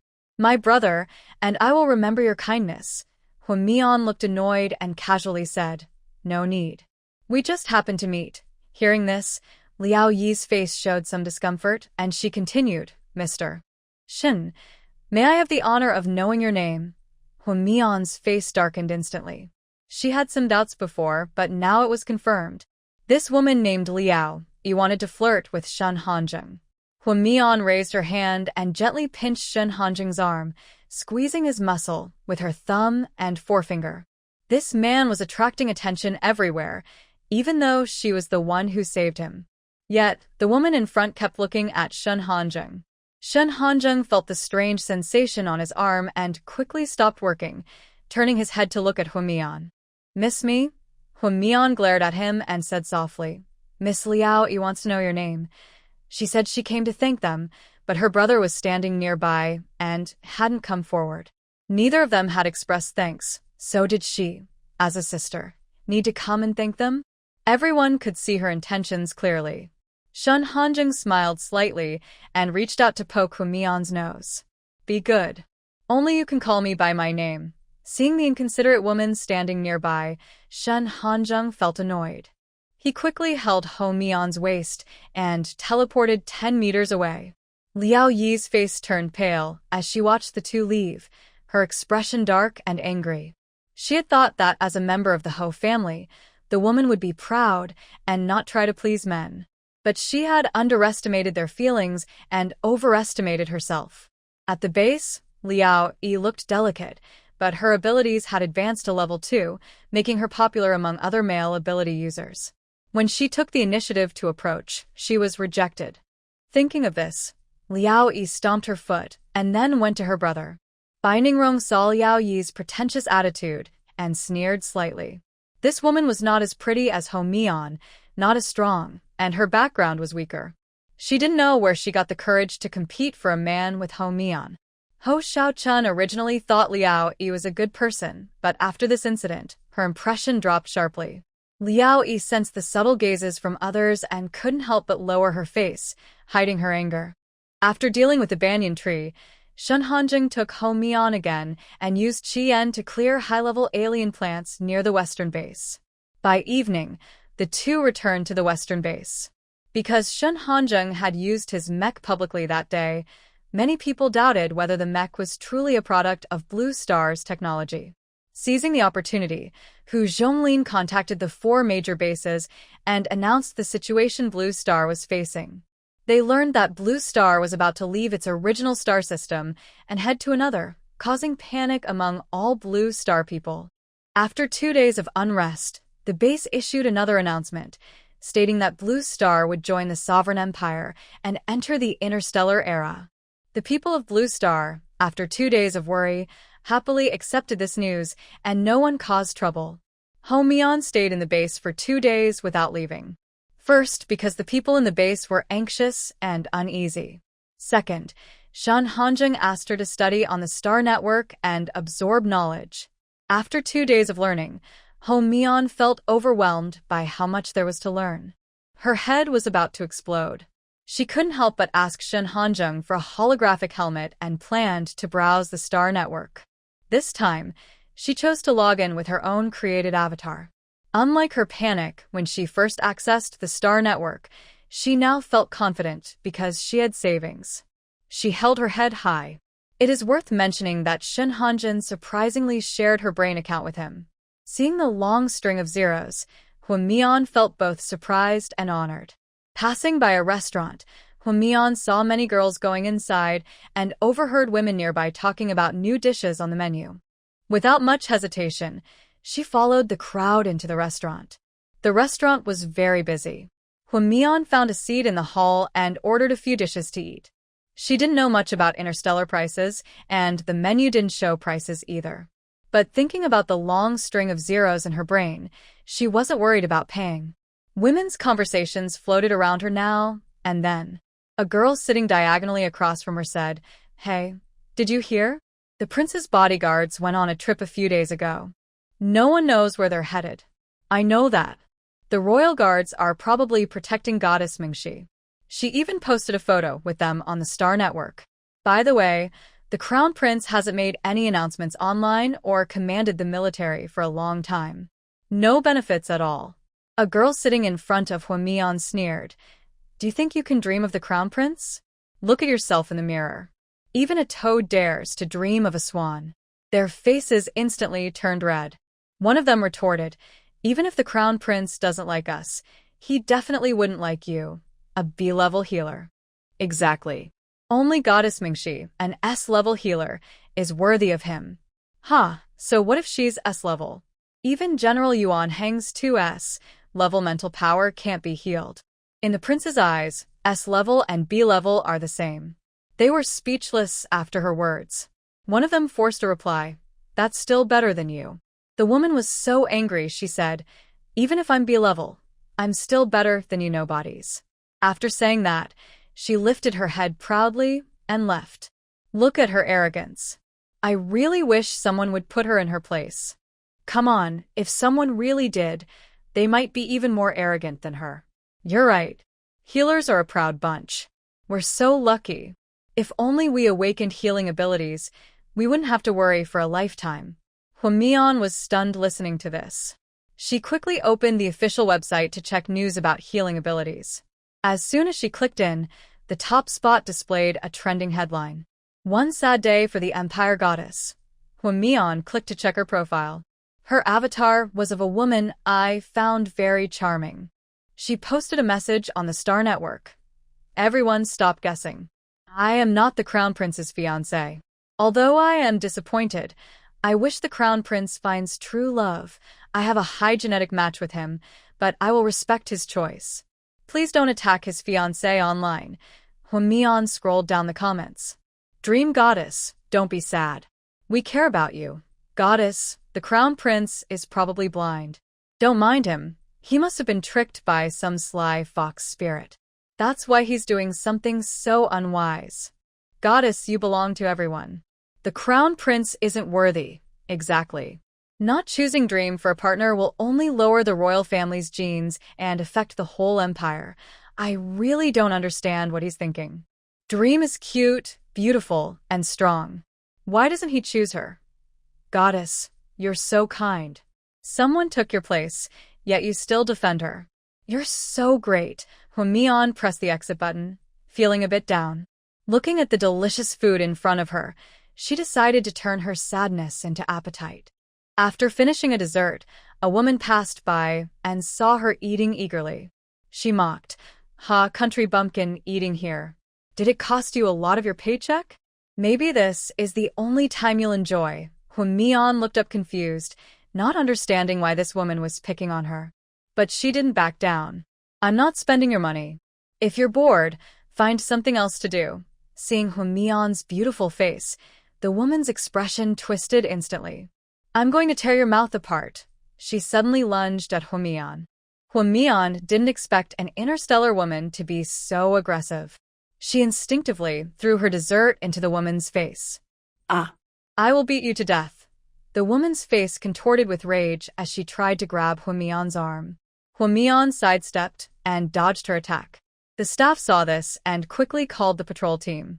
Within seconds, a dozen officers arrived at the restaurant and took both women back to the police station. In an interrogation room of the security bureau, Huamian sat silently with her lips pressed together. The woman who had been hit with the dessert was about a meter away from her. At this moment, the woman was glaring at her with a fierce look. In front of them sat a middle-aged interrogator with a young assistant standing behind him. The woman insisted firmly, "Officer, as the victim, I have the right to ask you to arrest her." Huamian saw that the woman looked eager to attack her, but was not afraid. "There are cameras on Xinguang. You can investigate." She was the first to act. "I was just defending myself." Although she hadn't studied the laws of the Sovereign Universe Empire, they had entered the interstellar age, and the laws were fair and reasonable. It shouldn't be too strange. The woman suddenly stood up and shouted loudly, "Everyone look at my face. That's proof enough. Just look at how embarrassed I am, and I was recorded on video and posted on Xingqiu. How can I continue to survive on Xinguang? I will sue her for insult." The middle-aged interrogator's face darkened. "Everyone be quiet and sit down. Cooperate with our investigation." The woman sat down unwillingly. The interrogator looked at her seriously. "Name? Yao Yutong," she replied impatiently. "Which planet are you from?" "G168 planet." "Occupation?" After recording Yao Yutong's statement, the interrogator looked at Huamian and his expression softened a little. "Miss, please cooperate with us and give your statement." Huamian nodded slightly. Which planet are you from?" Huamian heard this and snorted softly. "Humph, officer, she's lying." Huamian frowned slightly. "I'm not lying. I am indeed from Blue Star." Yao Yutong glared at Huamian with a mocking look. "Humph, the Sovereign Universe Empire only officially names the 10 main stars. Other planets are just numbered. Are you joking?" Huamian was suddenly speechless. She didn't know there were so many rules about planet naming. The interrogator frowned slightly. "Miss, we've checked the surveillance footage. You are not at fault. So you just need to give your statement, and then you can leave." Huamian felt a bit headache and patiently explained, "Our Blue Star just joined the Sovereign Universe Empire. You can check the internal records." The middle-aged interrogator exchanged a glance with his assistant. The young assistant connected to the Land Planning Bureau through his light brain but couldn't find any relevant information. Currently, there is no planet named Blue Star that has joined the Empire. Yao Yutong looked at her with disdain. "You can't be a commoner from a satellite star, right? Planning to come to the Star Network to attract rich men and have them pay your immigration fees." Huamian was indifferent to this woman. She was enjoying her delicious food, but because of her, she was called in for questioning at the guard department. Yao Yutong rolled her eyes. "What I said is true. The reason we haven't found any news about Blue Star might be because the procedures for Blue Star to join the Sovereign Empire haven't been completed yet. But I can tell you, Blue Star is definitely not a satellite star." The interrogator didn't believe her. Becoming a sovereign planet wasn't easy. "Miss, if you don't cooperate, we have the right to detain you. The Star Network has collected iris scans and brainwave data. As soon as you log off, someone will come to arrest you, so don't even think about escaping." Huamian swallowed hard upon hearing this. "Can I have someone vouch for me?" The interrogator looked at her for a moment before speaking slowly. "Yes, but they must be a government official." Huamian breathed a sigh of relief. "All right, I'll contact someone right now." When Yao Yutong heard this, her face instantly twisted in anger. This woman looked like a fairy, yet she was cozying up to a government official. She really wasn't a good person. I knew she was just here to attract rich men on the Star Network.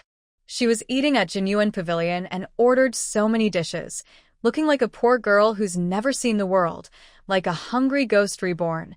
Huamian was so angry she blurted out, "You can't afford to eat, but I have plenty of money. Do I need your permission to order food? Jealousy is written all over your face." Yao Yutong was indeed jealous. She had only wanted to vent her frustration and curse a little.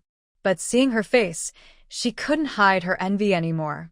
This woman was beautiful and wealthy. It took her a whole month of hard work just to afford a meal at Jinyuan Pavilion.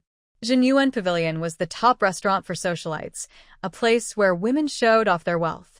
Seeing Huamian order so much food without batting an eye, she couldn't hold back and mocked her.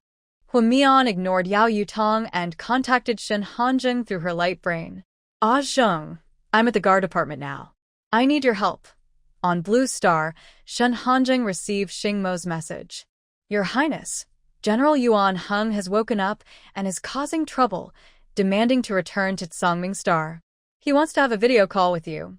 After Xing Mo finished sending the message, he turned to look at Yuan Heng with a respectful yet helpless tone. General Yuan Heng, I have already sent a message to His Highness. Please don't cause trouble.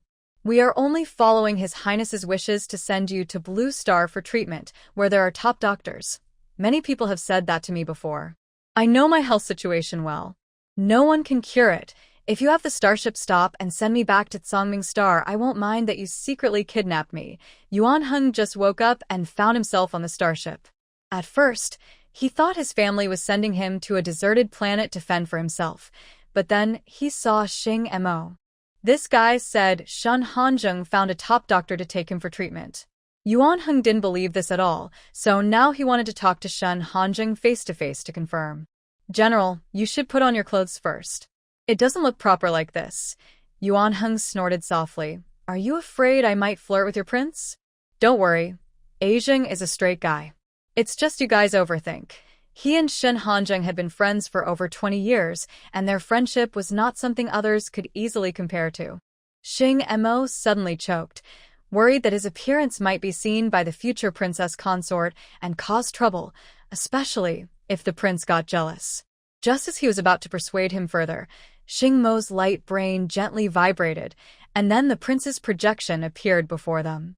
Yuan Heng, is Xing Mo saying you want to return to Tsangming Star? Xing Mo glanced at the scene on the prince's side, but didn't see the future princess consort. A strange disappointment flickered in his heart. He was curious about what kind of woman could captivate the prince. Since he didn't see her, it was probably because the prince didn't want the future princess consort to see the outsider. Yuan Heng looked despondent. Ajing, my illness can't be cured. After seeing so many doctors, none of them are truly capable. My mental strength has stabilized at level 8. Shen Hanjing interrupted him. Yuan Heng was shocked. Are you serious? He knew that Shen Hanjing's mental strength had been out of control in recent years, but now it was stable? Shen Hanjing looked calm. I never tell lies. Shen Hanjing frowned slightly. What do you think? If you want to get better, come to Blue Star with Xing Mo. Yuan Heng was excited. All right, I trust you. Just as Shen Hanjing was about to say something, his communicator showed a new message. He looked down and saw that it was a call for help from Huamian. A trace of worry flashed across his face. If there's nothing else, I'll hang up first. Wait, Ah Zheng, what's the rush? Where are you going? Yuan Heng noticed the concern on Shen Hanjing's face and quickly asked. Shen Hanjing replied, my girlfriend ran into some trouble. I'm going to help her. Yuan Heng froze. Before he could ask more about this girlfriend, the call ended. He turned blankly to Xing Mo. Did I just hear Ah Zheng say girlfriend? Was I imagining it? Xing Mo tried not to laugh. No, General Yuan, you heard right. His Highness really does have a girlfriend. That guy? The one who never showed interest in women? He actually has a girlfriend? Xing Mo frowned slightly. That's not fair to say. His Highness is a normal man. It's natural for him to fall in love. Still, from what Xing Mo knew, His Highness treated his girlfriend more like a precious younger sister than a partner. Thinking of this, Xing Mo shook his head, unsure if that was good or bad. He only hoped the future princess would have a kind personality, unlike Meng Shi, who acted sweet in front of people but treated them like servants behind their backs. After ending the call, Shen Hanjing took out a holographic helmet from his storage space and logged into the virtual star network. Inside the security bureau, Yao Yutong sneered. Your so-called supporter isn't just some low-level official, right? They still haven't shown up. Don't tell me they ran away? Then she smiled mockingly. Actually, if you apologize to me and pay 10 million star coins, I might consider letting this go. Hwamian was speechless. This woman really knew how to ask for too much. Did she look that easy to bully? Hwamian calmly replied, "My friend will be here soon." "Heh, keep lying to yourself. I'll wait right here and see how you get out of this." Yao Yutong looked Hwamian up and down with a critical gaze. Seeing her calm expression, she couldn't help but mock. "Don't tell me you're someone's secret lover. Be careful, or the real girlfriend might come after you." A cold voice suddenly came from behind her. "Who are you planning to go after?" A cold voice came from outside the interrogation room door. Hwamian heard the familiar voice and turned to see Shen Hanjung walking toward her, accompanied by a middle-aged man in a guard uniform. Hwamian quickly stood up and walked briskly toward him. Inside the room, two staff members and Yao Yutong saw Shen Hanjung and froze in place. Hwamian raised her hand to hold Shen Hanjung's arm with a slightly annoyed tone. "Why are you so late?" Shen Hanjung gently ruffled her hair and said, "Sorry, Mian, I'm late." "Are you hurt?" After saying that, he looked her over from head to toe. The head of the guard service, standing nearby, saw the prince speaking softly to his fiancée and letting her hold his arm. He was very nervous. Even if he was just watching through the holographic network, he could feel cold sweat running down his back. Hwamian gently shook her head. Infine. "They said my identity isn't official." Hearing this, the head of the guard service almost kneeled. Receiving the prince's intense stare, he pursed his lips and shouted at the two interrogators. "What are you doing? This young lady is clearly a law-abiding citizen. There's no need for a special interrogation."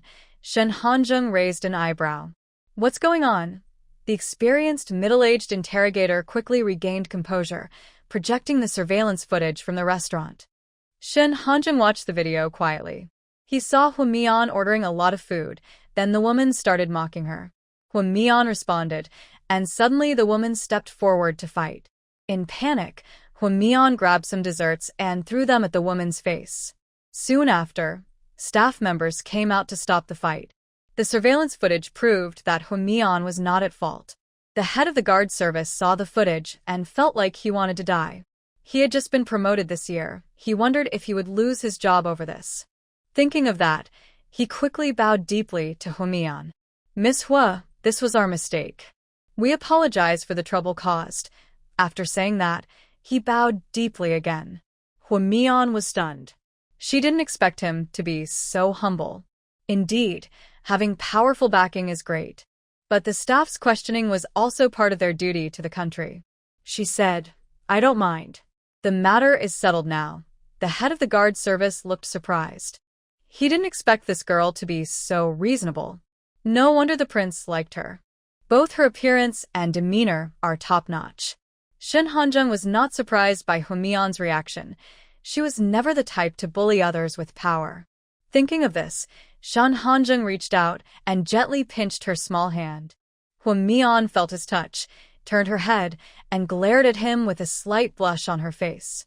Yao Yutong snapped out of her shock and loudly pointed at Shen Hanjung, saying, "He must be fake. This woman is pretending to be the prince." Everyone else's faces changed instantly after hearing this. The middle-aged interrogator spoke.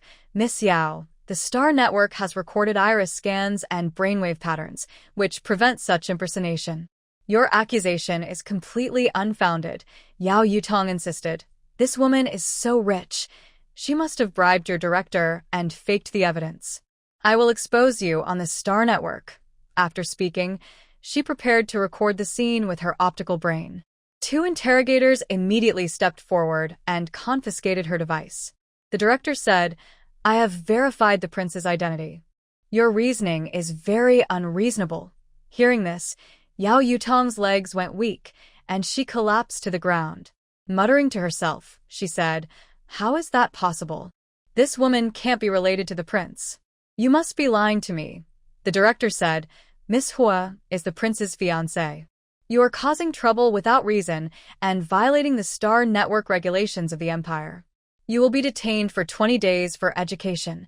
Then he turned to the senior interrogator and said, "Notify her home planet of her crimes and have the guards come to arrest her." Hui Yutong was instantly panicked upon hearing this. Your Highness, I was wrong. Please forgive me. I will kneel and apologize. Shun Hanzheng looked indifferent. The laws of the empire are not just for show. If you make a mistake, you must pay for it. Seeing Shun Hanzheng insist on detaining her, Yao Yutong clenched her teeth and said, Your Highness, this woman is claiming to be from Blue Star. But the Empire's territory doesn't include that planet. Don't be fooled by her. She must be a spy from another galaxy. Hearing this, the director looked at Shun Hanzheng. He wasn't worried about the prince being deceived, but was curious about what, besides her beauty, attracted the prince to this woman. Shun Hanzheng coldly looked at Yao Yutong.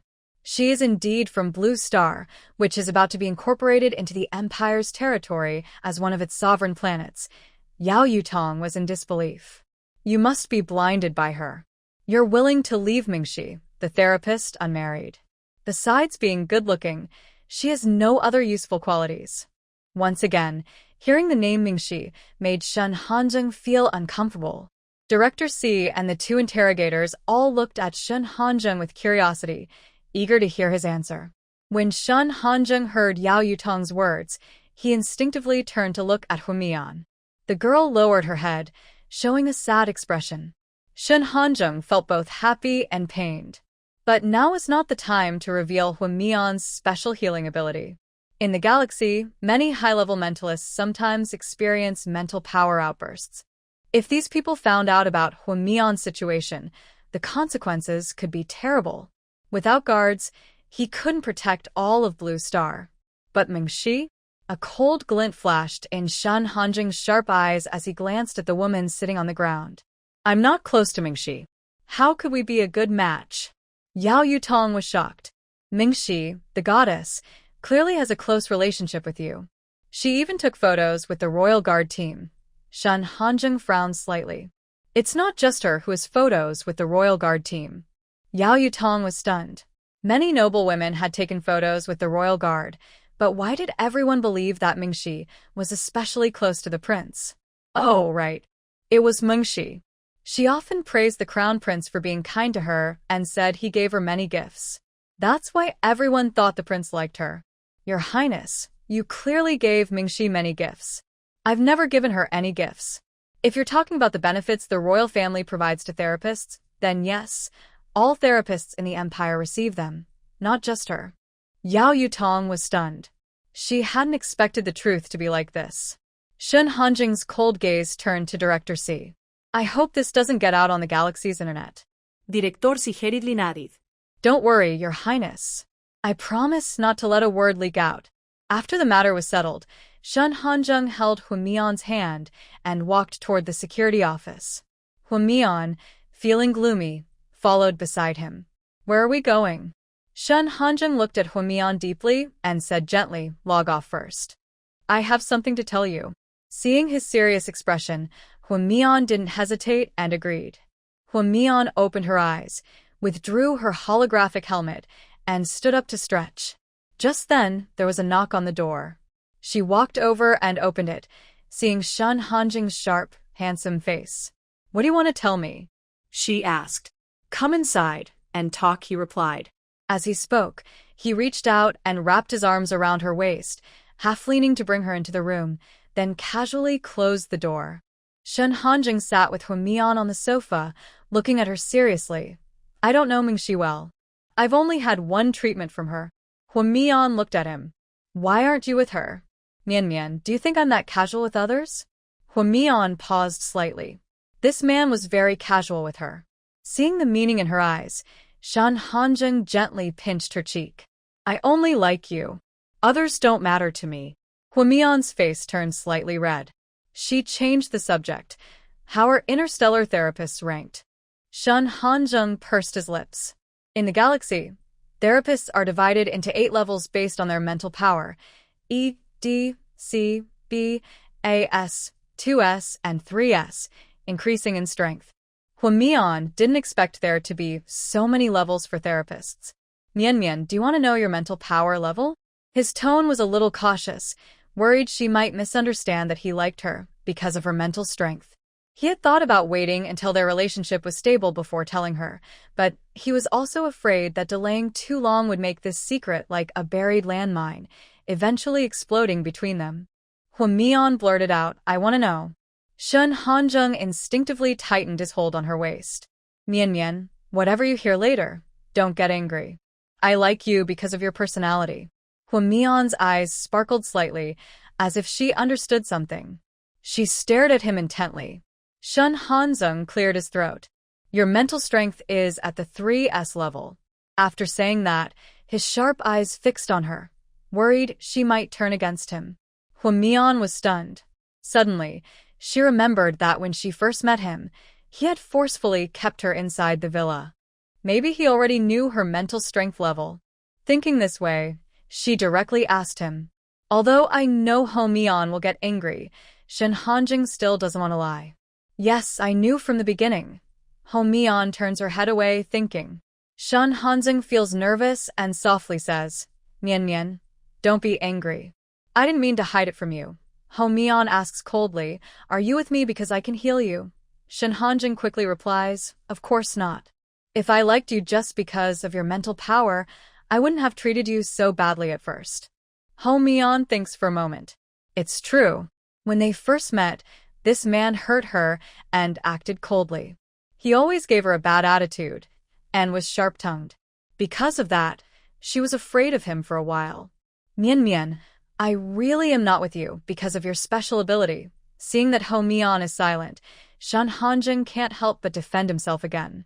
The girl is sensitive and holds grudges. He's worried their relationship might become distant because of this. When Ho Mian sees Shen Hanjing look worried that she might get angry, her eyes flicker slightly. She says expressionlessly, "You kept this from me for so long. I think we need to rethink our relationship." Earlier, Shen Hanjing had given her a warning, so Ho Mian had an idea. She guesses her mental power level isn't low. Sure enough, when Shen Hanjing said her ability was level 3S, she wasn't as angry. She has seen how much Shen Hanjing has done for her. Besides, Ho Mian has also started to like this man. But thinking about how Shen Hanjing scared her at first, she wants to get back at him, to tease him a little. Besides, things that are too easy to get are never truly valued. He used to bully her badly, and now she has a handle on him. She plans to teach him a lesson. When Shen Hanjing hears Ho Mian wants to break up with him, he feels like the sword hanging over his head has fallen, stabbing his heart painfully. His handsome face darkens suddenly, and a hint of obsession flickers in his eyes. Ho Mian sees Shen Hanjing staring at her gloomily, as if he might get angry at any moment. But she won't be fooled by his appearance anymore. Seeing Ho Mian's firm attitude, Shen Hanjing forces himself to suppress his anger and tries to speak gently. "Mian Mian, I know you're angry. I'll give you some time to calm down. I'll pretend I didn't hear what you just said." When Mian saw him casually trying to brush things aside, and her face tightened. "Didn't you say you would listen to me before?" Shen Hanjing hesitated. He did say he would listen, but it also depended on what she asked for. "I'll do everything you want, just don't think about leaving me." When Mian's lips twitched, and she looked serious. "I'm not sure if your feelings for me are real or mixed with other interests. Our relationship can't be like it used to be." Shen Hanjing lowered his head and pressed his lips to Hun Mian's, stopping her from saying more hurtful words. Hun Mian supported herself on his chest and pinched his flesh hard. This man was really unreasonable. I wanted to tease him, but I ended up suffering myself. Her tongue was numb from the kiss, and she felt like crying from frustration. After a while, Shen Hanjing's wrist computer suddenly vibrated, indicating a message. Hun Mian hit him a few times, and he finally loosened his hold. "Mian Mian, I have some things to do. Rest first. I'll come see you later." Shen Hanjing decided to leave first, or else Hun Mian might bring up breaking up again. After saying that, he grabbed her slim waist, planning to move her out of his arms. Seeing him about to leave, Hun Mian quickly reached up and wrapped her arms around his neck. Usually, if she clung to him like this, Shen Hanjing would be very happy. But thinking about her leaving him to talk about breaking up made Shen Hanjing feel cold all over. "Do you have to hide things from me to do them?" His scalp tingled. Today, the The girl seemed like a powder keg ready to explode at any moment. Just as he was about to speak, his wrist computer suddenly projected a video call. Hwamian withdrew her hand and stood up, saying, "If I am so unworthy, then it's better we end our relationship." Shen Hanjung gritted his teeth. "You wish." He pressed the answer button, and in the next second, the figures of Xing Mo and Yuan Heng appeared. Hwamian looked at the two suddenly appearing people. One was dressed in a neat military uniform, standing by the bed. The other wore baggy shorts, shirtless, lying on the bed with her hand supporting her head. The four of them looked at each other. Shen Hanjung immediately stood up and covered Hwamian's eyes. His cold gaze swept toward the culprit. "Yuan Heng, can you stop being so flirtatious?" After years of silence, "Are you so poor you can't afford clothes?" Yuan Heng was still lost in the beauty's stunning appearance when he suddenly heard his friend's words. He snapped back to reality and realized his behavior was a bit inappropriate. He quickly took out clothes from his space to change. Xing Mo couldn't help but twitch his mouth. He had already told General Yuan Heng about this, but he still didn't listen. Now he had run into trouble. But is this girl the future crown princess? Her looks are indeed beautiful, much more than Mingxi. No wonder the prince was so captivated. Tsk Pisk. Just by glancing at another man's chest muscles, he hurriedly covered her eyes. His possessiveness was really strong. Yuan Heng quickly dressed and asked, "Ajing, who is this?" Shen Hanjun let go of his hand covering Hwamian's eyes. "My girlfriend, Hwamian." After saying that, he took her hand and said, "Mian, the one with black hair, is my deputy Xing Mo. The blonde is my childhood friend Yuan Heng." Hwamian smiled gently and said, "Hello." Xing Mo respectfully but warmly replied, "Hello, Miss Hua." Yuan Heng coughed and said, "Hello." Seeing Hwamian smiling kindly at both of them, Shen Hanjung felt a bit jealous. But he knew he had made her angry earlier and dared not make any demands. He cast a stern look at Yuan Heng and asked, "Is there something you can't wait to discuss?" "Can it wait until we get to Blue Star?" Yuan Heng could tell his friend was impatient. He guessed he had accidentally disturbed their private moment. Publicly showing affection like this was really not polite. It's a pity that he and his girlfriend had been apart for years. They used to tease Shen Hanjung for being a bachelor, and now it was his turn to be single. The wheel of fortune really turns. "Ajing, I was too excited. You said there was a level 3S healer on Blue Star, and I wanted to ask you about her." Hwamian looked at Shen Hanjung after hearing this, her eyes full of meaning. Shen Hanjung noticed her gaze and immediately stiffened, secretly worried. Hwamian's suspicion about his feelings for her had just been confirmed, and now this happened. Shen Hanjung felt his future looked bleak. Xing Mo, being a perceptive deputy, quickly noticed his prince's unusual behavior. He said, "General Yuan Heng, it's getting late. We should rest early. It's important to take care of our health." "Why rush? It's still early. My mental energy is overactive and I can't sleep well." "Ajin, you haven't answered me yet. What exactly is a 3S level healer?" Hwamian saw Shen Hanjung looking so downcast and slowly spoke. "I am a 3S level healer." Yuan Heng was stunned upon hearing this. Xing Mo was also surprised, but seeing his own prince looking so sad, he wondered if there was something they didn't know. Yuan Heng quickly regained his composure, his eyes bright with excitement as he looked at Hwamian and said eagerly, "So you're the one. You're beautiful and so strong. Ajin is really lucky to have you as his girlfriend." Hwamian kept smiling when she heard this. Shen Hanjung was indeed very lucky to have her. Without her, he might still be lying in the central base, unable to jump around and chase after her. Thinking about how badly he used to treat her, a sly smile appeared in Hwamian's eyes. Yuan Heng kept talking excitedly. "I tell you, many women used to throw themselves at Ajin, but he didn't even look at them. He just used his abilities to push them away. I thought he was a single-minded person." Hwamian smiled and said, "Really?" "He was like that when he first saw me too." Yuan Heng's smile froze on his face, as if he had done something wrong. Then he quickly said, "I see. Well, you two are quite a match. I have something to do now, so I'll hang up." Xing Mo looked at the prince with sympathy and then said, "Miss Hua, goodbye." After they finished talking, they hurriedly logged off. Shun Hanjung secretly glanced at Huamian. The girl had a gentle smile on her face, and she didn't look angry at all. But he knew she was definitely upset with him. However, since Huamian responded to Yuan Heng, it showed she still cared about him. Otherwise, she wouldn't have bothered with his friend. Thinking of this, Shun Hanjung's eyes flashed with a soft light, full of affection as he looked at her. As long as he treated her well, one day, she would be in his heart. Shun Hanjung sent a message to Xing Mo, asking him to handle the issue with Meng Xi on Starnet and clarify their relationship. Meanwhile, as soon as Xing Mo logged off, he received instructions from the prince.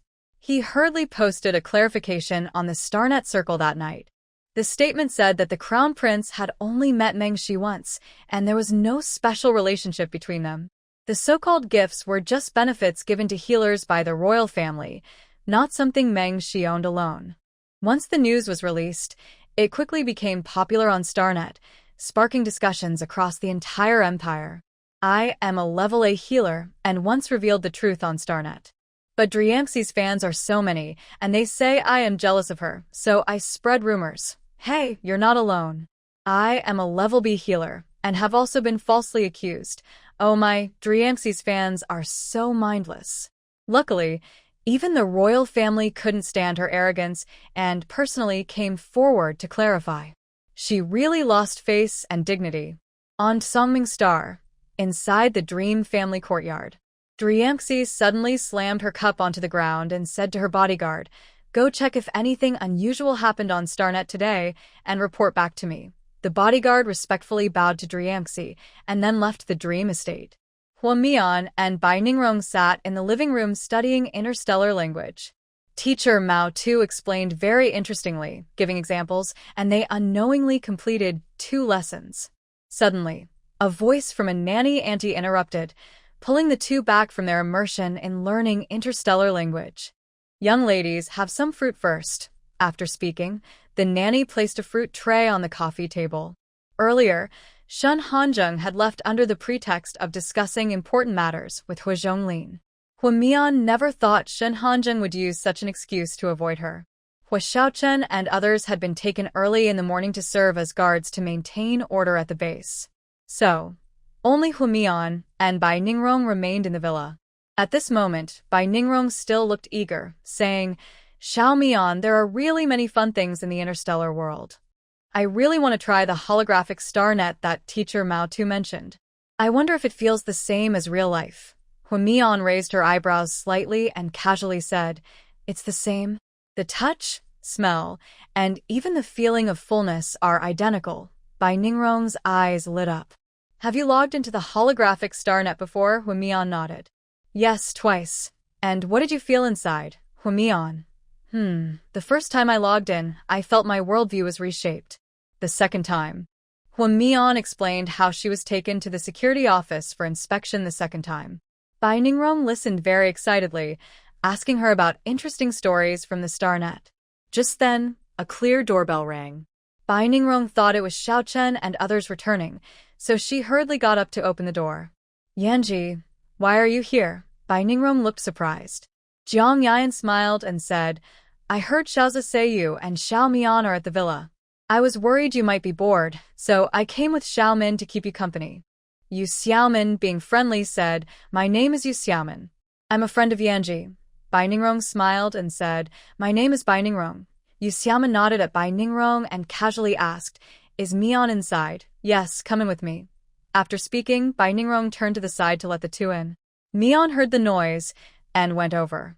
Seeing Jiang Yan and Yu Xiaomin, she quickly greeted them. "Yanji, Xiaomin, please sit down." Then Mian poured each of them a cup of tea. Jiang Yan took the tea and said, "Thanks, Mian." Yu Xiaomin looked around and, seeing the luxurious decorations, let out a soft sigh. "Mian, your house is so fancy. It feels like everything is full of wealth." Mian chuckled softly. "If you want, you can come and live here with Yanji. There are quite a few empty rooms." Yu Xiaomin shook her head. "No, I prefer to stay as I am. Living in a rich house isn't as comfortable as my own little nest." After saying that, Yu Xiaomin sat beside Jiang Yan, took the tea from Mian and took a few sips. Everyone listened to Yu Xiaomin and smiled lightly. Yu Xiaomin cleared her throat and said, "Hey, have you seen the announcement from the base these past 2 days? I still can't believe that our blue star is preparing to enter the interstellar age. Honestly, I'm quite looking forward to it." Zhang Yan replied, "The news is really shocking. I wonder what the future will look like." Bai Ningrong's lips curved up. No matter what changes, technological progress is good for Blue Star. Just now, she learned from Mian about Shen Hanjing's true identity. She was optimistic about Blue Star joining the Sovereign Universe Empire.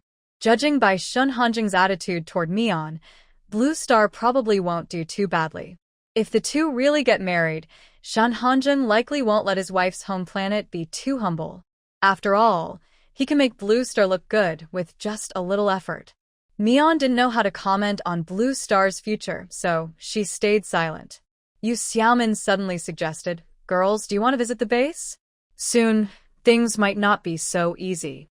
The three of them thought about it and agreed that Yu Xiaomin was right.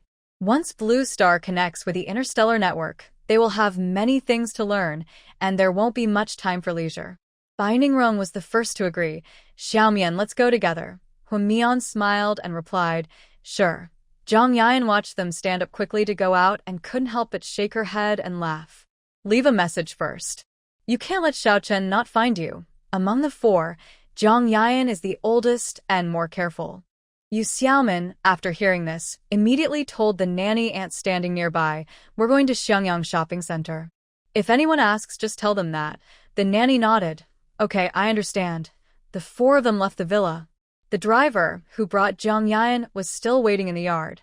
Having a ready car made their trip much easier. The car drove near Xiangyang Shopping Center, and the four of them got out. The street was busy with many pedestrians. Since everyone learned that aliens would soon land on Blue Star, they stopped worrying about fighting zombies and focused on stockpiling supplies. The base had set purchase limits in advance to ensure everyone could buy what they needed for daily life. Passing by a dessert shop, Yu Xiaomin pulled them inside. "I tell you, this dessert shop has been here since before the apocalypse. The taste is excellent, and even the owner hasn't changed." Before she finished speaking, Yu Xiaomin saw Yi Ruoling. Her face immediately showed a sour expression. Rivals meeting always made her jealous. Of course, this was only Yi Ruoling's one-sided jealousy. Zhang Yan and Mian also noticed her. Bai Ningrong looked confused, not understanding why the three of them stopped. She looked in the direction of their gazes and saw Sheng Hao sitting at a table with a woman, eating. Bai Ningrong immediately showed a look of disdain. This man, Sheng Hao, had arranged for a maid to Shen Hanjing on their first day at the western base. After being punished, he even followed them to city, to deal with mutated plants. But his behavior was not like a man's. He was not honest or upright, full of petty tricks. Zhang Yan was worried that it might affect the mood of the three people eating, so she quickly said, "Let's go somewhere else." Mian and the others naturally didn't refuse her kindness and followed Zhang Yan to sit on the other side. They sat far apart from Yi Ruoling in the restaurant. Sheng Hao saw Mian and the others and immediately looked very angry. He noticed that one woman was looking at him with disdain, and that Mian completely ignored him. Sheng Hao's anger instantly grew, and a sneaky look appeared in his eyes. He turned to look at Yi Ruoling and saw her face full of hatred, with a hint of calculation in his eyes. "I told you to think about it. I'll wait for your message tonight." Yi Ruoling clenched her teeth and stared at Zhang Yan and Mian's backs, her face twisted as she said, "No need to wait until tonight. I'll reply now." "I agree to what you said." Sheng Hao immediately showed a triumphant smile and lowered his voice. "Good. You're quite generous. I'll go first. Someone will contact you later." Yi Ruoling didn't answer. She just looked at Zhang Yan and Mian with a proud expression. Sheng Hao didn't care about her attitude. As long as the plan succeeded, everything was fine. Thinking this, Sheng Hao happily left the dessert shop. Yi Ruoling didn't care about Sheng Hao's departure. If it had been before, she wouldn't have associated with someone like Sheng Hao. But since Hu Xiaozi removed her uncle's position, her aunt had cut ties with her. She was kicked out of the family. Without Hu Xiaozi's help, Yi Ruoling's status in the base dropped a lot. People who once praised her now started to criticize her. And she also lost Lu Yi, which made her life much harder. She didn't know why, but her healing ability could only help ordinary people and didn't work well on other ability users. The funniest thing was that other first-level ability users' healing skills were much stronger than hers. That was why Yi Ruoling was eager to level up, hoping that if her ability improved, her healing would surpass others. Now she had lost two big supporters, and all of this was caused by Humian. Thinking of Sheng Hao's words, a determined look appeared in her eyes. This might be her chance. Yi Ruoling's eyes flashed with a strange light. She looked at Humian with a meaningful gaze, then stood up and left the restaurant. On the other side, Yu Xiaoman was explaining Yi Ruoling's deeds to Bai Ningrong. Yi Ruoling is very ambitious and always tries to be clever. She also knows how to pretend to be weak. She's like a reincarnation of a pure-hearted person, but her heart is actually very dark. In the future, if you meet her, stay away from her. Humian and Bai Ningrong couldn't help but laugh or smile, but they didn't argue and just responded casually. After eating some desserts, the four of them spent most of the day shopping at Yangyang Shopping Center. In the evening, Humian and Bai Ningrong finally returned to the villa. As soon as they entered, they saw that the entire Swift Shadow team was there, including brothers Hua Xiaoze and Hua Xiaochen. Seeing them return, Hua Xiaochen came over. "Did you have fun today?" Bai Ningrong smiled. "It was okay." "Do you have something to discuss?" Hua Xiaochen nodded. "Our grandfather's friend sent a message, asking for help. The southern base is near a primitive forest. After the end of the world, many wild animals started invading the city, especially large animals like elephants and black bears. They're very destructive and seem to be moving south toward the base. Have you decided what to do?" Bai Ningrong asked. Hua Xiaochen sighed. "Our efforts won't be enough. Our grandfather's friend wants Shinge to come and help. Shen Hanjing's mech is really powerful. As soon as he activates it, he can probably handle those mutated animals easily within a day. It's a shame to leave such good manpower unused." Humian heard this and saw everyone looking at her, clearly implying something. Especially the brothers Hua Xiaoze and Hua Xiaochen, who looked hesitant to speak. Humian thought for a moment and asked, "Has Shen Hanjing not come back yet?" Hua Xiaochen shook his head. "He's not with us. Maybe he's still discussing things with the eldest uncle." Humian frowned slightly. Why is this man hiding from her? It's been a whole day, and he still hasn't appeared. She swiped her finger over her light brain and sent a message through the communication projection. Meanwhile, Shen Hanjing was sitting alone in an office when suddenly there was a knock on the door. He frowned slightly, but didn't plan to answer. The knocking continued persistently. Shen Hanjing's cold eyes flashed with impatience. Just as he was about to get up and open the door, his communication projection suddenly received a message from Humian. Seeing the large crowd across from Humian, Shen Hanjing's mood unconsciously relaxed.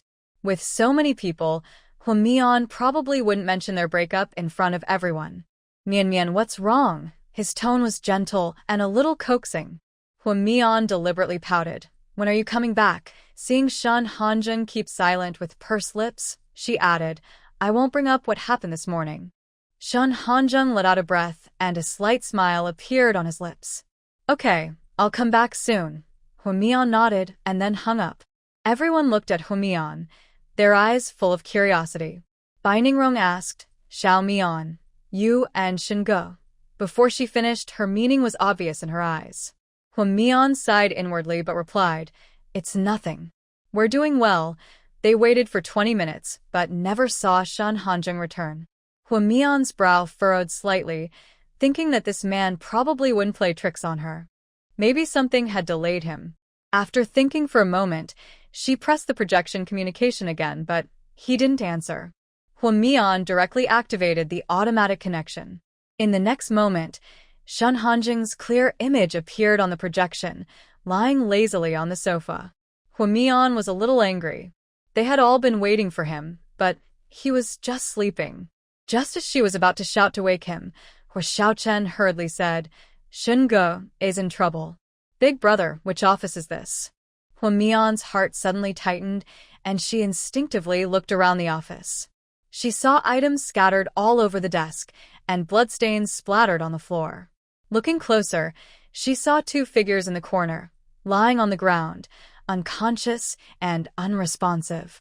"It's in the lounge on the 5th floor of the affairs center." Hua Xiaozi suddenly stood up and used his earpiece to contact security, telling them to go into the lounge and rescue the people. Seeing him leave, Hua Mian hurriedly followed. "Big brother, I want to go with you." Hua Xiaozi nodded. "Okay." The others quickly followed as well. 10 minutes later, they arrived at the lounge on the 5th floor of the affairs center. Hua Mian saw security personnel gathered at the door, looking helpless, and her heart sank sharply. "What's going on?" Hua Xiaozi asked seriously. A soldier responded loudly, reporting, "Sir, we can't open this door." Hao Xiaochen immediately used his special power, drawing a blade to slash at the door, but it hit a protective barrier. It's Brother Shun's space shield. He won't let outsiders get close. Hao Mian's small face tightened as she remembered the first time she met Shin Hanjing, who had trapped her inside the barrier. Without hesitation, she stepped forward and tentatively grabbed the door handle. She applied force and pushed down. With a clicking sound, the door slowly moved inward. As the door opened, a strong smell of blood rushed into everyone's noses. Hao Mian quickly moved to Shun Hanjing's side. The man was still lying at an odd angle, his face flushed. Hao Mian reached out and placed her hand on his forehead. His high body temperature was frightening. Suddenly, healing powers surged out and entered Shun Hanjing's mind. The others followed Hao Mian, stopping about 2 meters from Shun Hanjing, but they were shocked to find they couldn't take another step forward. Hao Xiaochen turned and walked toward two figures in the corner. One man and one woman, both people he knew very well. "Trying to die? How dare you mess with Brother Shin? I'll see if I can beat that stubborn rat to death." After saying that, Hao Xiaochen bent down, grabbed the man's collar, and dragged him to a spacious area, as if pulling a dead dog. Then he swung his palm left and right. The sound of slaps echoed non-stop. Soon, the man's face was visibly swollen. Hao Xiaochen didn't hold back when hitting him, forcing Sheng Hao to wake up from his unconscious state. "Ah, "It hurts. Stop it." Sheng Hao woke up in pain, his face stinging from the slap, and his ears buzzing. He raised his hand to stop the attacker, but found he couldn't lift it. His whole body was in intense pain, weak and powerless, and he couldn't feel any of his special powers. Sheng Hao immediately became terrified and woke up completely. Seeing Sheng Hao wake, Hao Xiaochen stopped slapping him, grabbed his collar, and cursed. "Brother Shin spared you, and you still come to die." After saying that, he waved his right hand and slapped Sheng Hao again with a loud smack. Sheng Hao, angry and anxious, spat out a mouthful of blood from the beating. Afraid Hao Xiaochen might really kill him, Sheng Hao hurriedly spoke. "Hao Xiaochen, you'd better let me go. Otherwise, when my grandpa comes, you'll be sorry." Hao Xiaochen sneered. "If your grandfather knew what you did, he would probably be so angry he'd want to skin you alive." After saying that, he slapped him a few more times. Bai Ningrong walked to the corner of the wall and finally saw the woman lying there. She was Yi Ruoling, whom she had seen during the day. At this moment, Yi Ruoling's breath was weak, her long hair was messy and spread on the ground, and there was still blood at the corner of her mouth. She looked very miserable, but Bai Ningrong felt no sympathy for her. Thinking about Sheng Hao's scheme against Shan Hanjing, it seemed he wanted to try the same trick again, using force to get what he wanted. But unexpectedly, it backfired. A trace of disdain flashed in Bai Ningrong's eyes. She wasn't sure if Sheng Hao could still save his life this time. At this moment, Hao Xiaozi said to the security personnel nearby, "Go inform old Sheng Yuan and Wei Dong to come and handle Sheng Hao and Yi Ruoling's matters." The security staff respectfully replied, "Yes." Hao Xiaozi saw his brother continue to slap Sheng Hao but didn't stop him. Honestly, if it weren't for the relationship between their grandfather and Sheng Yuan, Sheng Hao's actions would have been enough for him to want to punish him dozens of times. But looking at Sheng Hao now, it seemed like his limbs had been cut by space blades. How Mian had transferred most of his energy to Shen Hanzheng, and only then did he slowly open his eyes. Immediately after, the man didn't say a word, but directly pulled Hao Mian into his arms. Hao Mian was caught off guard and pressed against Shen Hanzheng's chest. From the corner of her eye, she saw everyone's figures, and she hurriedly punched his chest. "Let me go." Shen Hanzheng's eyes flickered slightly, and he obediently loosened his hold. Once free, Hao Mian immediately stood up. Seeing Shen Hanzheng looking weak, she asked, "How do you feel?" Shen Hanzheng frowned. "Not very good. Quickly, withdraw your energy. Let's go to the hospital and check." As she spoke, Hao Mian helped him sit up. Hearing this, Shen Hanzheng's eyes flashed with a barely noticeable guilty look, and then he obediently withdrew his energy. "No need to go to the hospital. I'll recover slowly." Hao Mian's brow furrowed when she heard this. Shen Hanzheng, who was so powerful, was knocked out. She didn't feel at ease not checking him. "Be honest and don't be so stubborn." Shen Hanzheng showed a helpless expression. "Mian, the hospital can't treat this. As long as you stay by my side, that's enough." Hu Mian listened to him and decided to let it go. When Hu Xiaozi saw Shen Hanzheng wake up, he walked over and asked, "Brother Shen, what exactly happened?" Hu Xiaochen heard the sound and stopped slapping, pulling Sheng Hao in front of Shen Hanzheng. Hu Xiaochen signaled Chao Kong to bring Yi Ruoling over as well. The two of them lay on the ground like dead dogs, side by side. "Brother Shen, how do you want to deal with them?" Hu Xiaochen asked. Sheng Hao felt dizzy and scared when he looked at Shen Hanzheng. His body trembled uncontrollably, and he dared not speak. Shen Hanzheng glanced at Sheng Hao. His face showed no special expression, but it made people feel uneasy. At this moment, Yi Ruoling also woke up, her face full of despair. Her supernatural power was taken away, her muscles and veins shattered because she had used illusion powder on others, leading to this terrible outcome. Just then, Sheng Yuanyin hurried in. Seeing his grandson lying on the ground like a dead dog, his heart sank. He stepped forward and slapped Sheng Hao several times. "Rebel, you don't listen to me anymore. I'll beat you to death." Everyone watched coldly. Old Sheng seemed to want to use a tough tactic to make Shen Hanzheng apologize. Who didn't understand his intentions? Sheng Yuanyin slapped his grandson dozens of times. No one among the onlookers tried to stop him. His heart suddenly sank, and he slowly stopped. Then he looked at Shen Hanzheng with a dry voice. "Mr. Shen, please allow me to take this rebellious grandson back to discipline him properly. I promise he won't appear before you again." His grandson's supernatural power was gone, and his muscles and tendons were broken. He was now useless. He just wanted to save his own life. Seeing Shen Hanzheng still unmoved, Sheng Yuanyin's face suddenly turned grim.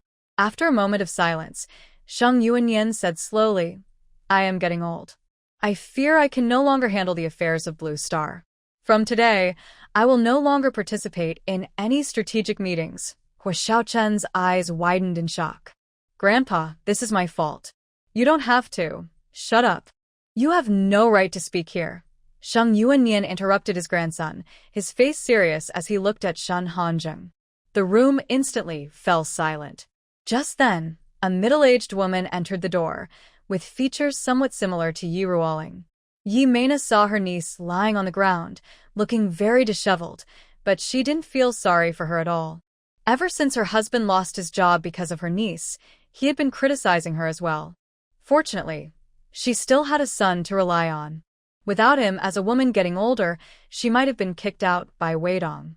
Weidong was also secretly seeing another woman outside, and after losing his official position, he openly brought her into their home. He would spend every day with her in front of her, but she was just an ordinary person. Her son didn't have special abilities, so in this world, they couldn't leave the family. Could she really not hate her niece?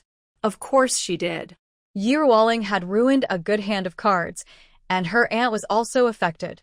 She gained nothing from others but caused herself a lot of trouble. Thinking about what her husband said when she left the house, Yi Mena's face turned expressionless. "Yi Ruoling has already cut ties with our family. How you want to handle her? We won't interfere," Mian was surprised. She didn't expect the woman in front of her to be so cold. She had heard from Yu Xiaomin that Yi Ruoling had lived with her aunt when she was very young. She never thought her aunt would be so heartless and abandon her. When Yi Ruoling heard her aunt say she had given up on her, she felt both cold and relieved inside. Her uncle was always selfish and cold. Even if her aunt had a little bit of pity for her, once her own interests were involved, she would become extremely selfish. Being abandoned was expected. Thinking of this, Yi Ruoling suddenly spat out blood, and her spirit quickly became weak. She looked up at Xiao Zihua, the man she had liked for 4 years. He didn't even look at her once. Suddenly, Yi Ruoling felt very foolish. She fought so hard, but in the end, she lost even more. She hoped that in her next life, she could be born into a good family like Manhwa, a girl with a noble background, strong abilities, and beautiful looks. Thinking this, a faint smile appeared on her face. Her eyes slowly closed, and her breathing quietly stopped. Yi Mena saw her niece's breathing stop and let out a gentle sigh. Ambition is high, but fate is fragile.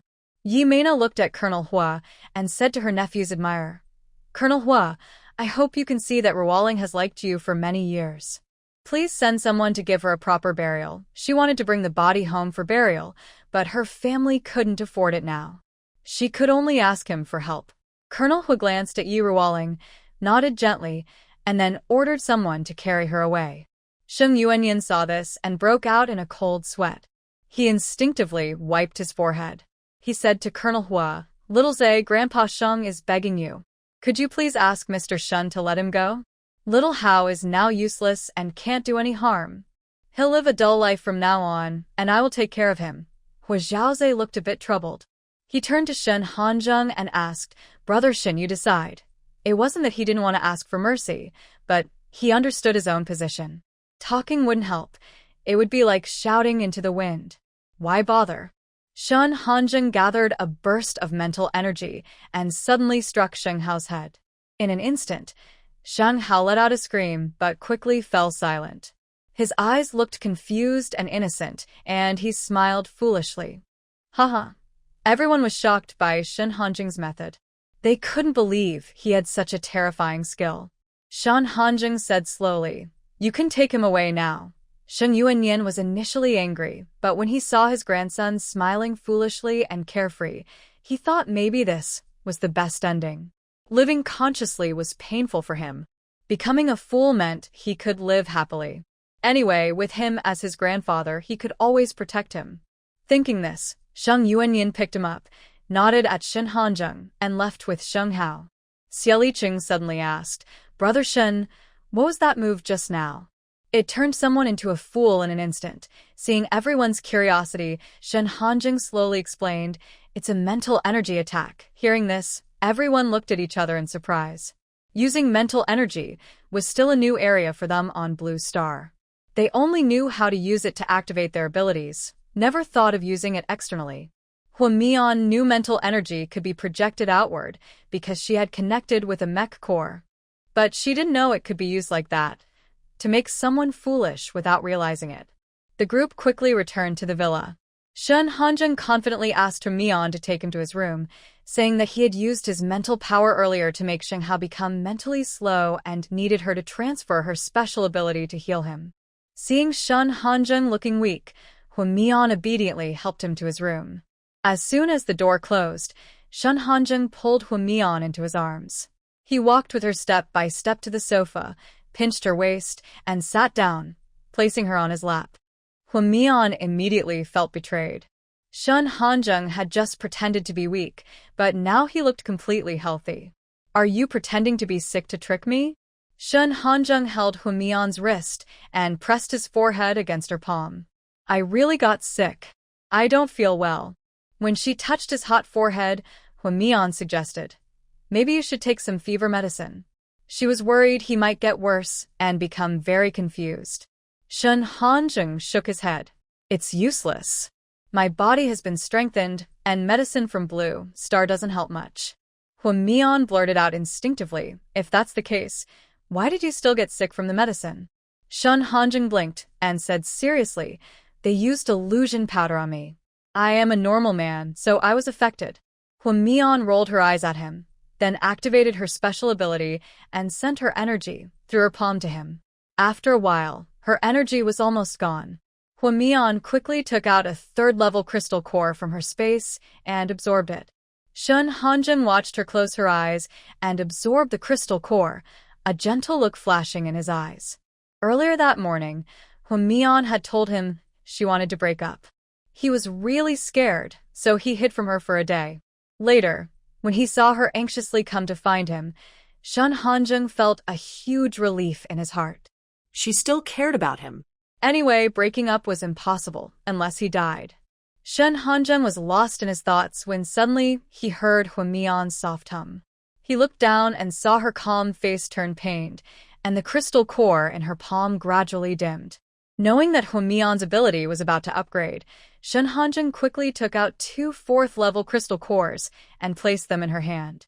Hua Mian felt that the more energy she absorbed from the crystal cores, the more pain she experienced, but she gritted her teeth and persisted. Recently, she had been absorbing crystal cores to gather energy, but her ability level had been stuck at level 3. Now, she was finally about to break through to level 4. Feeling the sudden presence of 2 crystal cores in her palm, Hung Mian understood that Shun Hanjing had given them to her. She didn't hesitate and absorbed them directly. After some time, Hung Mian sensed that the barrier inside her body suddenly shattered. The pain disappeared instantly, and she felt very comfortable all over. She finished absorbing the energy from the crystal cores in her hand before slowly opening her eyes. When she looked up, she saw Shun Hanjing's worried eyes. Hung Mian smiled slightly. My special ability has reached level 4. Hearing this, Shun Hanjing's eyes lit up with a smile. Congratulations, Mian Mian. You're amazing. Seeing the crystal core powder on both of them, Hung Mian quickly stood up. You go wash up first. I need to go back to my room too. Shun Hanjing looked a little sad. Mian Mian, won't you stay with me? Last time, I stayed up all night just for you. Hearing this, Hung Mian felt that if she really left now, it would be a bit unfair. I'll go back to my room to take a shower first. I'll come back later. A faint smile appeared in Shun Hanjing's eyes. Okay, I'll wait for you. Watching Hung Mian's back as she left, Shun Hanjing felt very happy. The trick of pretending to be hurt really worked. 30 minutes later, there was a knock on the door.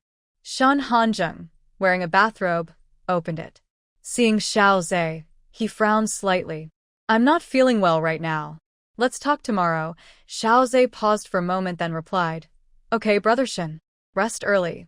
After saying that, Xiao Zhe saw Hung Mian come out of the next room. Little Mian, you're just in time. I was about to call you, and the others down for dinner. Brother Shin said he's not feeling well. You come down with me. In the end, Hung Mian and Xiao Zhe went downstairs for dinner together, under Shun Hanjing's sad gaze. Hung Mian took a few steps, then turned back and winked at Shun Hanjing, signaling she would come up later. Shun Hanjing's tense face instantly brightened. He mouthed silently, I'll wait for you. Hung Mian made an okay gesture and then followed Xiao Zhe. At the dining table, Xiao Shin didn't see Shun Hanjing and asked casually, Big brother, isn't Brother Shin coming down to eat? Xiao Zhe pulled out a chair and sat down. He's not feeling well.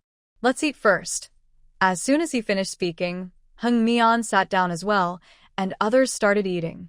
Xiao Shun continued to ask, Does Brother Shin agree to go to the southern base? Hua Xiaozi paused with his chopsticks and said, I didn't ask. Brother Shin isn't feeling well. We'll talk to him tomorrow. Chao Kong swallowed a bite of braised pork and interrupted, Since Brother Shin isn't feeling well, can we ask him to guide us in learning how to control the mech? Once we learn, we can drive the mech to deal with those mutated animals and Brother Shin can rest well. Xia Liqing's eyes suddenly lit up and said, That's a good idea, Chao Kong. Maybe we should ask Brother Shin again. When Qi put down his spoon and said, Driving a mech isn't easy. It's better to wait until Brother Shin recovers. When Qi thought Shun Hanjing might not have the patience to teach them because he was in a bad mood. Su Kaiyong poked at his rice with chopsticks and agreed, When Qi is right. Chao Kong, Liqing, controlling a mech is very complicated. It's not something you can learn easily. Xia Liqing didn't like hearing that and blurted out, Xiao Mian learned it very quickly, didn't she? Rui sipped his soup and raised an eyebrow, saying, Xiao Mian controls the mech with her mental power, but that only works for a short time. If we try to use our mental power to drive the mech, we might not even get past the gate before the mech breaks down, he added.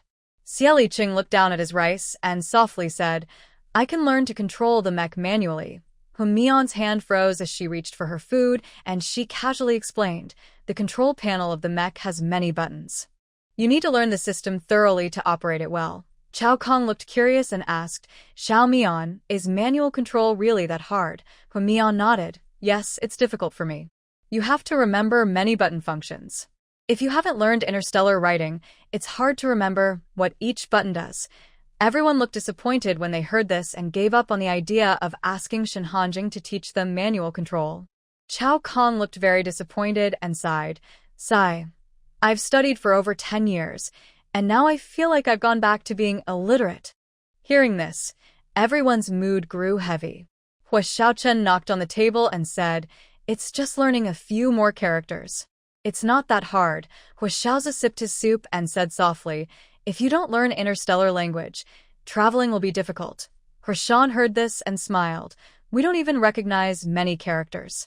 We were just thinking about controlling the mech earlier, but now we might as well wait patiently to connect with the Chuanyu Empire. When Mr. He made that remark, everyone instantly quieted down and focused on their own meals.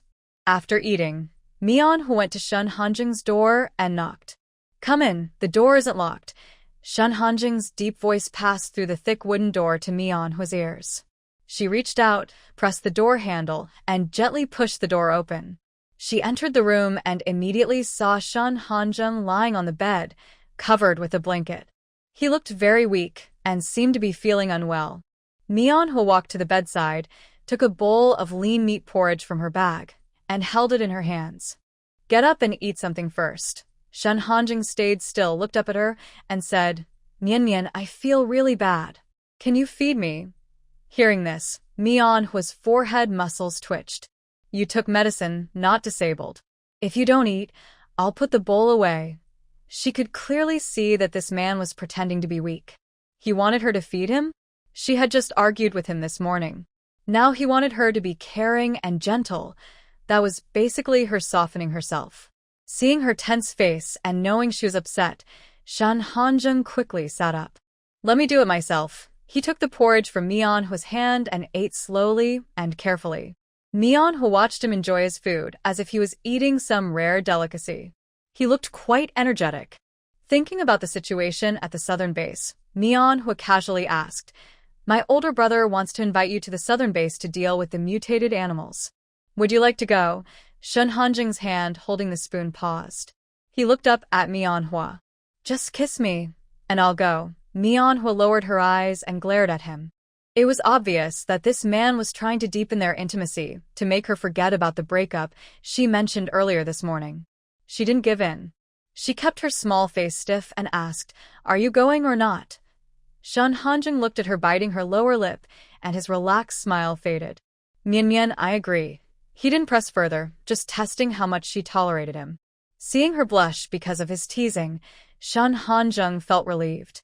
The breakup she mentioned earlier was probably just a moment of anger. After he finished the porridge, Mian He reached out and placed her hand on his forehead, beginning to transfer her energy. Thin strands of white light seeped into his mind. Shen Hanjing felt warm all over, like being in a hot spring, so comfortable he almost fell asleep. After Hu Mian's ability level increased to level 4, her energy became much stronger. She kept sending energy for nearly 10 minutes before stopping. Sleep well. You'll feel better when you wake up tomorrow. After saying this, she lifted her leg to leave.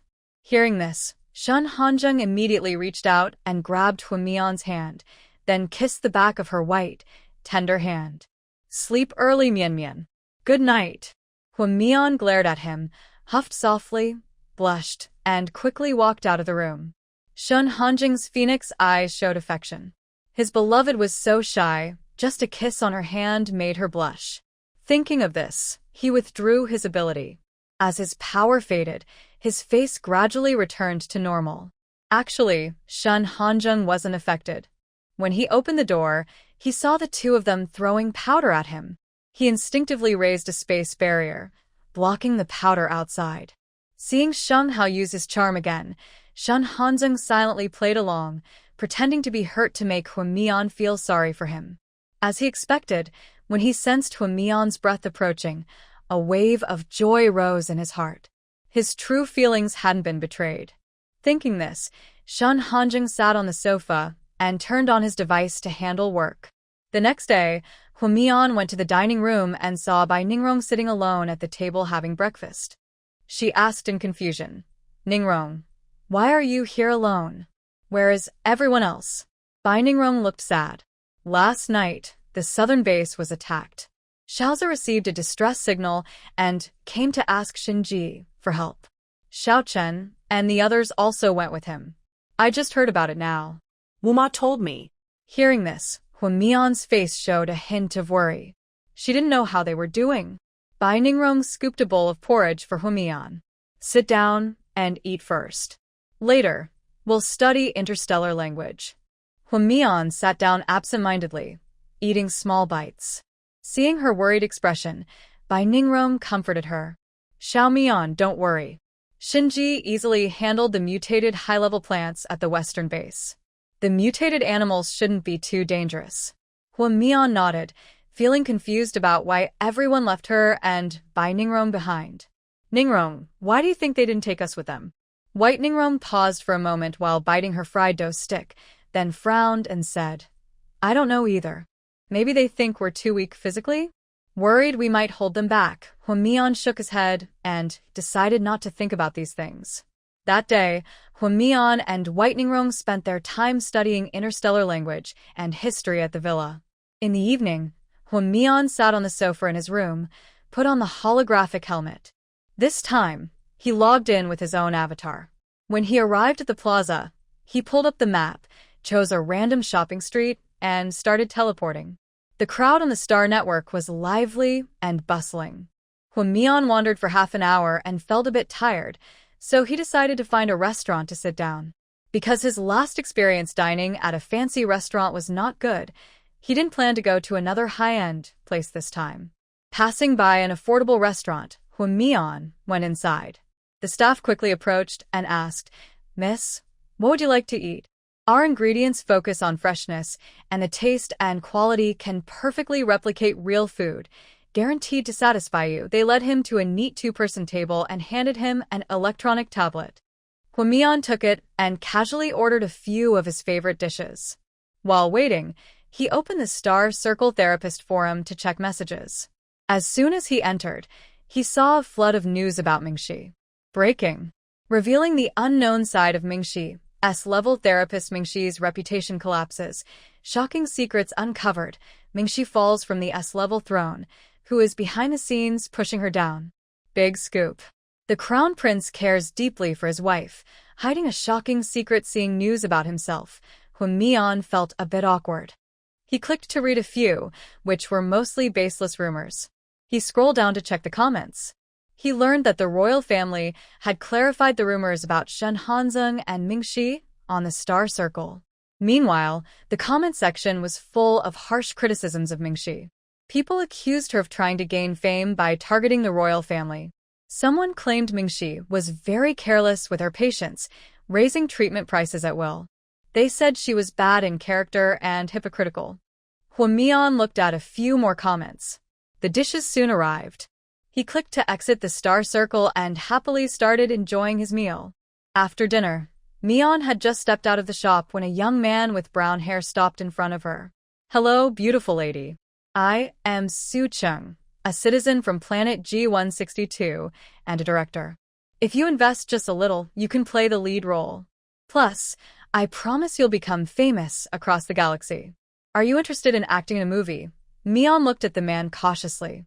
After hearing his words, she quickly declined. Sorry, I'm not interested in acting. Normally, no one would just stop random people on the street claiming that with a small investment, they could become a movie star. This person must be a scammer. Thinking this, Mian decided to walk past him and leave. Seeing this, Su Chung hurried to walk beside her. Don't rush to say no. I currently lack funds, but the script is top quality. Just a little more money, only 2 million star coins, and we can start filming. And with your looks, you'll definitely become popular. Mion felt a bit speechless. Did he think she was naive and clueless? She shook her head and refused. I really have no money, and I don't want to act in movies. Su Chung wasn't discouraged. He took out a business card and handed it to her. This is my ID. I work for Sparkling Entertainment. You can check on the Star Network. Just as Mion was about to refuse again, a teasing male voice suddenly sounded. Hey, Su Chung, how come you're so down on your luck that you're stopping people on the street?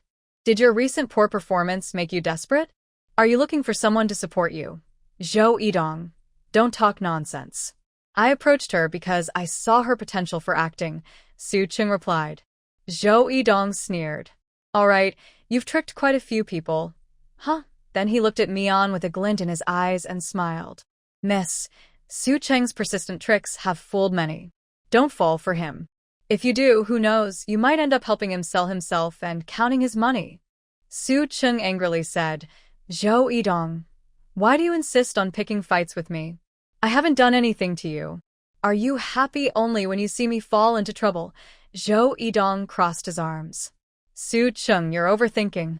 I don't even think you're worth my effort. Seeing the two of them arguing back and forth, Mion turned sideways and decided to walk away. Seeing the situation, Zhou Yidong quickly said, Miss, I am the top agent at Brilliant Entertainment. Are you interested in signing with me and becoming an actress? Su Chung, without saying much, thought the person in front of him was quite sharp. She was so beautiful that if he took her back and helped her promote, she would be famous very soon. Hearing this, Su Chung angrily said, Zhou Yidong, are you really trying to compete with me? She's the person I like. You can't take her. Zhou Yidong smiled and said, let's see who is better at their craft. When Mion frowned and firmly refused, thank you for your kindness, but I don't want to be an actress. I'll take my leave. After saying that, she lifted her leg and walked forward. Zhou Yidong and Su Chung hurried to follow her. When Mion furrowed her brows, quickly activated her brain map, and clicked to teleport to another shopping street. A bright light flashed, and suddenly, there was no one in sight. Seeing this, Su Chung and Zhou Yidong both looked disappointed and grew more annoyed with each other. They cursed each other a few words, and then parted ways. When Mion arrived at the shopping street, just as she was about to enter a clothing store, a tall, burly man blocked her way. Miss, our young lady would like to see you, he said. He pointed to a high-end restaurant nearby. When Mion looked in the direction he indicated and immediately saw a woman sitting by the window on the second floor. Her face looked familiar, but she couldn't remember where she had seen her. She said, I don't know your young lady. Please move aside. I have other things to do. The bodyguard stood still and said, Our young lady is Meng Shi, a healing master. She wants to talk to you. When Mion pretended to look surprised and said, Are you joking? Mingxi doesn't look like that at all. The bodyguard kept a serious face and insisted, Our young lady is indeed Mingxi's therapist. If you don't believe it, you can go upstairs and ask her directly. I'm not interested, when Mion replied firmly. The bodyguard was shocked and said, Our young lady is a top therapist, a master of healing. Meeting her would be your honor, when Mion interrupted him. I don't need her to treat me. If you have nothing else to say, I'll leave now. The woman looked so proud, but Hun Mion wasn't into being treated like a fool, so she turned to leave. The bodyguard's eyes widened in surprise. How could this woman disrespect their young lady? Mingxi was the only S-class healer in the entire empire. Although she had some recent scandals, her skills were well known. Soon, she would clear her name and fix her reputation. But this woman didn't show any respect. If Hun Mion knew what the bodyguard was thinking, she would definitely laugh it off. She was a 3S level mental healer herself, so why would she worship someone weaker than her? Seeing Hun Mion turn to leave, the bodyguard quickly stepped forward to stop her, trying to be gentle. Miss, please don't make things difficult for us. Our young lady sincerely invites you to talk, Hun Mion sneered. It's clearly you who are making things hard for me. Everyone knows what Mingxi looks like, and she doesn't look like her current appearance at all. And if someone just claims to be her, would you believe it? The bodyguard didn't expect Hua Mian to be so sharp and difficult, so he quickly sent a message to Mingxi, informing her that Hua Mian refused to go upstairs. Mingxi saw the woman downstairs turn and walk away, then received the message from the bodyguard. She replied, "Stop her. I will go down myself." The bodyguard quickly responded, "Our young lady will come down soon." "Please wait a moment." Hua Mian raised an eyebrow, confused about why Mingxi insisted on stopping her.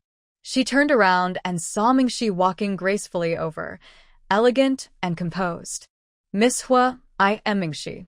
Sorry to trouble you, but I need to talk to you about something related to His Highness." Mingxi's face was gentle, her voice clear and sweet. Hua Mian's eyes darkened slightly. Sure enough, Mingxi knew her identity. Thinking about what happened last time at the security office, maybe it was because of that incident that my true identity was exposed. "What do you have to prove you're Mingxi?" Hua Mian continued to challenge her. Hearing this, Mingxi's breath caught.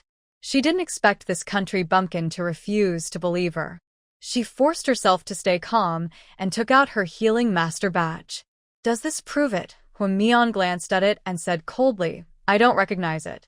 You should change back to your real appearance." "I'm not used to talking to someone wearing a mask." Mingxi felt a lump in her throat.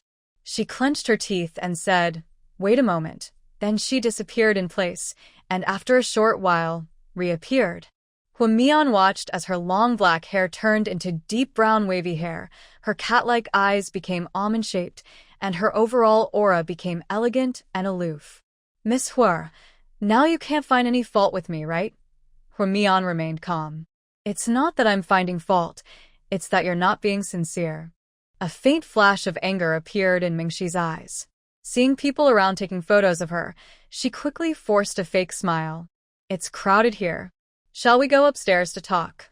Hua Mian caught a glimpse of someone taking photos of them and slightly frowned. With Mingxi being a star from the interstellar scene, more people would likely gather later. Hua Mian guessed right. Among the photographers, one popular blogger took a few pictures of them and posted on the star circle. Wow. Mingxi remains unaffected by rumors and dines with friends. As soon as the post was made, many people left comments. Wow. Mingxi is really strong. Even after being heavily criticized, she still dares to appear here. That's not strength, that's just being shameless. Has anyone noticed the young lady in front of Mingxi? She's so beautiful. I noticed too. They say most beautiful women have beautiful friends, and it's true. Why is this young lady sticking close to Mingxi? She's risking getting hit with rotten eggs. I don't understand why she's hanging out with someone with such a bad reputation. Haha, I was there. The young lady didn't want to pay attention to Mingxi at all. It was Mingxi who went over and blocked her way. Are you joking?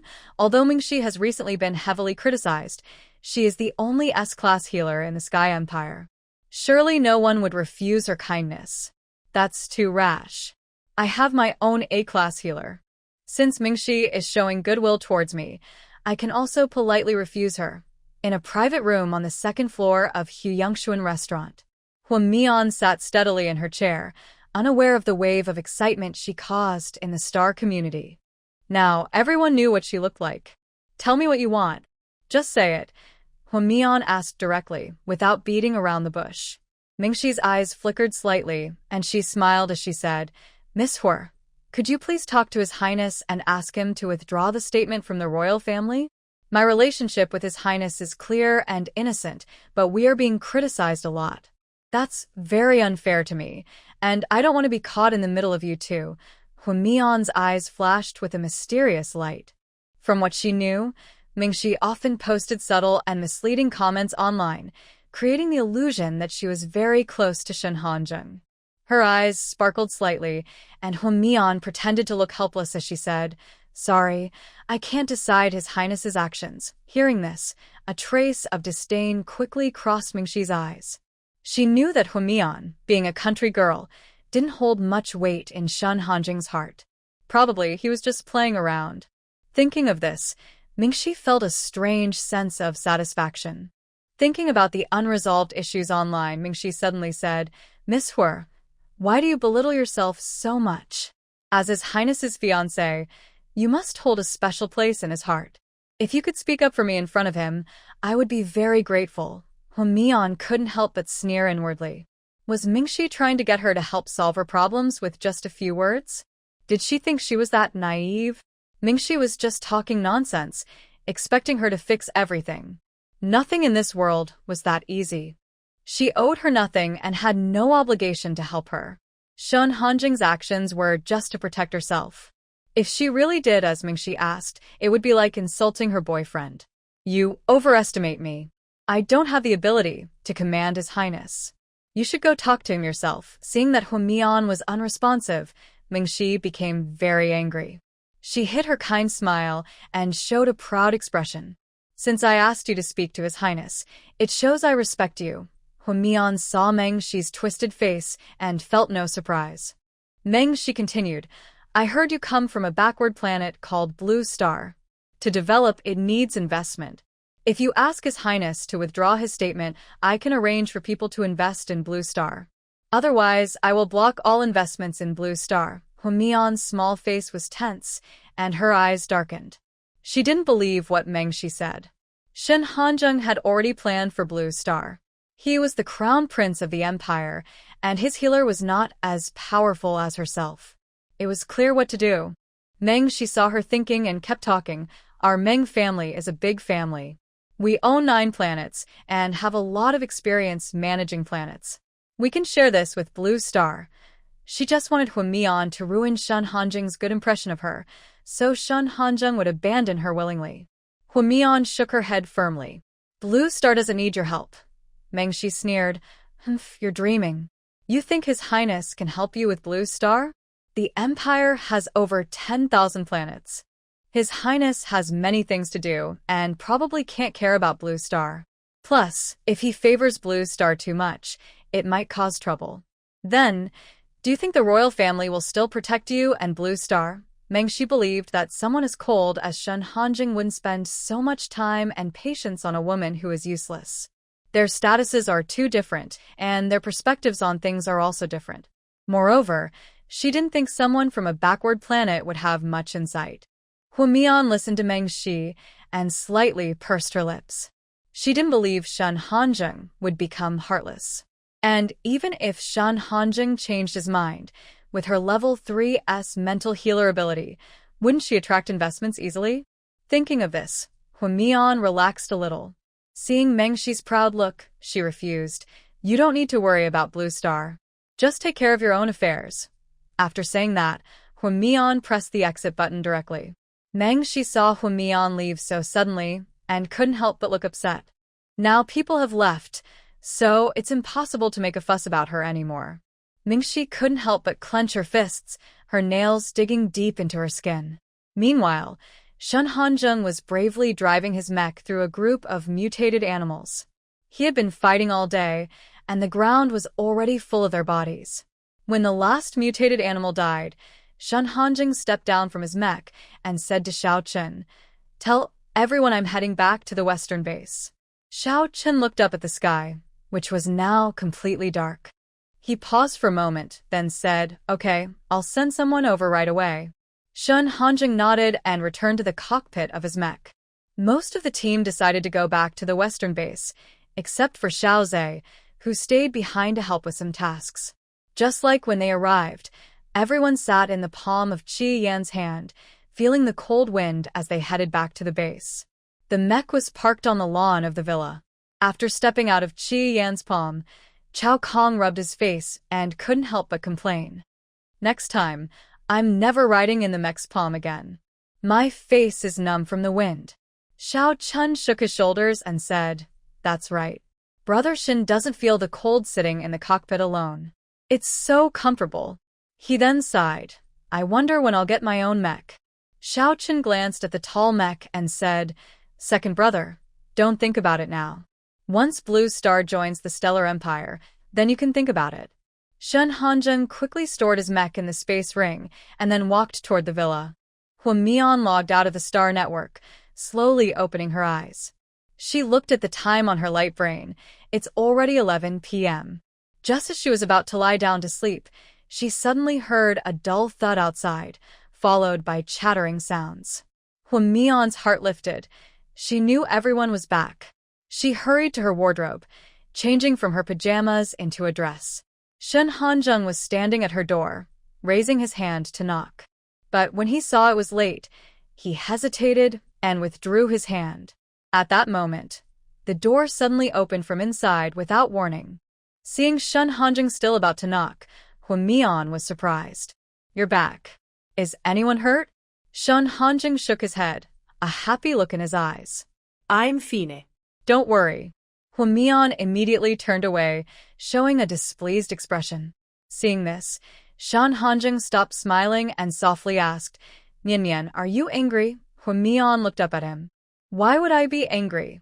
Hearing her sad tone, Shen Hanzheng gently rubbed her head. Huan Mian reached out and swatted his hand away. "Don't mess with my hair." Shen Hanzheng withdrew his hand and explained, "I saw you sleeping peacefully last night, so I didn't wake you. Don't be mad, okay?" It seemed he knew why she was upset, as she had been annoyed with him all day.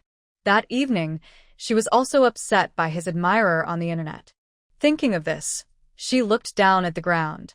"I'm going to sleep now." Let's leave it at that. After saying this, Huan Mian reached for the door handle, ready to close the door. Shen Hanzheng quickly slipped inside through the door. He wrapped his arm around Huan Mian's waist and pulled her into his arms, then closed the door with his other hand. "Mian Mian, don't be mad. Next time, I'll take you out, okay?" Her waist was held firmly by Shen Hanzheng, and Huan Mian, feeling shy and annoyed, said, "Let go of me first." His actions, though meant to be good, often involved making decisions without asking her first. Even though his intentions were kind, Huan Mian didn't like this way of doing things. Shen Hanzheng didn't give up. Seeing her about to get angry, he quickly said, "I'm sorry. You can scold me however you want, just don't be mad at me, okay?" His tone was pleading and cautious. Seeing his tired and disheveled look, and remembering that he had come to find her right after returning, her frustration eased a little. Although Huan Mian still had a serious face, Shen Hanzheng noticed her attitude was softening. A hint of happiness flashed in his eyes. He picked her up horizontally and sat her on the sofa. Huan Mian was startled by his sudden action. Her face turned slightly red. She tried to get up from his lap, but his big hand held her waist tightly. "What are you doing?" Huan Mian looked up and glared at him. Under his intense gaze, she tried to stay calm and said, "It's late. I want to sleep now." Shen Hanzheng saw her ears and neck turn red, and his deep eyes darkened. "Okay, then go to bed early."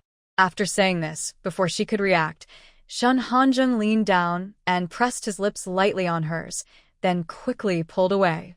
Huan Mian's face suddenly turned bright red. When she saw the man release his hand, she quickly stood up and turned her face away, not looking at him. Shen Hanzheng looked at Huan Mian's shy expression, a faint smile crossing his eyes. He stood up gently and said softly, "Mian Mian, good night."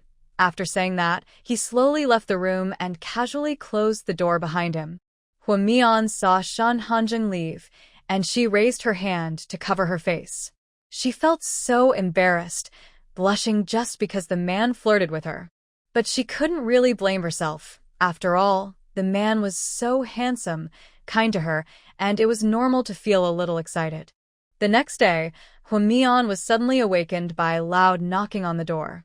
Outside, Bai Ningrong's excited voice came through. "Xiao Mian, get up quickly.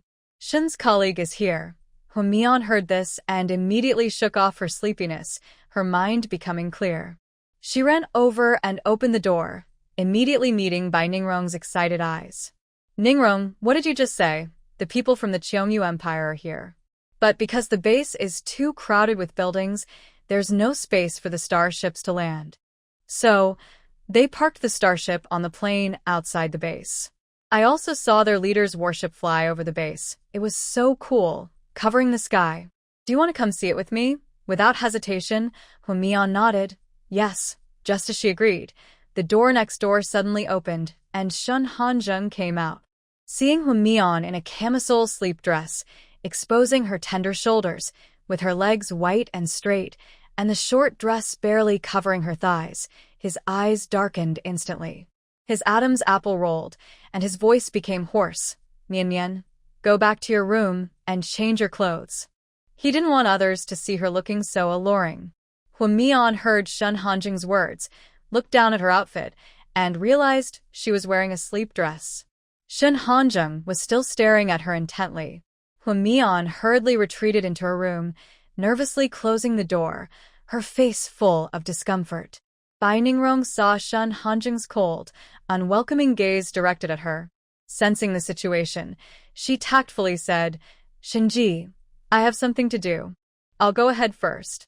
You can tell Xiao Mian later. Under Shun Hanjing's intense stare, Bai Ningrong decided it was best to leave. Seeing her obedient attitude, Shun Hanjing kindly reminded her, they will come to find us themselves. Hearing Shun Hanjing's explanation, Bai Ningrong paused briefly, then understood that he was warning her not to go to the plane. If she went, she might not see anyone because they were already on their way. Bai Ningrong nodded and said, Okay, I understand. After speaking, she turned and left for the living room. She wanted to see the starship, not just the people. The starship was parked on the plane, so she definitely wanted to go. When Humian opened the door, she only saw Shun Hanjing standing alone at the entrance, and Bai Ningrong was gone.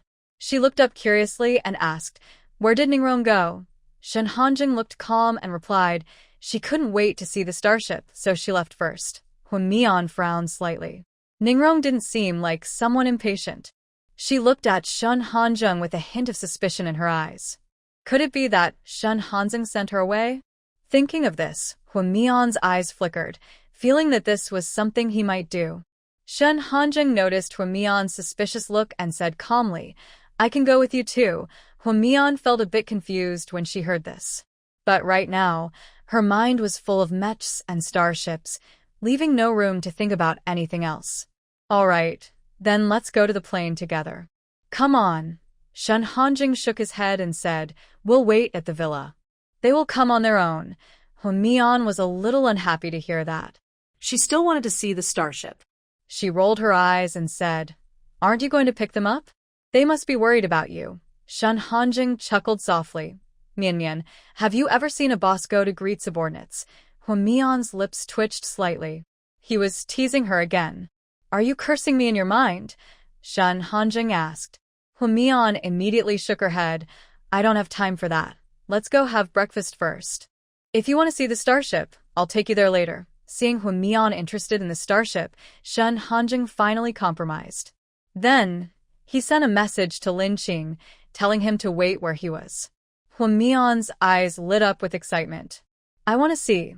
After saying that, she rubbed her hungry stomach, hooked her arm around Shun Hanjing's, and headed to the dining room. Shun Hanjing looked down at her delicate hand on his arm, a happy smile on his face. The two of them arrived at the restaurant, and as expected, it was empty. It seemed everyone had gone to visit the starship. The maid brought breakfast to the table. Hao Mian picked up a fried dough stick and ate it happily. Shun Hanjing sat next to Hao Mian and placed a glass of honeyed milk beside her. Hao Mian reached out, took the glass, and took a few sips. The drink was sweet and very tasty. Thinking for a moment, Hao Mian picked up a fried dough stick and placed it on Shun Hanjing's plate. This fried dough is good. Try it. Shun Hanjing was a little surprised.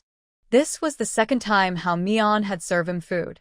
The first time was because she was worried he might be upset, so she tried to comfort him. This time, Hao Mian clearly showed she cared about him. Thinking of this, Shun Hanjing squinted and took a bite of the fried dough. The outside was golden and crispy, making a clear crunch when bitten. The soft inside was coated with oil and melted in his mouth, still warm. It's very delicious. Thank you, Mian. Hao Mian was staring at him with eager eyes, unable to help but lower her head and mutter, Hurry up and eat, then take me to see the starship. A gentle look appeared in Shun Hanjing's eyes. He knew Hao Mian was shy, so he didn't say anything. Otherwise, she might not get this treatment next time. After finishing breakfast, Hao Mian urged Shun Hanjing to leave. Let's go quickly. Seeing Hao Mian's anxious expression, Shen Hanzheng couldn't help but say, Mian Mian, don't worry. I'll drive the mech and fly you over. Hao Mian nodded, watching Shen Hanzheng release Qi Yan. They both got on Qi Yan. Shen Hanzheng switched to manual control mode. Qi Yan's wings started to flap, and the mech took off into the air, heading toward the base. In less than 5 minutes, Hao Mian saw a huge starship parked on the plain. Its shape resembled a giant whale. The surface of the ship was coated with a mirror-like finish, reflecting cold metallic luster in the light. Next to it, several tall and powerful mechs stood guard. But compared to the starship, these mechs looked a bit small. Seeing this, she planned to pull her hand away, but unexpectedly, Shen Hanzheng held it tightly. She used a little force but still couldn't free her hand. There were many people around, so she felt embarrassed to get angry at Shen Hanzheng and could only open her eyes wide and glare at him. Shen Hanzheng understood Hua Mian's thoughts, but the people were members of the royal guard, all his trusted aides. He wanted them to know Hua Mian's importance in his heart, so they wouldn't neglect her. In the interstellar world, strength is highly valued. The stronger someone is, the more respected they are. Only when he showed that he cared about Hua Mian would these guards take good care of her seriously.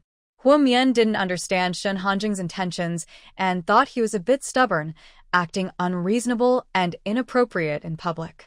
Seeing everyone walking toward them, Hua Mian put on a gentle face and stopped trying to pull her hand free. The guard with water blue hair approached Shen Hanzheng, saluted, and said, Your Highness, we're sorry for being late. Please give us a chance to make amends and prove ourselves. Lin Qing felt guilty. Originally, their royal guard team was fighting star beasts together with Shen Hanzheng.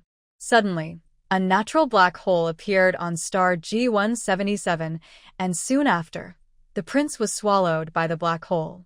They wanted to chase after him, but the black hole disappeared quickly, and none of the guards could follow to protect him. Fortunately, they finally found him safe and sound, and judging by his mental state, he seemed to be doing a bit better. Seeing him holding hands with a woman, Lin Qing's eyes suddenly shrank. It's truly rare to see this. Lin Qing quickly looked at the girl. She was so beautiful it didn't seem real. Her eyes were captivating, like a siren's. Well, in terms of appearance, not many people in the interstellar world could compare to her. But he wasn't sure about her personality.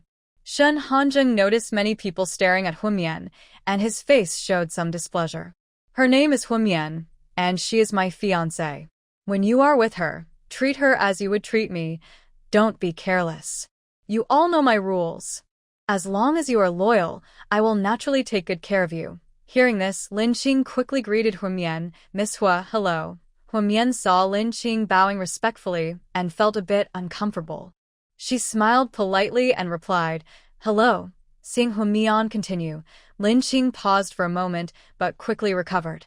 He looked at Shen Hanzheng and said loudly, Your Highness, please rest assured. We will do our best to protect Miss Hua and ensure she is never in any danger. Such a beautiful person with such a kind temper is truly an angel. Unlike Mingxi, when they first set out, they met her along the way and were stopped. They argued for a while. In the end, they agreed to Mingxi's request for a photo, and finally, they managed to leave her behind. But why does Miss Hua look a bit familiar to him? Oh, right. She looks very much like the young lady who dined with Mingxi on the Starnet. But Miss Hua looks even more beautiful, so it probably isn't her. If she were that young lady, she wouldn't be eating with Mingxi. Mingxi has long had feelings for their highness, and given their relationship, it's unlikely they would be eating peacefully together. But she really does look similar. In the end, Lin Qing couldn't hold back and asked, Miss Hua, did you log into the Hollow Starnet last night? Hua Mian was surprised and didn't understand how Lin Qing knew she logged into the Starnet last night. However, she replied, Yes, I logged into the Starnet last night. Lin Qing continued, Did you meet Mingxi last night? Hua Mian was even more shocked. She used a face very similar to her original form, quite different from her current appearance. But Lin Qing seemed to recognize her at a glance. Hua Mian's eyes flickered, and she said, Yes, I met her. We talked at a restaurant for a while. Shen Hanjun, hearing this, quickly asked, Xiao Mian, why did you look for her? Hu Mian was a bit upset when she heard this. It wasn't me who looked for her. She came to find me herself. I have no idea why she recognized me. She also mentioned you. She told me not to always rely on you for everything and said she would help Blue Star attract investors. Shen Hanjing's face darkened, looking very upset. He had been planning to build a better relationship with Hu Mian, but now a woman suddenly appeared, trying to take his chance to show himself. He couldn't accept that. So Shen Hanjing said, Mian Mian, stay away from her in the future. She's not a good person. Hu Mian nodded and said, I already refused her proposal at that time. Shen Hanjing's expression softened after hearing this. He looked at Lin Qing and asked, Did you encounter any problems on the way? Your Highness, there is a meteor shower about 65 million kilometers from Blue Star. When the spaceship passed through it, we spent a lot of time and effort. Shen Hanjing frowned slightly and asked, When will the main force arrive? Lin Qing looked serious and respectfully replied, Their spaceship is larger than ours. To pass through that meteor shower, it will take at least 3 days. Conservatively, they should arrive in about 7 days. Hearing this, Shen Hanjing looked thoughtful and asked, How many people are in the team? How many are on the spaceship? Your Highness, our team has 300 people, and there are 50 people on the spaceship maintaining it. Tell them to come down. I have something to say. Soon, everyone came down from the spaceship. Seeing everyone staring at Hu Mian, Shen Hanjing's face darkened slightly and ordered, Lin Qing, take the others to clear out the high-level mutated plants and zombies on Blue Star. Lin Qing was surprised. She didn't expect there to be a task so soon. After reacting, she excitedly said, Understood, Your Highness. We will make up for our mistakes. Shen Hanjing remained expressionless. Good. Go now. As soon as he finished speaking, Lin Qing happily led the others onto the mecha, and they drove toward the distance. Hu Mian saw the crowd around the spaceship, all watching the huge object in front of them. She also saw the members of the Swift Shadow team, all touching the ship and looking very eager. Shen Hanjing used his brain to connect to the spaceship system, then pressed the control button for the hatch. A long staircase appeared before everyone. Mian Mian, do you want to go up and take a look? Hu Mian smiled softly. Yes, I want to go. Shen Hanjing smiled slightly, took her hand, and stepped onto the stairs, walking up to the spaceship step by step. The members of the Swift Shadow team quickly followed. Other abilities users saw this and also wanted to go inside to see the real thing, so they followed onto the spaceship. Standing on the spaceship deck, Hu Mian felt like her eyes weren't enough to see everything. She had never seen such a large and impressive starship. There were over 100 small ships parked on the deck, each with a different shape. Hu Mian was dazzled by the sight. Chao Kong leaned on the magnetic guardrail, watching the Imperial Mecha team in the distance gradually shrink away. His throat moved as he spoke. Those brothers just now looked so cool when they activated their mechs. His voice carried a hint of envy, and he unconsciously rubbed the textured surface of the guardrail with his fingertips. That's obvious. If you gave me a mech, I could be just as cool as them. Xie Liqing crossed his arms, his muscles tense under his camouflage combat suit. His heavy tactical boots made a dull sound as they hit the deck. Xie Liqing was full of confidence. Chao Kong chuckled softly. Liqing, didn't you notice they're all over 1.9 meters tall? I used to think Brother Shen was tall, but after seeing a dozen people over 2 meters, I realized Shen might just be average in the Imperial universe. Just as he finished speaking, Su Kaiyong suddenly coughed violently, signaling him to look at Shen Hanjing. Chao Kong turned his head sharply and saw Shen Hanjing's dark eyes like ice, staring directly at him from 3 meters away. Chao Kang's smile froze on his face, and a fine sweat broke out on the back of his neck. He forced a flattering smile. Brother Shen, I have a loose tongue. Everyone here is shorter than you. Just ignore what I said earlier. Don't take it to heart. Shen Hanjing looked at Hu Mian and asked softly, Mian Mian, do you think I'm short? In the past, he wouldn't have cared about height, but now he wanted to know if he was considered short in Hu Mian's eyes. His pride as a man made him feel insecure when facing the woman he loved. Hwamion's eyelashes trembled suddenly, and her heart tightened. She felt Shun Hanjung was indirectly criticizing her. They were about 30 centimeters apart in height. Every time she looked up to talk to him, her neck felt tired. Especially during kisses, her neck ached so much she didn't want to do it anymore. Under his intense gaze, Hwamion bit her lip and turned her face away. A blush spread from her cheeks to her ears and down to her collarbone. She randomly looked toward the distant spaceship, but she couldn't see its outline clearly. In her peripheral vision, only Shun Hanjung's side profile remained. Shun Hanjung's jaw tightened, his dark eyes narrowing sharply as he turned his cold gaze toward the culprit, Chao Kang. Feeling that piercing stare, Chao Kang's neck stiffened, and he forced out a nervous laugh. "Brother Shin, Mion definitely doesn't think you're short. She just thinks you're too tall." His voice trembled as he secretly wiped the sweat from his forehead. Hearing that, Shun Hanjung's eyes flickered with doubt. He looked again at Hwamion, who glared at Chao Kang as if blaming him for meddling. Seeing Hwamion's flushed face, Shun Hanjung thought Chao Kang might have guessed right. She looked both embarrassed and annoyed. A trace of gentleness appeared in his eyes. Seeing her blushing cheeks, he couldn't help but reach out and lightly pinch them. Her skin felt soft and warm, and he was reluctant to let go. "Mian, let me show you around the starship," he said in a low voice, his warm breath brushing past her ear. Before Hwamion could respond, his long fingers had already intertwined with hers. The warmth of his palm made her feel uneasy. Shun Hanjung held her hand firmly, enough to keep her close, but not to hurt her. Unable to break free, Hwamion followed as he led her forward. The starship had 3 levels. The first floor was filled with rows of seats for passengers. The second floor had a dining area and recreation rooms, and the third floor contained the rest area and the control room. Shun Hanjung took her to see the cafeteria first. In the kitchen, the staff were busy preparing lunch. In the control room, several crew members were skillfully operating complex equipment, checking the ship's systems as data flickered across the screens. When they saw Shun Hanjung, they quickly stood and saluted. "Your Highness." Shun Hanjung's expression remained calm. "No need for formalities. Continue your work." "Yes, sir." They returned to their stations, continuing their inspections and maintenance. After showing her around, Shun Hanjung led Hwamion to his private lounge.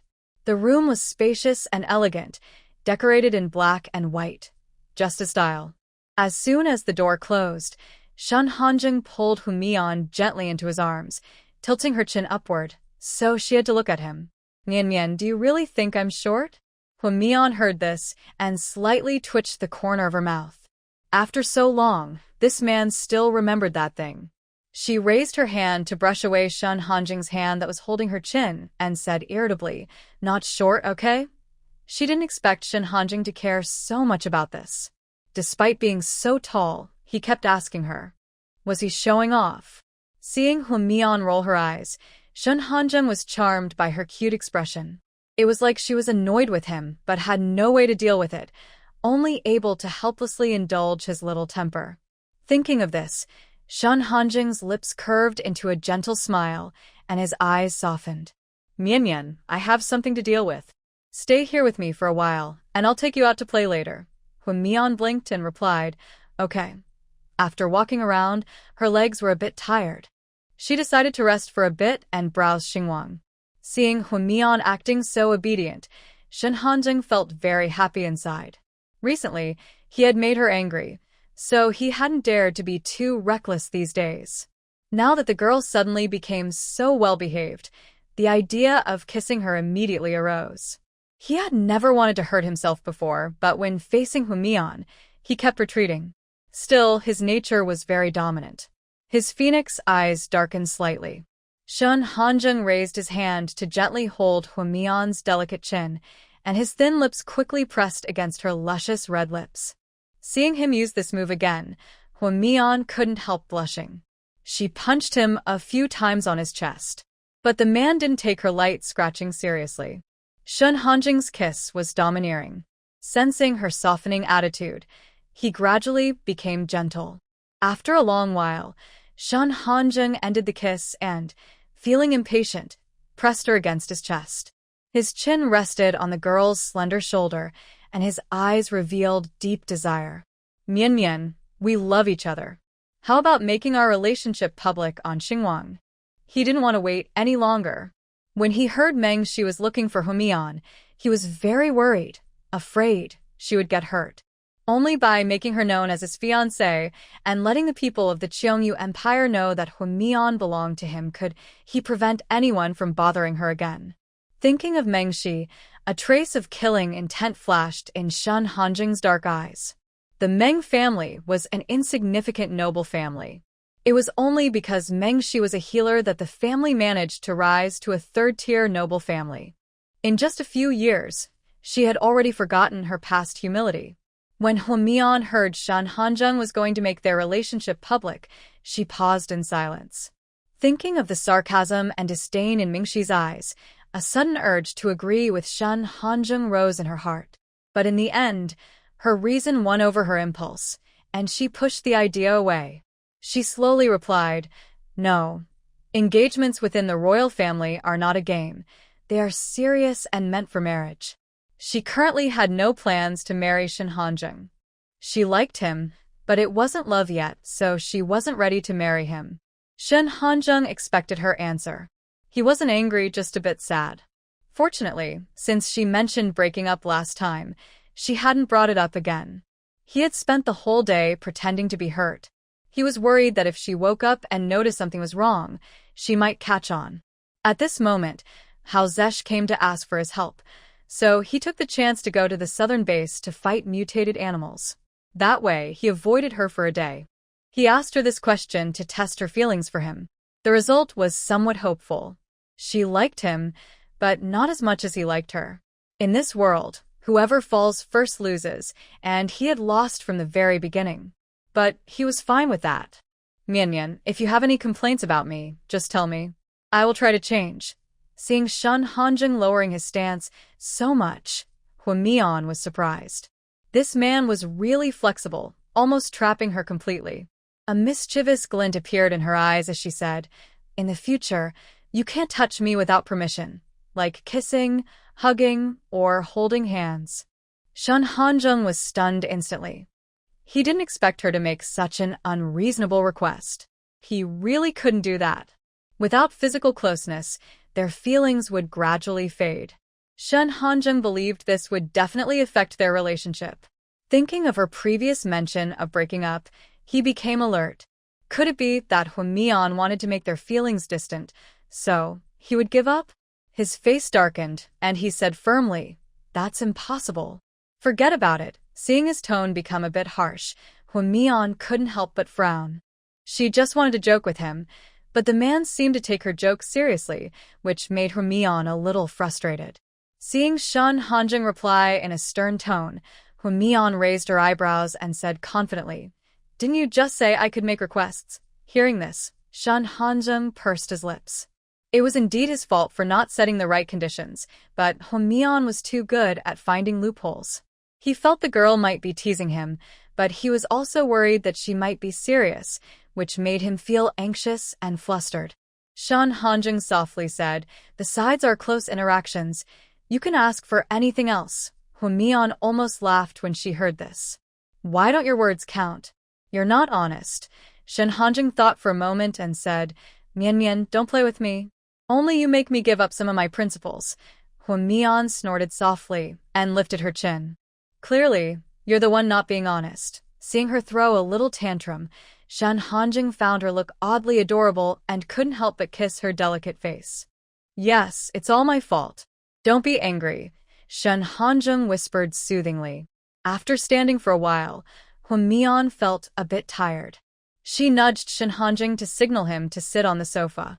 He understood immediately, quickly picked her up around the waist, and gently placed her on the sofa. At that moment, his light brain received a message urging him to handle some work. Shen Hanjung told Humian, "I need to take care of some official matters first. Stay here and wait for me. You can go online, but don't log into the full holographic network," he added. Humian remembered that Lin Qing had said she and Meng Shi were very popular on the net. I understand, she replied. Shun Hanjung reached out and gently ruffled her hair, then sat aside. Behind the projection screen, he started working on government affairs. Huamian turned her head to look at Shun Hanjung, seeing him working seriously. His side profile was sharp like a knife, with a high nose that curved elegantly. His entire face was so handsome it seemed almost perfect. No wonder Mengshi was attracted to him. Huamian looked away and logged onto the net. The online news was full of various rumors, and she quickly scrolled to the trending topics. There were several rumors about her and Mengshi's relationship on the hot search. The comments section was full of heated debates. One netizen said, "What's the prince? Mengshi and this young lady are the true love." Seeing this, Huamian felt speechless and choked with emotion. She scrolled further down. She saw even more outrageous comments. Interstellar same, marriage is now legal. We support Mingxi and this young lady registering their marriage. Huamian was annoyed while reading. She simply couldn't accept anything about homosexuality. Moreover, Mingxi was not her lover at all. In fact, she was her rival. Who would be with their rival? This world is so disappointing. Angrily, she quickly logged out and then clicked on the food channel, where she saw street vendors doing funny things to sell their food. Meanwhile, Shun Hanjung received a message from Jing Mo. He opened it, and his face instantly darkened like a black pot. He turned to look at Huamian, who was happily playing with her light brain device, with no sign of worry on her face. It seemed she had noticed the online rumors about her and Mingxi. Shun Hanjung sent a message to the head of the security department, asking him to find out who leaked Huamian's identity. The security chief received Shun Hanjung's message and immediately looked convinced. Earlier, he had also seen rumors online about Mingxi and the crown prince's fiancé being together. He thought the person who took the photos was very mean. The two were clearly rivals, and now someone was forcing them together. Something was wrong. The rumors about their relationship were spreading wildly. He also found it unbelievable, but he didn't dare to act without permission from his superiors. Shun Hanjung told him to use all means necessary to delete all information about Huamian from the internet, leaving no trace. The security chief quickly agreed and ordered his team to handle it. In the interstellar era, finding someone who leaks secrets isn't difficult. In the end, he found the real culprit who revealed Huamian's identity. It was someone from the security department. He had seen Shun Hanjung and Huamian outside and secretly erased the surveillance footage from the corridor. Then he sold it to Mingxi, which is how Mingxi learned Huamian's identity. This led to trouble for Huamian. The department head also reported that Mingxi's bodyguards had stopped her on the street and forcibly brought her to a restaurant for a talk. Shun Hanjung also obtained footage from the restaurant, clearly showing that Mingxi, that bad woman, not only pressured Huamian but also insulted him, saying he was unreliable and making remarks to sow discord between them. Thinking about the last message that was leaked, I wonder if Mingxi is interested in Huamian, which is why she used this sneaky trick. After all, Huamian is so good-looking that she might have a chance. Thinking of this, Shun Hanjung's face suddenly darkened, and a dangerous glint appeared in his eyes. The head of the security department contacted the communications team and asked them to delete all information and photos related to Huamian. They dismissed the guard who leaked Huamian's identity, stripped him of his citizenship, downgraded him to civilian status, and sent him to a nearby planet. His records were also kept on file, and he and his descendants would never be able to regain citizenship by any means. The security department is an imperial agency, and selling surveillance videos from the department is considered betraying the empire, which is against the law. As for collective punishment, since they enjoyed the benefits, they must also accept the penalties. This serves as a warning to others not to break the laws of the state. It's a form of deterrence. After handling the matter online, the director sent a message to Shun Hanjung. Your Highness, the matter has been taken care of. Please rest assured. Shun Hanjung then asked the director to monitor any follow-up developments and report immediately if there were any unusual signs. Next, Shun Hanjung sent a message to Xing Mo, asking him to investigate whether Meng's recent business activities were legitimate. The Meng family had been arrogant for too long and had lost sight of their true status. It seems he needs to find something for them to do. Being too idle is not good. After Shun Hanjing finished handling the Empire's affairs, it was already noon. He stood up and glanced toward Humian, noticing she was watching a Food Channel live broadcast. On the brain screen, a male host with pink hair was exaggeratedly pretending to taste food. The host widened his eyes, fake crying and shouting for spicy food, then begged sisters and friends to send gifts to comfort his wounded heart.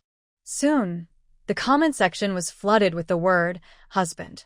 As soon as the male host finished speaking, Shun Hanjing saw Humian directly send a flower to him. Her lips immediately pressed into a straight line. Shun Hanjing walked straight over to Humian, his dark eyes fixed on her.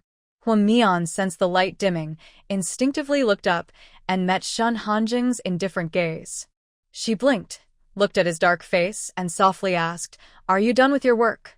Shun Hanjing looked down at her with a calm gaze and said coldly, "Do you like it?" Humian was stunned by his words, then saw his indifferent eyes fixed on her wrist device.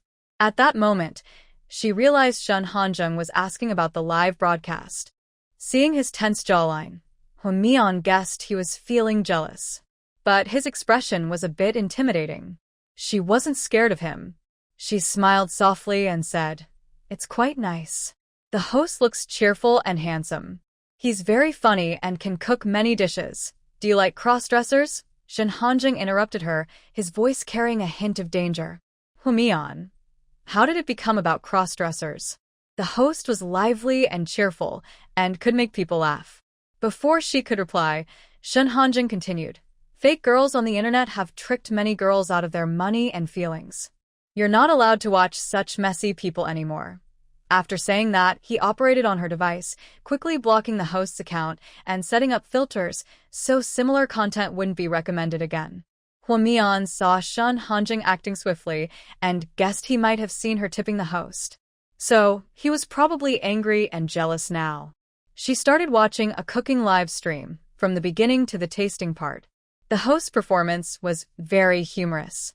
She sent a flower to the host, thinking it was harmless. It was just a free gift. Everyone sent them for fun. Seeing Shun Hanjing so assertive, Huamian felt he was becoming more strict with her. She couldn't even watch a food live stream. Previously, she had watched several fitness streams where men were shirtless, with strong, full chest muscles and well-defined abs. Their thighs were thick and powerful, every muscle radiating strength. Thinking about this, Huamian opened one of the streams and enlarged the projection. "Do you want to block this one too?" Her pretty eyes twinkled with teasing. Shun Hanjing's expression darkened, a dangerous glint flashing in his eyes. He leaned closer to Huamian, supporting himself on her sides with his long arms. He trapped her between a sofa and his chest, his hot breath brushing her ear, his voice deep and magnetic. "So, Mian Mian, do you really like this?" After speaking, his thin lips brushed her earlobe, successfully making the girl's ear turn red as if it might bleed. Huamian had never experienced this kind of teasing before and instinctively shrank back.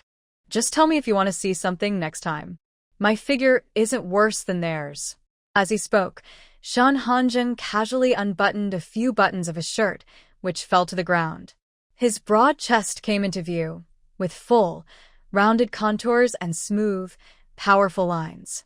His 8-pack abs were sharp and defined, each muscle firm and full, creating strong, striking lines.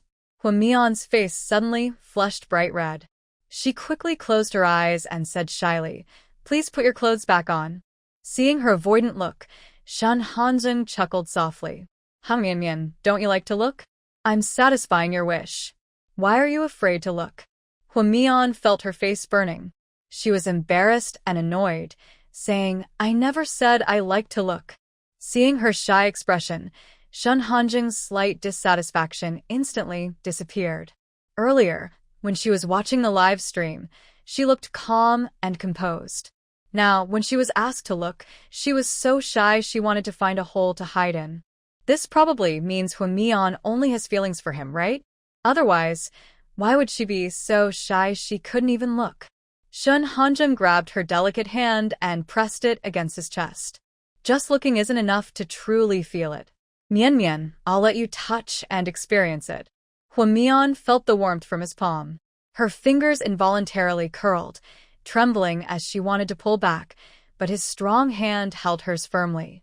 The man was very close, his tense chest almost pressed against hers. He spoke casually but with a hidden edge. Do you still like watching fitness live streams? Huamian shook her head quickly. No, I don't want to watch anymore. Seeing her shy and always closed eyes, Shen Hanjing pinched her chin with his long fingers and said firmly, Open your eyes. Huamian's eyelashes fluttered slightly, then she slowly opened her eyes, looking uncertain. Are you satisfied with what you saw? Shen Hanjing flicked a strand of her hair with his fingertip, his eyes dark with hidden emotions. Huamian's face was flushed. Seeing Shen Hanjing like this, she quickly apologized. Asian, I know I was wrong. I won't look anymore. Can you please get up now? He was so close, completely surrounding her, giving her a strong sense of pressure. As they got closer, Shen Hanjing could smell the fresh scent coming from the girl. His sharp eyes fixed on her red lips, and his throat moved nervously. Huamian didn't expect Shen Hanjing to be so bold. She hesitated for a moment, then raised her hand to hold the back of his neck and pulled him closer, mischievously kissing his corner of the mouth. Shen Hanjing's eyes darkened. He reached out to wrap his arms around her waist and gently laid her down on the sofa. His lips pressed firmly against her red lips. When Shen Hanjing took Huamian downstairs to the second-floor dining room, he saw that the guards who had gone to fight zombies and mutated animals were also there. Most of their plates were already empty, and after eating and drinking enough, they were chatting happily with their teammates. Huamian saw Lin Qing surrounded by Chao Kong and her second brother, all chattering excitedly. They looked very happy. As they got closer, Huamian noticed they were wearing black earphones, probably translation devices. She could faintly hear their conversation. Chao Kang's deep, hearty voice said, Big brother, how long will it take for your mech to be ready for battle? Lin Qing smiled modestly. The Empire Mech Academy is a 3-year program. Once you graduate, you can fight independently. Hao Xiaochen asked curiously, What are the requirements to get into the Mech Academy? Lin Qing looked surprised, not expecting that people from Blue Star would be so insightful and quick-witted. Unlike others from primitive planets, who are often very low in intelligence and hard to communicate with.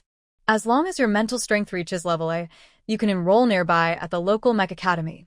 After speaking, Lin Qing saw Shen Hanjing walking down with Huamian. He quickly approached them.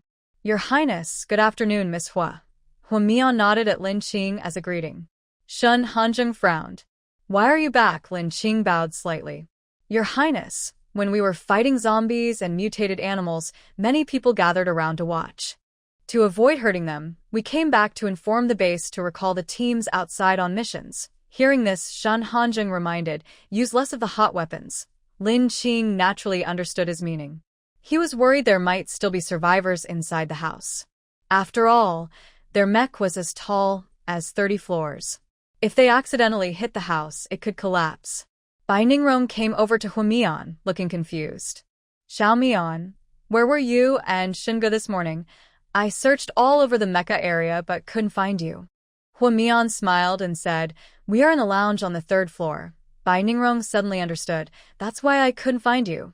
They looked everywhere on the 1st and 2nd floors and even went up to the 3rd, but the doors require iris verification. There are so many rooms, and the doors are soundproof, so she couldn't just knock on each one. Bai Ningrong seemed to remember something and said, Xiao Mian, Grandpa Hu sent a message this morning, asking us to return to the central base soon. Xiao Chen took his team back to the base, leaving only Chao Kong, Xiao Chen, and her here. Xiao Chen said it would be best to bring Shen Hanjing back to the central base. Huamian heard this and smiled happily. When should we leave? After being away for so long, she really missed her family, and it was time to go back. Bai Ningrong watched Huamian happily and said with a light laugh, The sooner, the better. The issues here are resolved, so even if we leave, nothing will happen. Plus, Brother Shen has many subordinates. Leaving a few people here is enough to protect the base well. Then she sincerely asked, Brother Shen, do you want to go back to the central base with Xiao Mian? Shen Hanjing glanced at her and replied calmly, Of course. Bai Ningrong was pleased to hear this and smiled happily. Lin Qing saw this and thought that the people of Blue Star were pretty smart, knowing how to take a roundabout approach. And his lord, surprisingly, agreed so casually. Is this still the cold and ruthless lord of the Celestial Empire? He had been by his lord's side for 7 years and had never seen him so easy to talk to. Although he was being held back, he seemed to enjoy it. Ultimately, it was because the lord had fallen for someone. To be with his girlfriend, he was even willing to change his principles. Shen Hanzheng held Huimian's hand and led her to a dining table to sit down. The chef quickly brought out a feast. Your Highness, please enjoy your meal. Huimian looked at the beautifully arranged food and hesitated to disturb its presentation. Shen Hanzheng picked up a large chicken leg, patiently cut the meat into even pieces, and placed them on a plate in front of Huimian. Mian Mian, eat up. These are mutated animals with delicious meat, and eating them can enhance your abilities. Shen Hanzheng's voice sounded in her ear, pulling her back from her drifting thoughts. In the spirit of mutual respect, Huimian picked up a piece of unknown meat and placed it into Shen Hanzheng's bowl. You should eat too. Seeing this, Shen Hanzheng's eyes were full of deep affection. He looked down at the meat in the bowl, his throat moving slightly before he looked up at her. The love in his eyes almost overflowed. Okay, his clear, strong hand picked up the meat. Foods he used to find boring now tasted wonderful and delicious. Huimian took a bite of the meat, and a gentle energy spread through her stomach. She felt warm inside, and the warmth gradually spread from her belly to her whole body. It was very comfortable, like soaking in a hot spring. Her tiredness slowly disappeared. Lin Qing watched their interaction, his eyes nearly popping out. He hadn't seen them for a while, but now he saw the prince acting like the emperor's shadow. Not only did he look like him, but his behavior was similar too. The emperor treated the empress the same way, spoiling her so much that she became more relaxed and a little spoiled. Of course, the empress's temper also grew over time. The prince used to keep a distance from women, staying at least 2 meters away.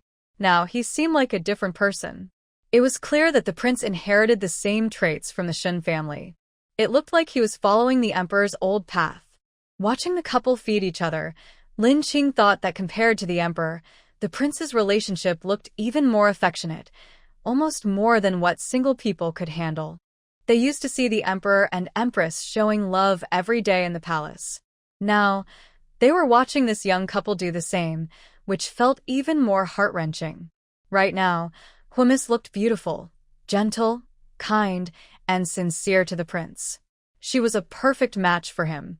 Although her background was not very good, such things as social status were just things people raise themselves.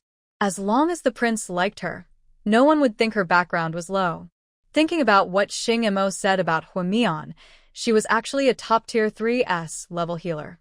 If the prince still treated her coldly, he probably wouldn't be able to win her over in his lifetime. But the prince was very lucky. He met a 3S level healer just by landing on a planet. No, with Huimian's skills, she was almost a master. Seeing Lin Qing staring at her, Huimian asked, Lin Qing, is there something you want? He probably wanted her to heal him. Otherwise, how could he stare at her for so long? Shen Hanzheng heard this and cast a cold look at Lin Qing. If you're bored, go train. Lin Qing pursed his lips. Yes, this is the kind of prince he's familiar with. When Lin Qing heard Shen Hanzheng urging him to leave, he remembered his earlier conversation with Xing Mo about the future crown princess. He also recalled that this morning, while communicating with Xing Mo, he was fighting a mutated tiger. Just after killing the tiger, Xing Mo called him via video.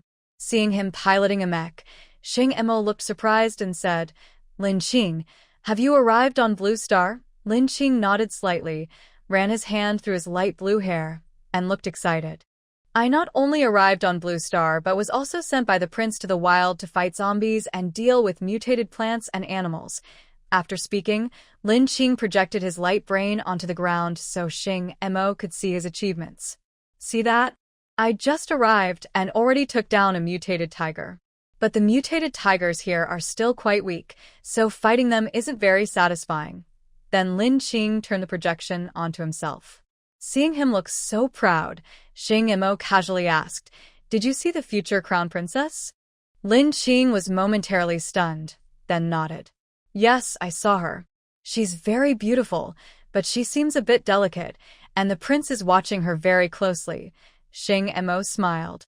"You've been with the prince longer than I have, so you should know he's protective of his food. Isn't that normal?" Lin Qing shook his head. "I don't think so. Usually, when the prince sees a woman, he keeps a distance of 2 meters from her. If I hadn't been with him for so long, I might think he's afraid of women, just like others." Xing Imo covered his mouth and laughed. "Last time I video called the prince, I saw him covering someone with a blanket, holding her close, like a thief hiding his treasure. I almost couldn't hold back my laughter." Lin Qing also laughed, then asked with some confusion, "Miss Hua is quite pretty, but there are many gentle and beautiful girls who try to get close to the prince. I don't understand why the prince treats Miss Hua differently. On such a backward planet, the prince even elevated it to a sovereign planet just to win Miss Hua's favor." Xing Imo raised an eyebrow and chuckled. "It seems your information isn't very accurate." Lin Qing frowned and reached up to scratch his hair. "Do you know something?" Xing Mo's slightly tanned face showed a proud smile. "Of course. Miss Hua is the savior of His Highness." Lin Qing suddenly understood, and it was a very exaggerated act of saving someone. "Are you saying that His Highness was in danger, and Miss Hua saved him?" Xing Imo nodded. "Yes." Lin Qing was confused. "This is very similar to how the Empress and His Majesty met. But the Empress is a fire-type psychic, and her saving the Emperor makes sense. But Miss Hua is so weak. It must have been hard for her to support His Highness, right? It can't just be a simple act of kindness like giving him a bite to eat, right?" Hearing this, Xing Imo burst out laughing, holding his stomach. "Lin Qing, I think you have a talent for comedy. If you ever retire, you could become a comedian. Many people would support you." Lin Qing's face darkened. "Xing Imo, if you know something, just say it." "Why are you talking so much?" Xing Imo looked impatient. "TSK, don't rush. Listen carefully." He cleared his throat and continued, "Miss Hua is a level 3S healer." When Lin Qing heard this, his eyes widened. "Are you joking? A rare level 3S healer appearing so easily?" Xing Imo knew he didn't believe him and said calmly, "You saw His Highness, right? His complexion looks much better now." Lin Qing thought for a moment and realized it was true. His Highness was even driving a mech to the starship. Thinking of this, his heart started pounding and his eyes shone brightly. "Has His Highness's mental strength stabilized?" he asked eagerly. Xing Montag Homet. "His Highness's mental strength is now stable at level 8. Otherwise, why would I bring you on hung with me?" Lin Qing gasped, looking disappointed. "Why didn't His Highness tell me? He kept it a secret for so long. I kept feeling guilty for not finding him." Seeing his expression, Xing Imo kindly explained, "His Highness didn't tell us either. Miss Hua revealed it herself. Also, you'd better not ask His Highness about Miss Hua. When Yuan hung and I communicated with His Highness, it seemed like he had done something wrong. He looked like a frightened quail, wishing he could find a hole to hide in. Although I don't know why His Highness acted that way, it seems he is very afraid of Miss Hua getting angry. He probably did something to upset her." Lin Qing was stunned and thought for a moment. He agreed. Sometimes His Highness can be quite unreasonable, and making people angry is normal. "Exactly, you think so too. Last time, I wanted to talk to Miss Hua, but the atmosphere between them was off, so General Yuan and I hurriedly left." Lin Qing gave him a thumbs up. "You're quite clever." Xing Imo chuckled. "It's nothing special. By the way, do you think they have made up?" Lin Qing nodded. "They are as close as ever. Just look at His Highness's proud smile, and you'll know." Xing Imo smiled slightly and reminded him, "His Highness is still young. As the head guard, you must protect him and Miss Hua. She is like His Highness's second life." Lin Qing agreed and nodded. "Don't worry. On this small planet, there aren't many big dangers. We will protect everyone." Xing Imo felt reassured and then said, "The Emperor and Empress don't know that Miss Hua is a level 3S healer. His Highness was worried about this information leaking, so he kept it secret to keep Miss Hua safe. Now that you are here, you can tell the Emperor. Lin Qing didn't expect His Highness to be so cautious. He replied, "Okay, I will inform the Emperor right away." After hanging up the video call, he sent a message to Shen Mingxiao. "Your Majesty, Miss Huamian is a level 3 S healer. She helped His Highness with treatment, stabilizing his mental strength at level 8. Shen Mingxiao was sitting at his desk when he received Lin Qing's message. He thought it was a report about arriving on Blue Star. He looked down and saw the same Danfeng eyes as Shen Hanjing's, suddenly wide open. Then he stood up quickly. He had thought his son, whose mental strength was declining beyond help, was doomed. But now, he had met a benefactor who brought him back to life. He looked at the message twice to be sure it was real. Immediately, he called Lin Qing back. The other quickly answered. "Lin Qing, is what you said true?" Shen Mingxiao's face was serious. He stared intently at Lin Qing, trying to hear confirmation from him. Shen Mingxiao laughed heartily. Good, good. You must protect the right people and never let outsiders get close." "Understood, Your Majesty." Shen Mingxiao nodded and ended the call. He stepped out of the study and walked toward the living room. He wanted to tell Yuet Ang that their son could be saved. From now on, they no longer had to worry about the Empire's future or urge their son to marry and have children. This was a great joy for their family and a blessing for the Qiongyu Empire. Lin Qing thought about the message he had sent to the Emperor and wondered if His Majesty had already told the Empress. If he had, Lin Qing might soon face the prince's anger. Thinking of this, Lin Qing quickly said, "Your Highness, please enjoy your meal with Miss Hua. I'll take the team to study Blue Star's terrain." A trace of satisfaction flashed in Shen Hanjing's eyes. Good. Make sure the survey is thorough. The future development of Blue Star must be carefully planned. Lin Qing straightened his back and gave a standard military salute. The medals on his black uniform jingled softly with the movement. "Yes, I'll report every detail to the Imperial Planning Bureau and have them prepare a proposal as soon as possible. Please rest assured, Your Highness." With that, Lin Qing signaled the others to follow him out. The rest of the team understood and quickly went with him. Once everyone had left, the sharpness in Shen Hanjing's expression softened as he focused on serving Huamian her food. After being cared for by him these past days, the girl's face had grown rounder and healthier, her once pale complexion now rosy and bright. She looked even prettier than before. As Huamian chewed a piece of meat, she noticed Shen Hanjing watching her. She met his gaze, her delicate face showing a hint of confusion. "Why are you looking at me like that?" Shen Hanjing smiled gently. His eyes lingered on her slightly swollen lips, and he swallowed before speaking. "Mian, what kind of planet do you want Blue Star to become?" There were many types of planets in the galaxy: tourism, retirement, agriculture, technology, and more. At the moment, Blue Star had little to do with technology. Its best feature was its natural environment. Once the dangerous creatures were cleared away, it could become a beautiful tourist planet. His tone was casual, but it made Huamian's hand tremble slightly as she held her chopsticks. She blinked, surprised that Shen Hanjing would suddenly ask her that. She was just an ordinary girl. How could she decide the future of Blue Star? Worried that Shen Hanjing might build Blue Star according to her ideas, Huamian didn't dare to speak casually, as it involved the future development of the Blue Star people. "I asked my grandfather, and I'll tell you later. Let the professionals handle the planning and construction of the planet." She didn't understand those things. Seeing her cautious expression, Shen Hanjing smiled and said, "Okay, I'll listen to you. A backward, primitive planet. There are many in the Stellar Empire." He remembered Yuan Heng owned 2 primitive planets, both originally technological planets. After retiring, Yuan Heng seemed to have lost his main support, and his mental state was chaotic, like an out-of-control engine. Without the title of Imperial General, the investors who once welcomed him with smiles withdrew their funds.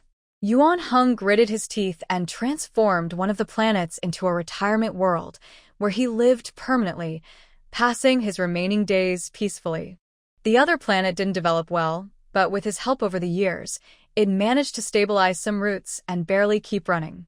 Of course, the parts produced there were ordinary, and their market share was small. Those 2 planets could just cover his medical expenses, which he would pay to Huamian. Huamian didn't know Shun Hanjung was secretly planning to take over her brother's planets. If she knew, she definitely wouldn't be so calm and casual about eating. Mian Mian, when you get to the Empire, what major do you want to study? Shun Hanjung asked softly. Huamian paused with her chopsticks, looked up at him, and asked, what majors are there in school? She hadn't attended an interstellar school before and hadn't followed school news online, so she didn't know what majors were available. Hearing this, Shun Hanjung forgot that Huamian didn't understand much about interstellar schools. He explained softly, most girls in the Stellar Empire choose arts, medicine, or culinary arts. Huamian thought for a moment, considering her special abilities. Maybe studying medicine would be more suitable? She pondered and replied, I want to learn about medicine. Shun Hanjung was silent for a moment, his eyes meaningful. Are you sure? Huamian nodded firmly. My ability is healing, so it should fit well with medical school. Shun Hanjung chuckled softly. Yes, it fits very well. The idea of a level 3S healing ability user attending a medical college was quite shocking. With Huamian's special abilities, she doesn't need to study theory at all. As long as she can use her powers, she can heal patients. Huamian sensed that Shun Hanjung's tone was unusual. She hesitantly asked, is there an exam to get into the school? Do you think I won't pass? Hearing this, Shun Hanjung chuckled softly. He reached out and pinched Huamian's cheek, amused by her expression. Only healing abilities with lower mental strength levels choose to go to the medical college. Their powers are limited, so they need to do surgeries and use their abilities together. Mian Mian, you're a top-tier S-class healer. You don't need to struggle like they do. Huamian suddenly understood. She instinctively tilted her head to avoid his hand, but accidentally met his smiling eyes. The man's fingertips still carried the scent of cedar. He was playing with her loose hair, holding it gently. Huamian turned her head away, looking sad. You never told me, so I didn't know. Isn't that normal? And you still make fun of me. Shun Hanjung tried to hide his smile and softly said, I wasn't making fun of you. I just think you're very cute. Huamian opened her eyes wide and rolled her eyes at him. She picked up a piece of chicken from her plate and bit into it angrily, not wanting to pay him any attention. Seeing her upset, Shun Hanjung's expression looked like a cat with its tail stepped on, puffing up and jumping around. Just as he was about to apologize, his wrist communicator vibrated slightly, showing a message request for a video call. He looked down and saw it was from his mother with an additional message. Young man, I want a video call with little Mian. Quickly accept the call. Shun Hanjung immediately enlarged the projection. Mian Mian, my mother wants to video chat with you. Huamian saw the video call request on the projection and suddenly froze with a piece of meat in her mouth. Realizing what was happening, she quickly stood up, nervously tidied her clothes, touched her hair, and asked hurriedly, Is my hair messy? Seeing Huamian acting like she was facing a big challenge, Shun Hanjung couldn't help but laugh. He reached out with a big hand, took a tissue to wipe her mouth, and gently brushed her stray hair behind her ear. You're very proper. Don't worry, my mother is very kind. Huamian licked her lips, still feeling nervous, but she forced herself to stay calm and put on a polite smile. Shun Hanjung's mother, the Empress of the Sky Empire. She had never seen her before, but when she remembered Shun Hanjung mentioning that his mother liked her, she felt a little shy. Shun Hanjung pressed the call button, and Mingyue's figure immediately appeared in front of them. Huamian saw a young woman appear and was momentarily stunned. The woman sat on a brown sofa, looking to be in her early 30s. Her black hair was styled up, and she wore a crown decorated with gemstones. Her white dress had gold embroidery, looking noble and elegant. Mingyue saw the two standing by the dining table, which was filled with food, and knew they were eating. She smiled kindly, saying, Xiao Mian, hello. I am Ah Zheng's mother. Please sit down and eat. No need to stand. Huamian looked at Shun Hanjung. He noticed her gaze, and with both arms around her shoulders, firmly guided her to sit. Sit down, listen to your mother, he said. Mingyue added, Yes, Xiao Mian, sit quickly. Let's sit together and chat comfortably. Hwamian sat down cautiously, her body tense and a bit shy. Seeing this, Shun Hanjung patted her back, silently to comfort her. Hwamian kept a polite smile and softly said, "Hello, Andy." Manhwa looked at the shy girl and was surprised. Most people from the interstellar community are warm and outgoing. The more beautiful a woman is, the more she shows herself. She didn't expect her son to like a gentle, obedient girl.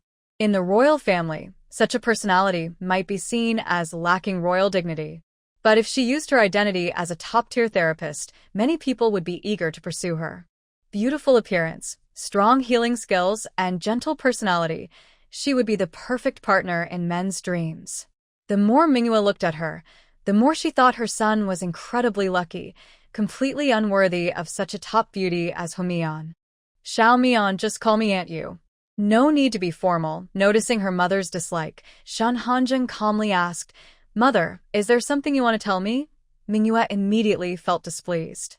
When Mingxiao told her that her future daughter-in-law was a top-tier therapist, she was so excited, she knocked over her tea. Now that her mood had calmed, she was ready to settle some scores with this brat. "Is there anything you want to tell your mother?" she asked, with a slight smile but a tone that carried undeniable authority. Seeing her look as if she was settling scores, Shun Hanjung suddenly understood something after recalling Lin Qing's hurried escape from a dog chase. "Mother, I am now in good health, and my mental strength is stable. You don't need to worry." Seeing her son change the subject, Yu Tang snorted softly. "If it weren't for Xiao Mian treating you, would you be able to live so happily now?" The mischievous boy had kept her in the dark for so long, causing her to worry only about his health and never think about choosing a gift for her future daughter-in-law for Xing and Mo to deliver. It's all his fault. He made her miss her chance to show off. Hearing his mother's words, Shun Hanjung's handsome face stiffened slightly. He instinctively looked at Hwamian, afraid she might remember the unhappy incident from last time. Seeing that the girl's face remained calm and she seemed to think nothing of it, he felt relieved and prepared to explain to his mother. "Mother, Stop. Your illness has clearly improved, but you haven't told me anything. Are you afraid I might break you and her apart?" "You little brat, you're lucky to have such an excellent girl. If you don't treat her well, your mother will be the first to scold you." His son was really lucky. If he didn't quickly bring her back home, and if this wife looked at other high-quality men from different star systems, she might be taken away. Such a beautiful person should openly declare their relationship and fix their identities. Like his father, Shen Mingxiao, who was straightforward. If he liked her, he would directly go to her family to ask for her hand, and insist on marrying her despite opposition. Hwamian saw Shun Hanjung being scolded by his mother, looking quite upset. She tried hard to hold back her laughter. She didn't expect Shun Hanjung's mother to be such a down-to-earth person. She had thought that as an empress, she would always maintain a noble demeanor. Shun Hanjung noticed the mischievous look in Hwamian's eyes and couldn't help but reach out. Using the dining table as cover, he secretly grabbed her hand and gave it a squeeze.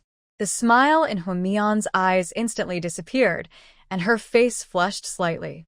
She quietly glared at him. Shun Hanjung's eyes held tenderness as he said calmly, "Mother, I will take good care of Mian. Don't worry." Yu Tang listened to this but said nothing. "TSK, why doesn't she believe it?" "Xiao Mian, did this brat bully you?" Hwamian smiled and shook her head. "Aunt Yu, he treats me very well. Don't misunderstand him. Since they got together, besides being a bit bossy, this man was her ideal boyfriend." Yu Tang raised her eyebrows, still preferring gentle and soft girls. As expected, her son has good taste. "Xiao Mian, if that brat dares to bully you in the future, tell Aunt Yu. I'll stand up for you." "He didn't get spared from my scolding when he was little." Hwamian looked at Shun Hanjung in shock, unable to imagine that he grew up with strict discipline. "Mother, I'm grown up now. Please don't bring up things from when I was a child." Shun Hanjung's jaw tightened. As a rebellious boy, he was fearless and always wanted to try everything. Getting punished was common. Other families had gentle mothers and strict fathers. His family was the opposite, tough mother and gentle father. Especially since his father listened to his mother, He grew up watching her face. Whenever she cried, his father would hit him with a stick. Yuedang watched her son look like he was about to get angry and couldn't help but roll her eyes. Such a silly boy. Doesn't he see she's trying to build a good relationship with Huamian? If they don't talk about the past, how can they understand each other? The more they know, the closer they become. She also thought her son liked strong-willed girls like himself. After all, many obedient girls had confessed to him before, but he ignored them all. Now that he found a sweet girl like Mian, she must remind him to protect her well.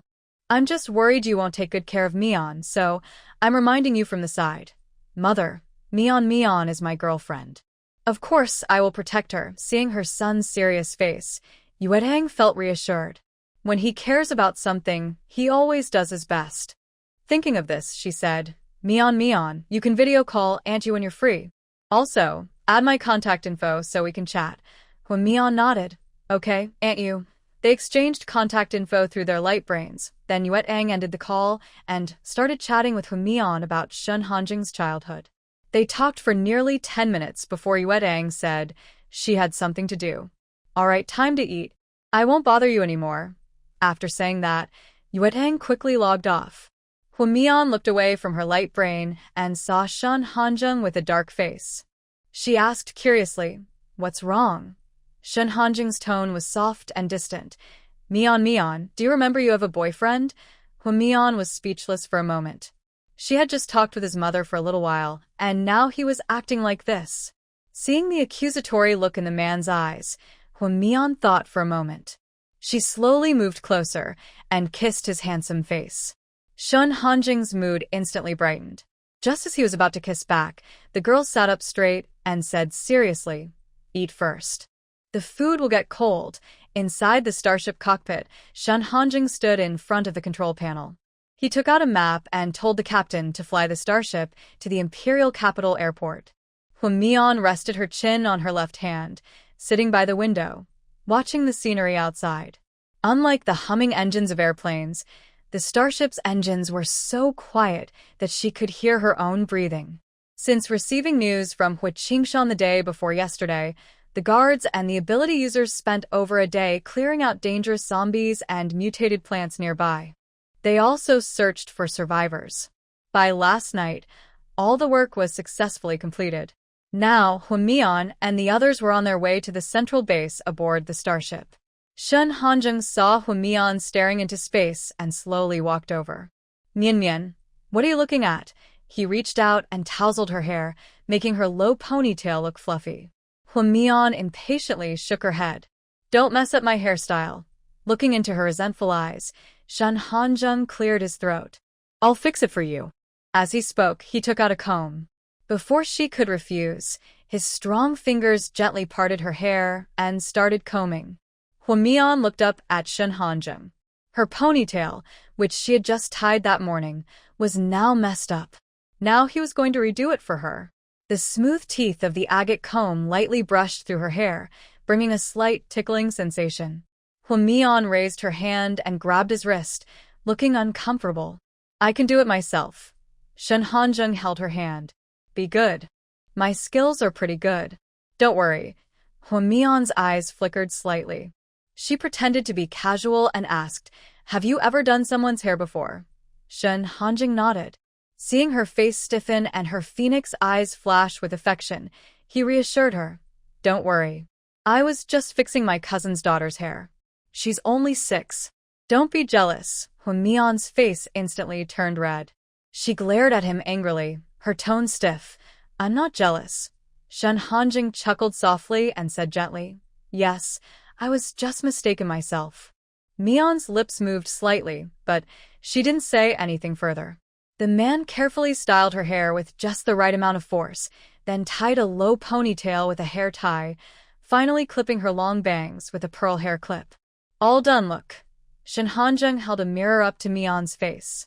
Mian tilted her head slightly to check, and the hairstyle was very neat, not messy at all. Lin Qing caught a glimpse of the prince helping Mian with her hair and couldn't help but twitch his lips. Did the prince learn his flirting skills from His Majesty? Otherwise, why do the methods look so similar?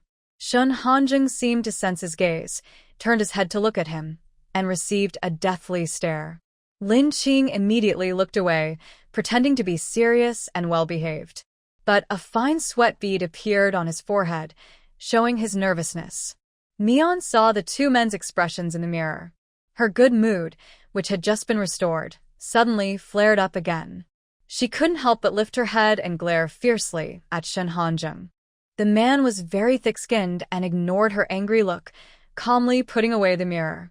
Half an hour later, the starship landed at the Imperial Capital Airport. The huge starship took up most of the airport space. Nian Nian, do you want to go back to the base or come with me to hunt zombies? Shun Hanjing's eyes showed hope. Recently, Mion had been helping him with her psychic abilities almost every day, and his mental disturbance problem was under initial control. As long as he didn't use level 9 psychic powers, there wouldn't be big issues.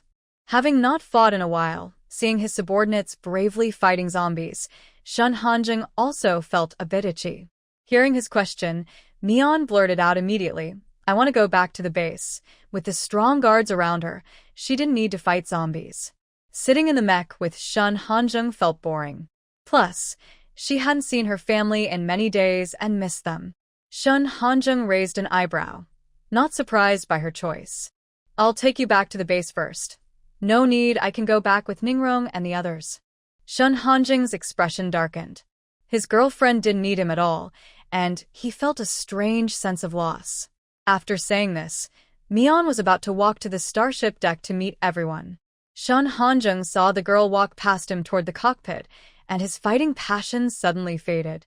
At that moment, he even wanted to leave everything behind and go with her. But once the words left his mouth, he knew he still had to keep his dignity. When Hua Mian arrived on the deck, all the members of the Swift Shadow team were there. Bai Ningrong smiled as she approached her and gently took her arm. Xiao Mian, are you coming back to the base with us? Usually, Shun Hanjing would stay close to Hua Mian, so at first glance he was missing and it felt a bit strange. Hua Mian nodded with a smile. Yes, I'll go back with you. Hua Xiaochen didn't see Shun Hanjing, and a flicker of doubt crossed Rui Feng's eyes. Xiao Mian, isn't Brother Shin coming back with us? Hua Mian shook her head. He's going to fight zombies. Why does Brother Shin suddenly want to fight zombies? Hua Xiaochen frowned tightly, looking confused. Seeing her brother seemed very concerned about Shun Hanjing's whereabouts, Hua Mian suggested, maybe I should ask him. Hua Xiaochen waved his hand. No need. Since Brother Shun has his plans, let's go back to the base first. Everyone else agreed, and after leaving the starship, they took out an off-road vehicle. The group split up and headed swiftly toward the central base. On the starship deck, Shun Hanjing watched the off-road vehicle grow smaller and smaller until it was just a tiny black. His deep eyes were dark and unreadable. He thought the Swift Shadow team would come to ask about his plans, but they completely forgot about him. Including the girl he cared about so much, she left without hesitation. Thinking of this, Shun Hanjing clenched his fists, a hint of determination flashing in his eyes. He wanted her, and he wanted her heart too. One day, he would make Hua Mian put him first in her heart. Lin Qing quietly observed her prince, seeing his unpredictable face, staring obsessively at the distant car. It was no longer clear, but the prince kept looking in that direction. He clearly wanted to be with Miss Hua, but was holding back. Now, he was left behind by Miss Hua. When the prince falls in love, he becomes childish, no longer the wise and mighty figure he once was. Now, he acts like a young boy. TSK, maybe it will get even more difficult for him in the future. Seeing him lost in thought, Lin Qing asked softly, Your Highness, when will we set out? Everyone is already prepared. Shun Hanjing's thoughts were pulled back, and he looked at him with a glance. Let's leave now and act separately. Yes, Your Highness. Lin Qing saluted respectfully, with no sign of the earlier dislike in his expression. Hua Mian and the others arrived at the base gate. The security staff stopped their car. Staff member Xiao Wu recognized the familiar license plate and quickly stuck his head out. Captain Hua, the base director asked you to come to his office. Hao Xiaochen nodded at him. Okay, I understand. Chao Kong swiped his ID card, and the barrier lifted. The car slowly entered the base. In less than 10 minutes, The off-road vehicle stopped in front of the office building. Hao Xiaochen opened the car door and said, "I need to report something to the old master." "Chao Kong, later you can take Xiao Mian and Xiao Ning home." "Got it, Captain," Chao Kong replied cheerfully. Huan Mian thought about Shen Hanjing's idea of building a planet, and she quickly said, "Brother, I want to go with you. I need to see Grandpa about something." Hao Xiaochen agreed without much thought. After all, sometimes his sister knew more than he did as her older brother. The two went to knock on Hao Qingshan's office door. Inside, Hao Qingshan's deep, commanding voice came through. Hao Xiaochen pushed the door open, and Huan Mian entered with him. Inside was only Hao Qingshan sitting at his desk working. Seeing the siblings, Hao Qingshan looked surprised. He turned to look behind them but didn't see the person he expected. "Did Xiao Shen and the others come back with you?" Hao Xiaochen replied. "Grandpa, he said he was going to fight zombies, so he didn't come back with us." Hao Qingshan frowned. Those zombies aren't enough for his subordinates to handle? Why would he go himself all of a sudden? Huan Mian explained. His mental strength is stable now. He can use level 8 abilities. Maybe he just wants to test himself. Hao Qingshan suddenly understood and, as if thinking of something, asked, "Xiao Mian, is there something you came here for?" Getting to the point, Huan Mian straightened her expression. "Grandpa, what kind of planet do you plan to develop launching into?"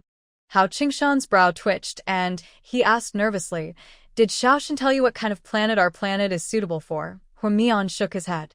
"He didn't say anything, just asked me what kind of planet we want to build." Hua Qingshan's wise eyes lit up instantly. He hurriedly asked, "Xiao Shan means that whatever type of planet we decide to build, he will help us with the construction?" Huan Mian thought for a moment. Shen Hanjing's behavior at that time indeed showed that was his meaning. "Yes, that's right. You and others need to have a meeting to decide." Hua Qingshan received a positive answer, and his eyes shone brightly. He took out 2 boxes from his space, placed them on the table, and then opened them. Inside were 2 clear, sparkling crystal cores. Hua Qingshan cleared his throat and looked serious. "These 2 crystal cores are 1 5th rank and 1 4th rank. Each of you take one. Xiao Mian, you take the 5th rank crystal core. Xiao Chun, you take the 4th rank one." After speaking, Hua Qingshan looked at his grandson. "Xiao Chun, do you have any doubts?" Hua Xiaochen shook his head, looking straightforward. "Grandpa, I'll take the 4th rank crystal core. My abilities are about to upgrade, and the 4th rank is just right." He had been just 1 4th rank crystal core away from upgrading. Using a 5th rank core would be too wasteful. Seeing his brother being so considerate, Xiao Mian thought he was shy about competing with her, so she quickly explained, "My abilities have already reached level 4. You can absorb the crystal core first." Hua Xiaochen refused immediately before the old man could speak. "Xiao Mian, it's no use for me to take the 5th rank crystal core now. It would be a waste. The 4th rank is enough for me. You should upgrade your abilities to level 5 early. When that happens, you'll be the shining star of our blue star." Hua Qingshan heard his grandson's words, and a look of admiration and satisfaction flashed in his eyes. "Your brother is right. Xiao Mian, keep the crystal core safe. We rely on you to cure Xiao Shen and make him our pillar on Blue Star." Huan Mian listened to their words and no longer refused. "Yes, I will try to upgrade my abilities to level 5 soon." After speaking, she stored the 5th rank crystal core away, planning to absorb it tonight. Now, Blue Star faces survival challenges. She needs to improve her abilities and contribute her part. Hua Qingshan thought about his granddaughter's earlier mention of building Blue Star. He quickly sent messages via satellite to the elders back home.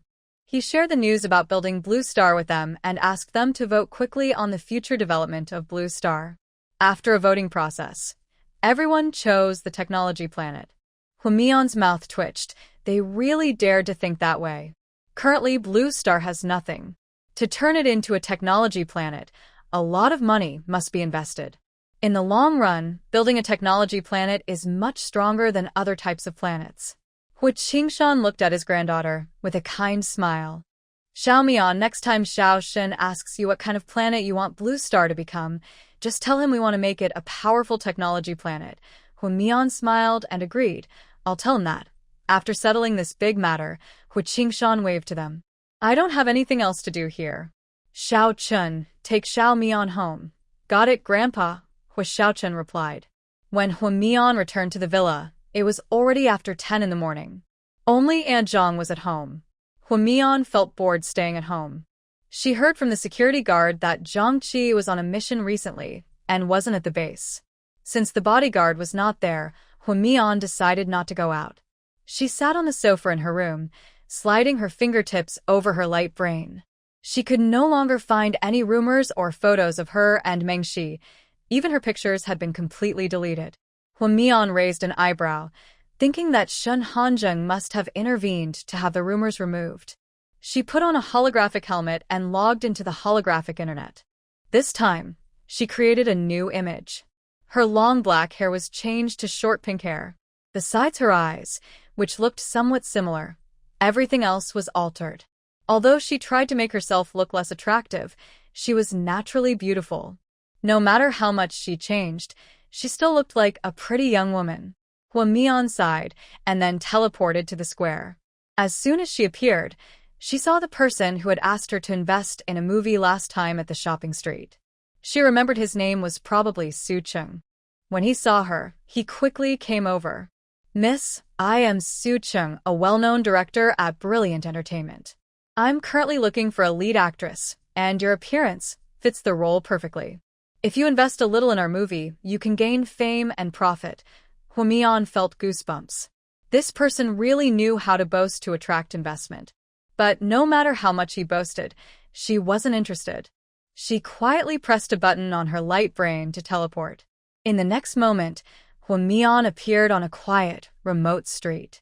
She looked around and saw that the street was deserted and lonely. Even in the interstellar age, there are still such desolate places. Just as she was about to teleport to another location, a shopkeeper suddenly approached her. Miss, what information are you looking to buy? Our Celestial Intelligence Agency guarantees you'll leave with plenty. Hua Mian didn't expect the Celestial Empire to have such a shop selling information openly and boldly attracting customers. Since they dare to open, it means their backing must be very strong. Thinking about the future development of Blue Star, Hua Mian wanted to learn about the planet's construction. What kinds of information do you have for sale? The shopkeeper's eyes lit up suddenly, realizing there was a chance. He confidently said, from neighborhood relations to connections between planets, just tell us what you need, and we will find out for you. The shopkeeper slightly bowed and made an inviting gesture. Miss, let's go inside to talk. Hua Mian looked at the tea house the shopkeeper pointed to, then followed him inside. As soon as she stepped into the shop, she saw a young man lying on the sofa beside the counter. He had crossed legs, with wild, wine-red hair, and was casually browsing on a light brain. When he saw Hua Mian come in, he paused for a moment, then slowly stood up. Ah San, you can go now. I'll take care of this lady. Yes, the shopkeeper Ah San left directly, heading next door to chat. Jin Yu approached Hua Mian, speaking gently and politely. My surname is Jin. Let's sit and talk. After saying that, he moved to a nearby table, sat down, and poured a glass of water, placing it in front of him. Please have some water. Miss, what do you want to be called, and what information are you looking to buy? Hua Mian straightforwardly said, my surname is Hua. I want information on the construction of an original planet into a technological planet, and also the planet's planning diagrams. Jin Yu was a bit surprised. He thought it was just a young girl's small request. He didn't expect her to look innocent but be interested in planet construction, something quite rare. Fortunately, he had already prepared several plans, so he could easily provide a few. Of course, we have the information. As for the price, it won't be cheap. Hua Mian understood what he meant, but she was not short of money right now. Name your price. Jin Yu saw her look like a wealthy outsider, and a flash of sharpness appeared in his eyes. This girl probably inherited the planet from her elders. Not too much, 3 million interstellar coins will do.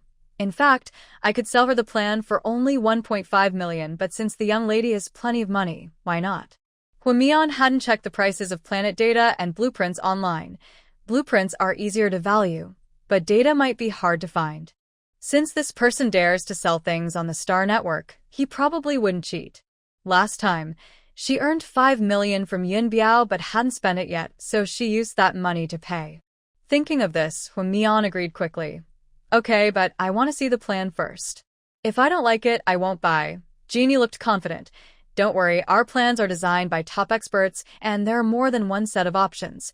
But to prevent leaks, you need to pay half as a deposit first. Hua Mian understood his cautiousness and didn't hesitate. She immediately transferred 1.5 million to him. Genie looked pleased.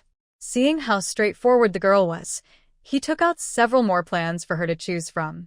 He lightly tapped his light brain, projecting images into the air, displaying the data one by one. Hua Mian looked at the plans for a while. From green space distribution to functional zones, every detail was marked very clearly. Moreover, after reviewing the data, she found that the tech planet even categorized types. There were software development, hardware manufacturing, and Internet of Things, among others, which made her dizzy. Among these designs, 3 plans especially suited Blue Star's terrain. They were truly masterpieces, but all the data was in interstellar language, which the Blue Star people couldn't understand. Hua Mian pointed to those 3 plans. I want these, but the text needs to be changed into our planet's language. Is that okay? Genie was surprised when he saw she chose the plans made by the planet planner just last night. But after dealing with many clients, he didn't pay much attention and quickly replied, No problem. I can handle that right away. What language does your planet use? Blue Star language. Okay, Blue Star. As Genie said Blue Star, he suddenly stood up sharply, raising his voice. What did you just say? Could it be the Blue Star he was thinking of? Genie stared intently at Hua Mian, full of curiosity. She looked at his face carefully, examining his features and comparing them. The moment her eyes met the girl's, Genie suddenly felt his mind go blank. Her eyes, they look alike. Hua Mian was startled when he jumped up at the mention of Blue Star and was surprised. Hua Mian covered his chest and asked instinctively, Is there a problem? This person suddenly stood up. Could he also know about Blue Star? Since they deal in information trading, being well-informed is normal. Thinking this, Hua Mian softly asked, Do you know about Blue Star? Genie looked completely uninterested when he heard her question. He couldn't help but think silently, I not only know about it, but I also have special information prepared for Blue Star. He even took money. He actually took money. He was working for his boss, and then he turned around and took money from the boss's wife. Their secret agency is affiliated with the royal family.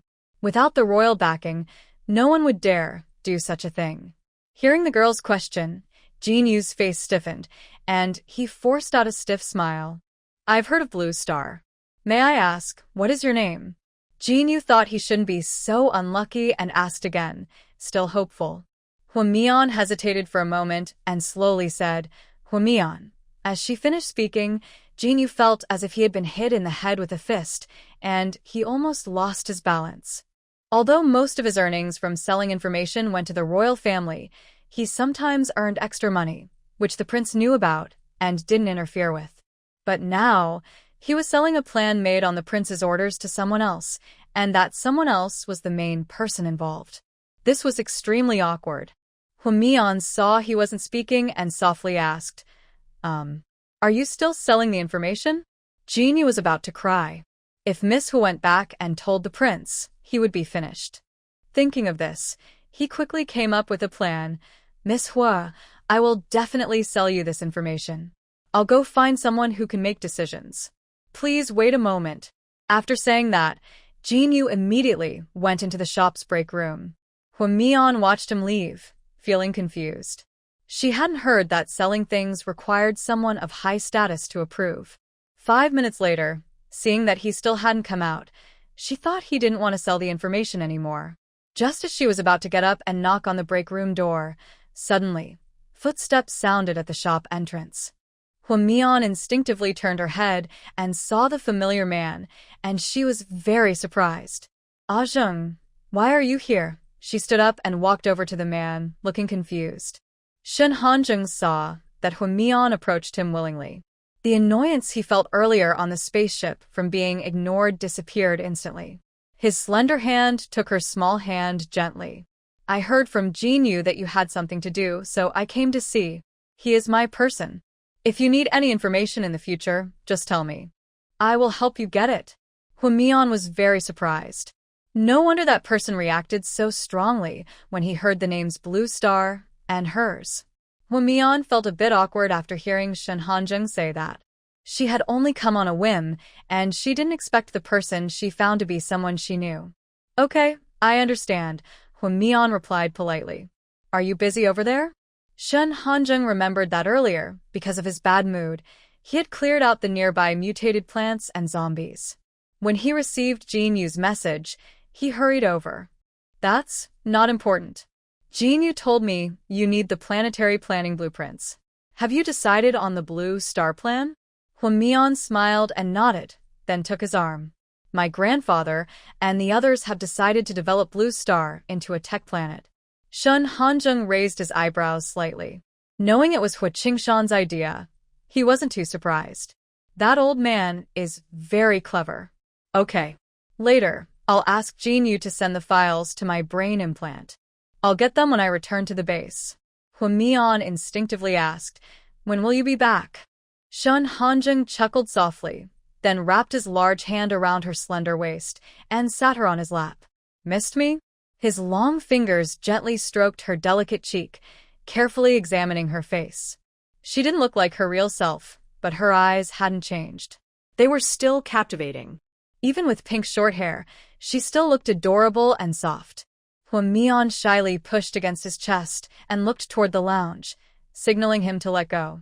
Seeing her shy expression, Shen Hanjung chuckled softly. Don't worry, he's already offline. Jin Yu had confessed to him about secretly selling the plans, and he had punished him to help train new recruits. He probably was rolling around in the mud right now. When Hwamian heard him say that, she immediately relaxed.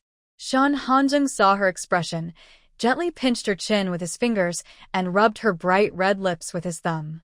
In the next moment, he leaned down and kissed her slightly parted lips, his tongue gently opening her teeth, showing strong possessiveness.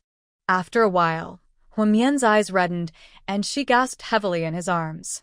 Calming down a bit, Shen Hanjung's deep, husky voice sounded in her ear. Mian, when will we get engaged? Hearing this question again, Hwamian looked up, meeting the man's warm, loving eyes. Her beautiful eyes flickered slightly and she whispered, when Blue Star is fully built. Okay? Shen Hanjung looked at her quietly. After a moment of silence, he leaned in a little closer. What does it mean to be fully built? Blue Star will keep developing. Are you teasing me? Hwamian looked at his handsome face so close, feeling his hot breath on her face. His fingers supported the back of her head, making it impossible to dodge.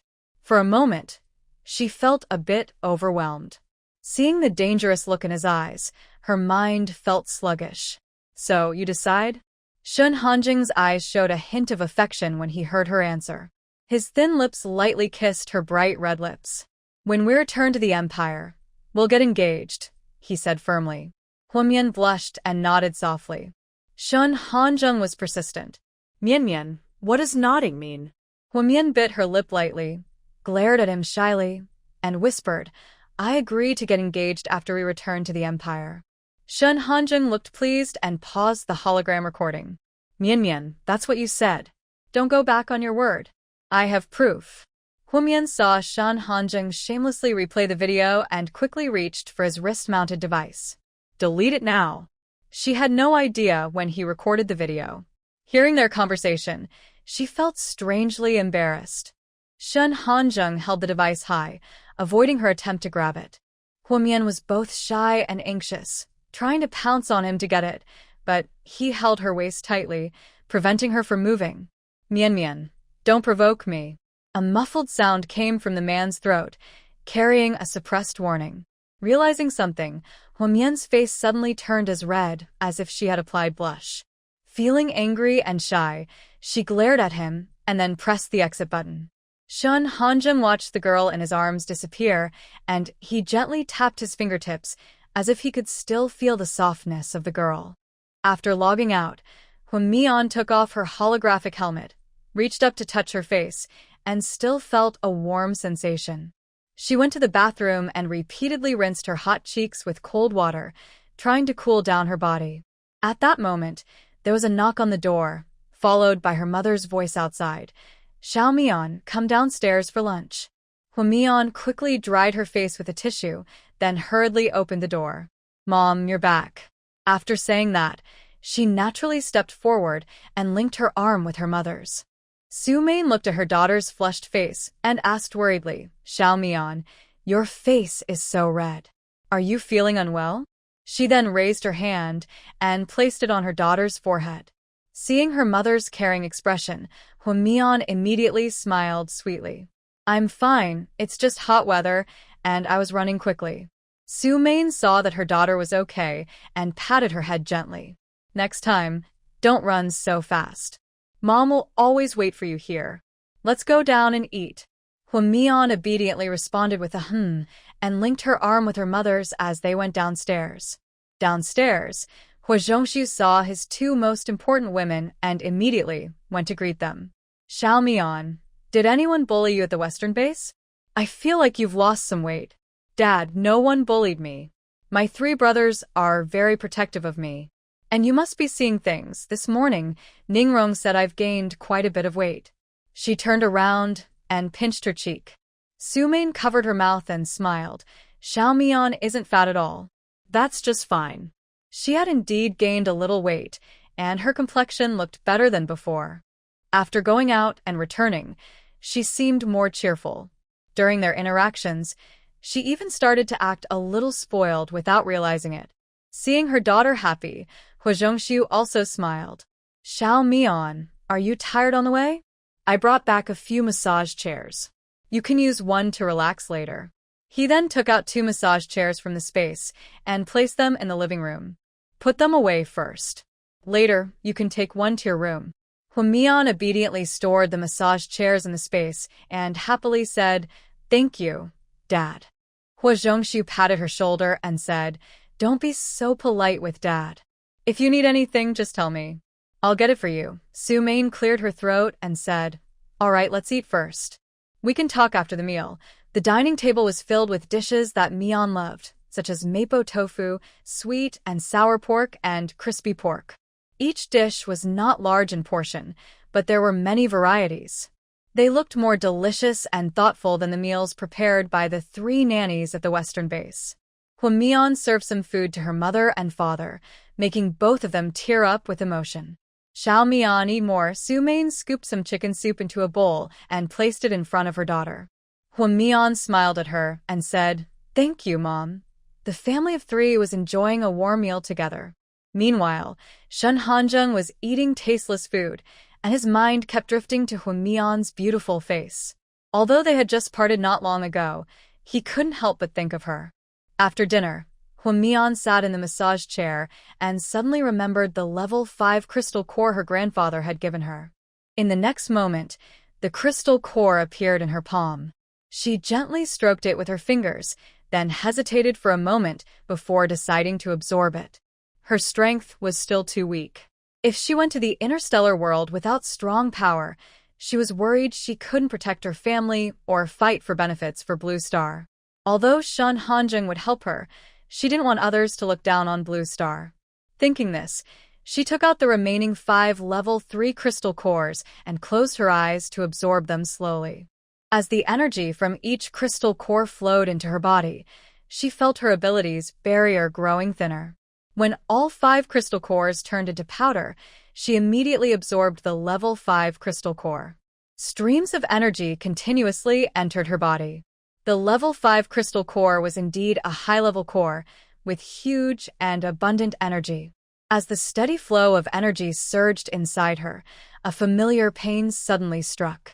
Huamian knew this was a sign of her abilities about to break through. She calmed herself, gritted her teeth, and persisted. After an unknown amount of time, she heard a cracking sound inside her body. The ability barrier shattered instantly. In that moment, the pain disappeared, replaced by a feeling of floating on clouds. Her abilities finally advanced to level 5, greatly improving her healing power. Huamian slowly opened her eyes, exhaled a deep breath, and a gentle, refreshing smile appeared on her delicate face. Confidently, she tidied up the chair, then went to the bathroom for a shower. After she finished and got ready, she went downstairs and saw Luing sitting on the sofa, chatting with her mother. Both of them turned to look when they heard her come down. Su Main stood up and gently asked, "Xiao Mian, why aren't you taking a nap?" Hao Mian smiled softly and said, "I can't sleep, so I came down to walk around." Su Main stepped forward, put her arms around Hao Mian's shoulders, and gently pushed her to sit on the sofa. Luing wasn't surprised to see Hao Mian at the Hao family home. From her earlier conversation with Su Main, she already knew Hao Mian was her daughter. Luing gave a friendly smile and greeted her. "Xiao Mian, long time no see. How have you been lately?" Hao Mian chuckled softly and replied, "I'm doing well. How about you?" Are you busy at the hospital?"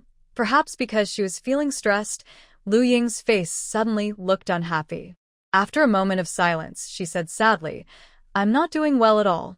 The hospital is too busy, and my abilities are limited.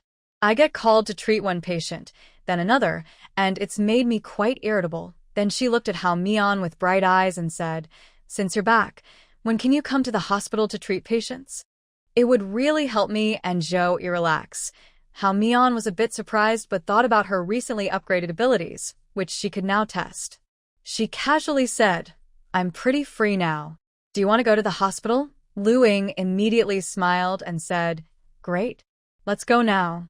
"The hospital is open at this time," Su Main suddenly said. "You two shouldn't do things separately. Zhang Qi isn't here and Xiao Mian's safety isn't guaranteed." Hao Mian thought about this and told Su Main, "Mom, don't worry. Luing and I will be fine." Luing quickly added, "Main, don't worry. I promise to safely bring Xiao Mian back." Hearing this, Su Main remembered how Mian still had a gun, so she believed nothing serious would happen. She then agreed and said, "Xiao Mian, let Wu Tao go with you. Once the injured are treated, come home early. Don't stay out too long." Recently, there has been a lot of talk about Blue Star joining the Sky Empire. Su Main is worried that someone might take advantage of the chaos to cause trouble. To prevent chaos and theft, the base has increased patrols, but some petty theft still occurs. Wu Tao is an ordinary man, but he is a man, and he has good skills that were top-notch even before the end of the world. When Mian saw her mother looking worried and politely said, "Okay, I will be back soon." "Don't worry." Su Main patted Hun Mian's head and said, "Go ahead, come back early." Hun Mian nodded and left with Luing. In the yard, Lu Ying's bodyguard, Xiao Yan, was whispering with two guards. When they saw Luing and Hun Mian come out, Xiao Yan quickly stepped out of his post and asked, "Miss Lu, Miss Hua, are you going out?" Luing replied, "We're going to the hospital to treat patients." "Wu Tao, come with us to protect Xiao Mian." Wu Tao didn't expect to have his own task. He simply said, "Okay." After that, Wu Tao explained a few things to his teammates, then they all got into the car. Xiao Yan drove quickly toward the hospital. About 10 minutes later, the group of 4 arrived at the hospital. As soon as they entered the outpatient hall, they attracted everyone's attention. This was because Luing often stayed at the hospital, and many patients knew her. Plus, with the news of Blue Star joining the Sky Empire spreading, everyone wanted to cure their illnesses before the aliens arrived, fearing they would be left behind if they were still sick. Although the base issued a statement saying no Blue Star person would be left behind, everyone was still worried. Traditional treatments take a lot of time, but healing abilities can help them recover quickly. Seeing the healing ability users, people looked at them like hungry wolves seeing fresh lambs, their eyes full of longing. Luing was used to this, as she had treated many injured people at the Western Base Hospital before.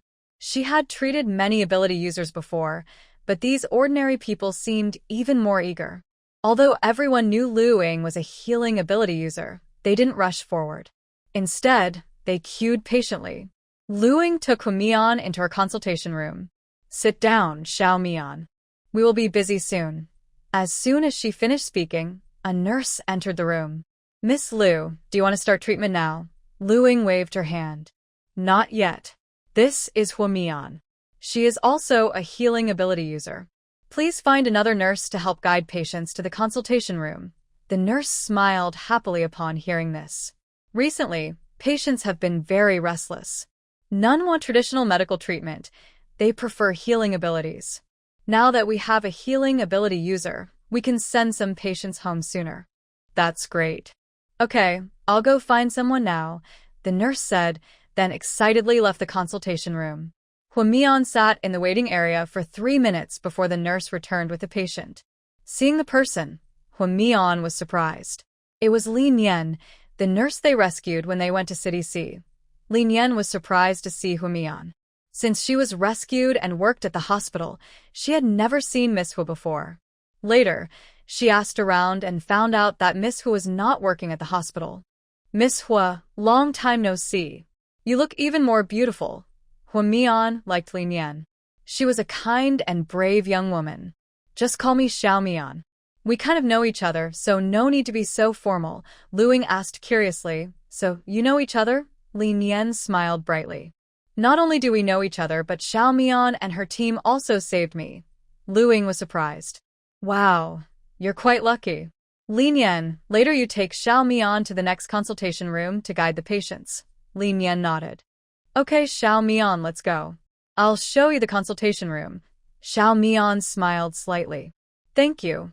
After saying that, she stood up and followed Li Nian into the treatment room. Li Nian instructed, Xiao Mian, I'll be responsible for notifying patients about their appointments later. If you're tired, just tell me and I'll stop. Xiao Mian nodded. Okay, you go ahead and bring the patients over. Hearing this, Li Nian headed outside. Wu Tao stood beside Hwamian, looking serious and focused on his work. Seeing this, Hwamian advised, Wu Tao, you can sit on a chair. There's no need to be so serious and tense. You are standing like that and the patient is frightened. Relax a bit. They are just patients who need my treatment and won't harm me. Wu Tao heard this, blushed a little, and after thinking for a moment, he brought over a chair and sat next to Hwamian. Seeing this, Hwamian didn't say anything and let him sit nearby. Soon, Li Nian brought in a girl about 6 or 7 years old. Xiao Mian, this little girl has myocarditis, and her condition isn't good. You should treat her first. Hwamian looked at the girl. She was wearing a hospital gown, her face was pale, her lips were bluish, and she looked very weak. The girl stood shyly, staring at Hwamian without blinking. Li Nian told her to sit on a chair. Little girl, be good and sit properly. This pretty sister will cure your illness soon, and then you can go home with your mom. The girl stared at Hwamian with wide eyes and softly asked, Pretty sister, can you really cure my illness? Hwamian smiled kindly. Yes, we are treating your illness now. Give me your hand. The girl obediently held out her hand. Hwamian didn't waste time and took her hand, then started to send her special energy. During this, the girl looked curiously at the white light in Hwamian's hand. Her expression was full of wonder, and she looked adorable. After 2 minutes, Hwamian finished and withdrew her energy. She said to Li Nian, her illness is cured. Bring in the next patient. Li Nian was shocked, opening her mouth wide. She knew Hwamian's healing power was stronger than the other two, but she didn't expect it to be so impressive. This little girl's illness was serious. If Luing had treated her, it might not have been cured in just 1 morning. But Hwamian had completely cured a myocarditis patient in only 2 minutes. That was amazing. Xiao Mian, can you treat patients with heart problems? Seeing how effective Hwamian's treatment was, Li Nian remembered the more serious patients who needed urgent help. Yes, bring them here. Li Nian happily took the girl away. Before leaving, the girl's mother was waiting at the door. When she saw her daughter come out so quickly, she felt like the sky was falling. Could even the healing ability not cure her daughter? A woman hurriedly ran to Hwamian and knelt down directly. She said, Doctor, please help treat my daughter Yuan again.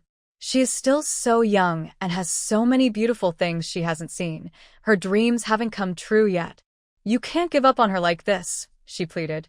Hwamian was momentarily stunned, but Li Nian reacted quickly and said with a smile, Sister, your daughter Yuan's illness has already been cured.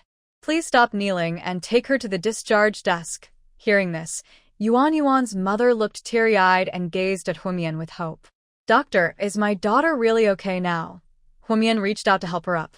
Yes, sister. Yuan is really fine now. You can take her home. Tears welled up in Yuan Yuan's mother's eyes. She went over and held Yuan Yuan's hand, then bowed to Huamian. Seeing this, Huamian quickly went over and helped her up. This sister was very emotional and kept kneeling and bowing. Huamian felt a bit uncomfortable and signaled to Li Nian to take her away. Li Nian understood Huamian's meaning and said quickly, "Sister, let's go now. Dr. Huamian still has other patients to see. We shouldn't delay others." Yuan Yuan's mother apologized. "Sorry, we will leave now and not delay others' treatment." After saying that, she took Yuan Yuan and followed Li Nian out. Huamian let out a small sigh of relief. Soon after, Li Nian brought in another patient, a young man with a heart condition. Huamian didn't waste time and directly used her abilities to treat him. The young man's heart condition was serious. It took her 5 minutes to cure him.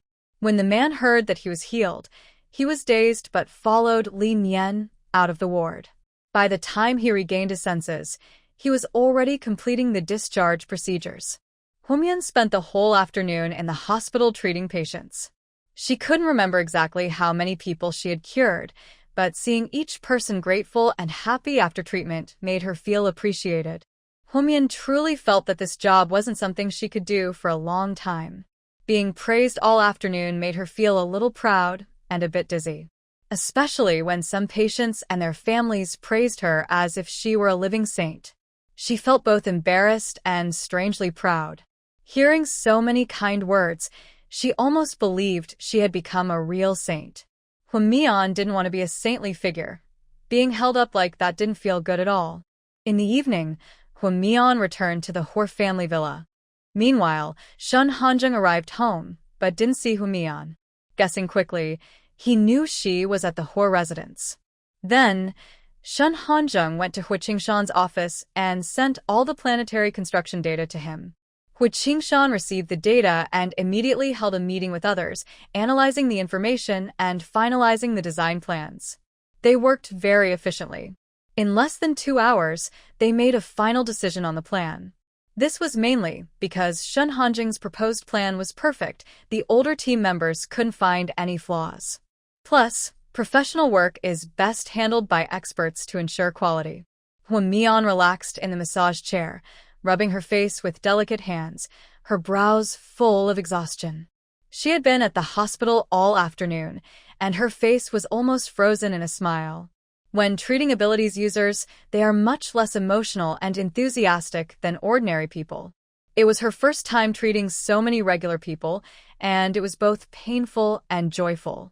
Luing sat on the sofa, holding her stomach and laughing.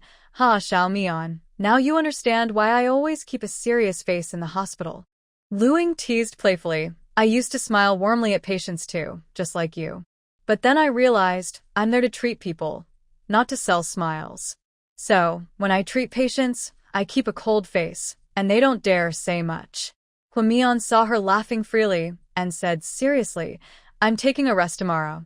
Lu Ying's smile froze instantly. No. "Your workload today is enough for me and Zhou Yi for a month. Also, the hospital has already credited points to your ID card. Resting for a day would waste a lot of points. I heard these points will be very useful later and linked to interstellar currency. Don't you want to save more points and exchange them for interstellar coins?" Huamian shook her head. "I'm not short on points." And she definitely wasn't short on interstellar currency.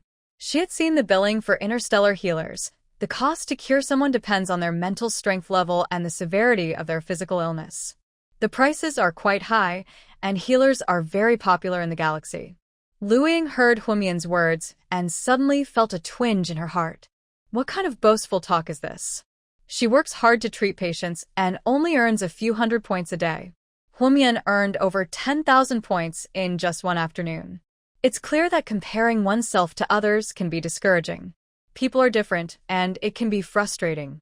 Although she was jealous, she admired Huamian because she earned her points through her own ability. Losing one worker, they would face many patients tomorrow, which was very stressful. She opened her mouth to continue persuading, but there are still many patients in the hospital. Seeing Lu Ying trying to persuade her daughter, Su Main interrupted. "Xiaomian doesn't want to go, so she won't go. Her dad, and I can support her. Lu Ying, don't try to persuade her. She loved her daughter and didn't want Humian to be pressured by moral expectations. Su Main continued, I remember you took several days off this month, Lu Ying. Xiaomian treated so many patients today. You should work harder after this, Lu Ying. Hearing Su Main say this, Lu Ying's face suddenly showed a hint of embarrassment. She quickly said, the patients in the hospital aren't in a rush. Let them wait a couple days. It won't cause any problems. Xiaomian, rest for a couple more days. You can go anytime. Your health is more important than anything. We're not in a hurry. Hearing her mother speak up for her, Humian's eyes curved into a gentle smile. I've always taken good care of my health. Lu Ying saw this and forced a stiff smile. Sister Main, it's getting late. My mom is waiting for me at home for dinner. I need to go now. She stood up, ready to leave the huijia. Su Main raised an eyebrow and said calmly, I wanted to keep you for dinner, but I can't keep your mom waiting too long. Be careful on your way. Lu Ying's smile almost faltered. She responded with a nod and quickly walked toward the door. Madam, Xiaomian, dinner is ready. Mrs. Zhang's voice came from the dining room. Humian stretched lazily and slowly got up from the massage chair, asking curiously, Annie, aren't Grandpa and the others coming back? Su Main sighed. Grandpa and the others are in a meeting. They said they're choosing a planetary plan, so they won't be back for dinner. The two sat down at the dining table. Humian sent a message to Shen Hanjing using her brain computer.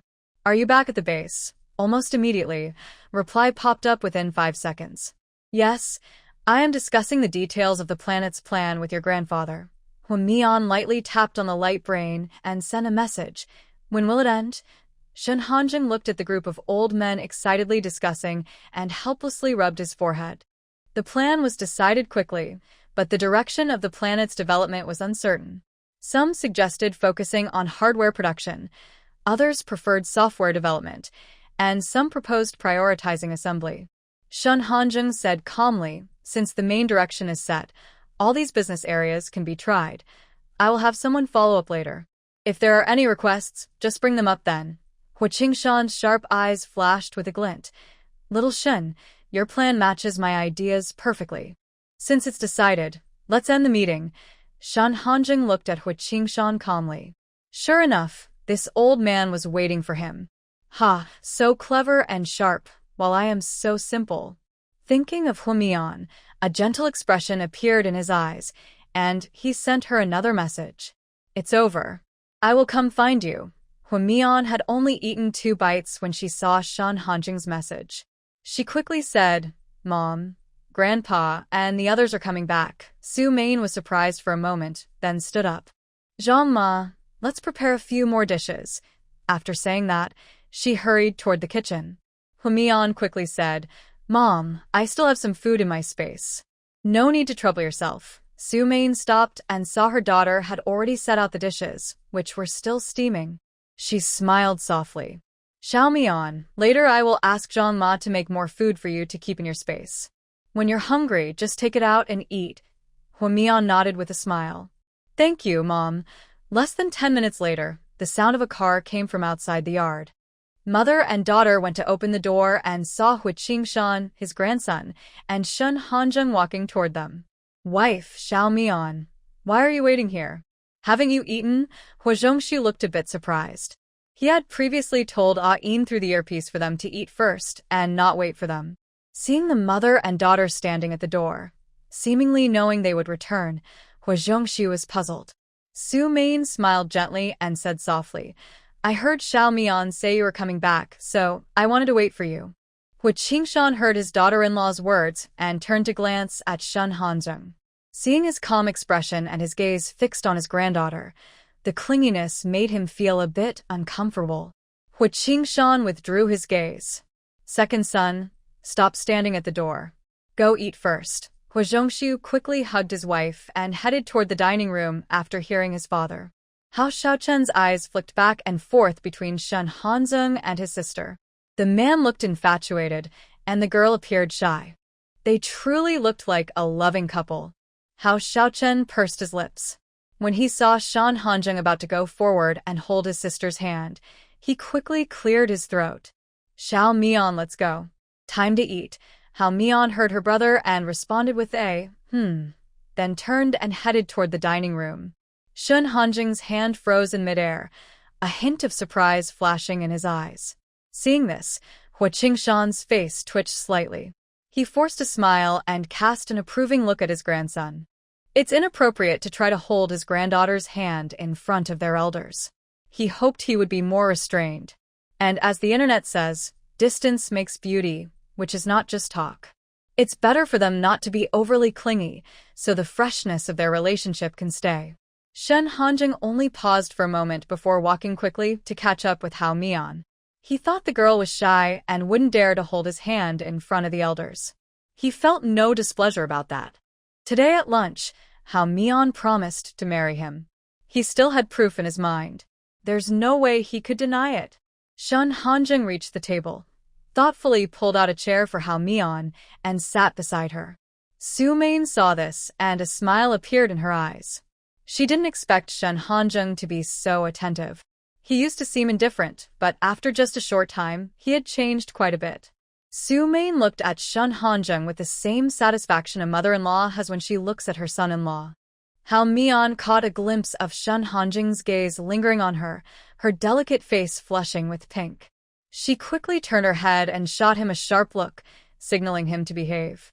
Shun Hanjing looked at her increasingly red face, his eyes filled with even deeper affection. So pure, so shy, so adorable. He felt like his heart had been stolen by her. A sudden kick to my calf made me reluctantly look away from the food on the table. There were a few dishes that He Mian liked to eat. After He Qingshan sat down and saw the delicious food, he said, Xiaoshen, don't be shy. We're family. Just eat.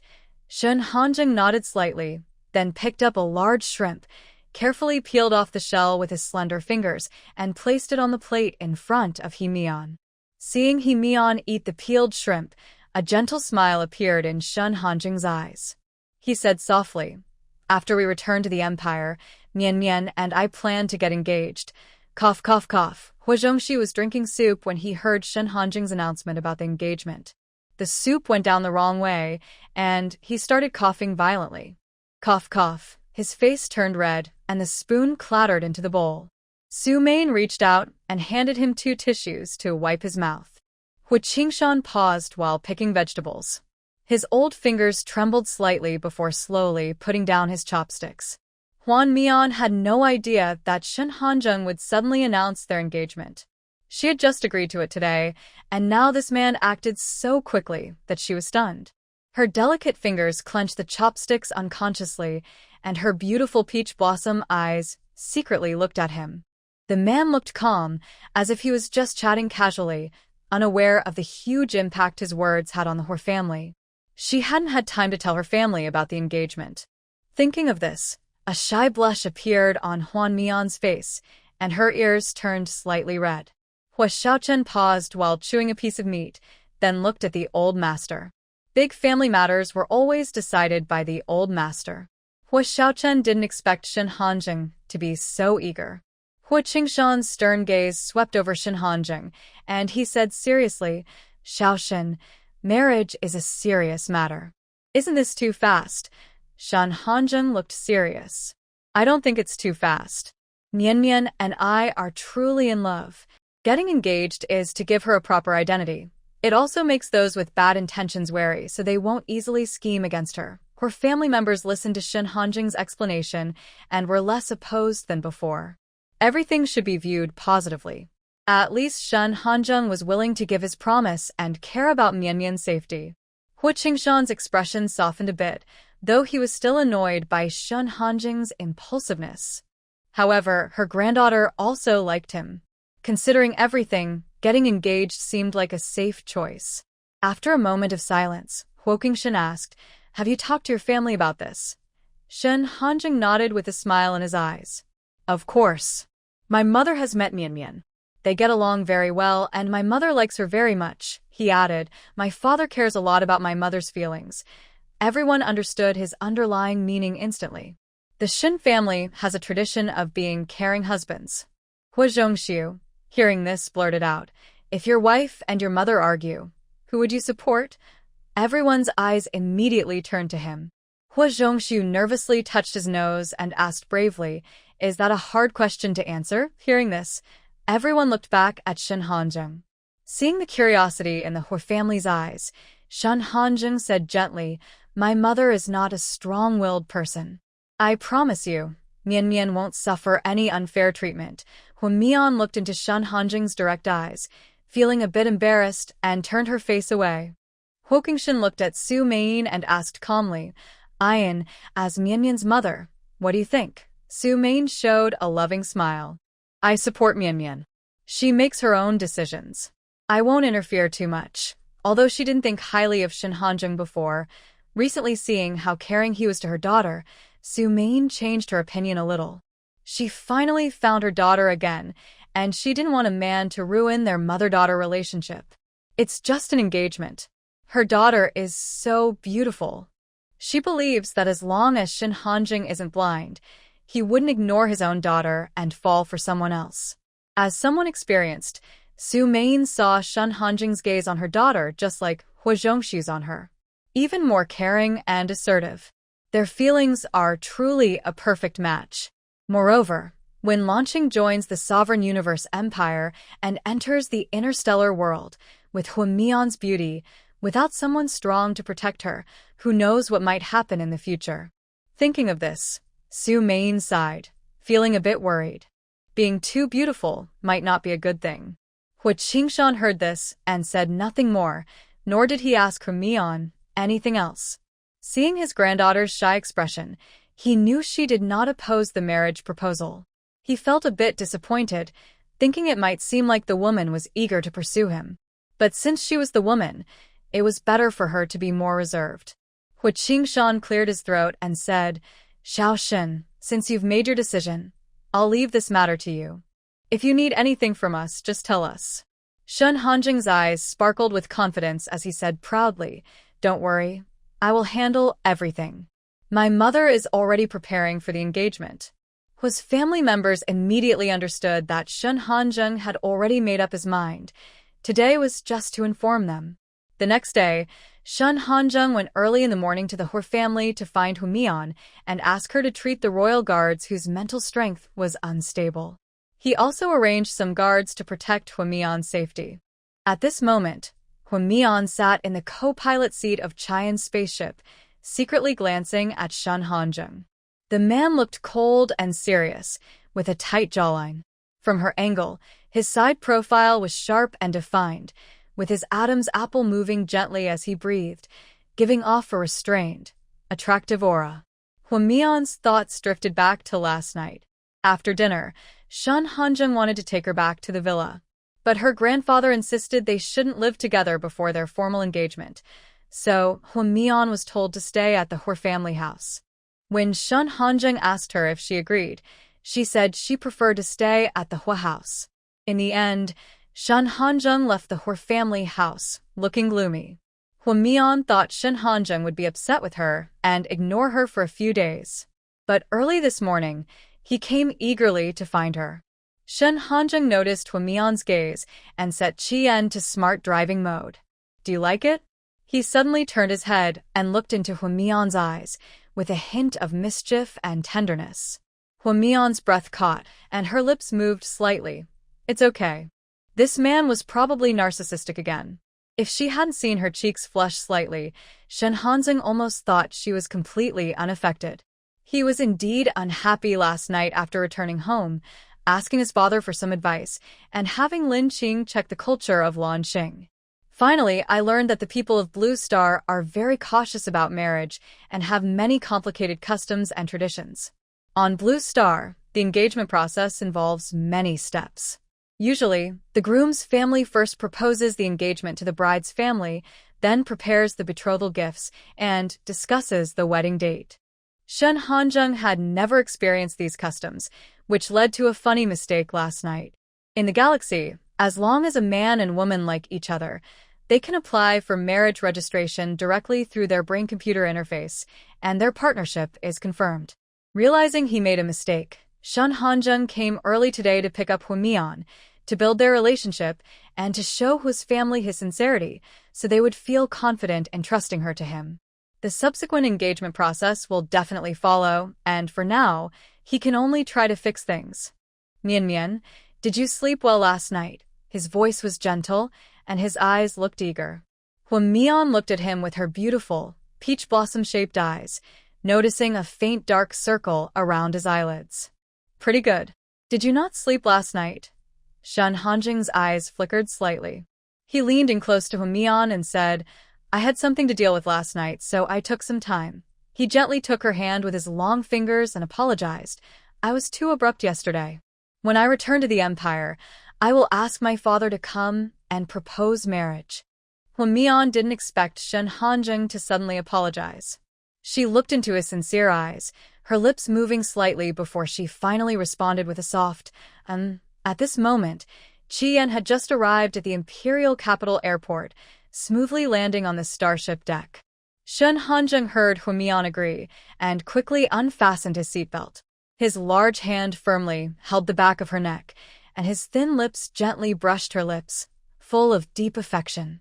Huamian was forced to tilt her head to accept his kiss. Her neck, held tightly, felt slightly hot, and her hands unconsciously clutched his clothes.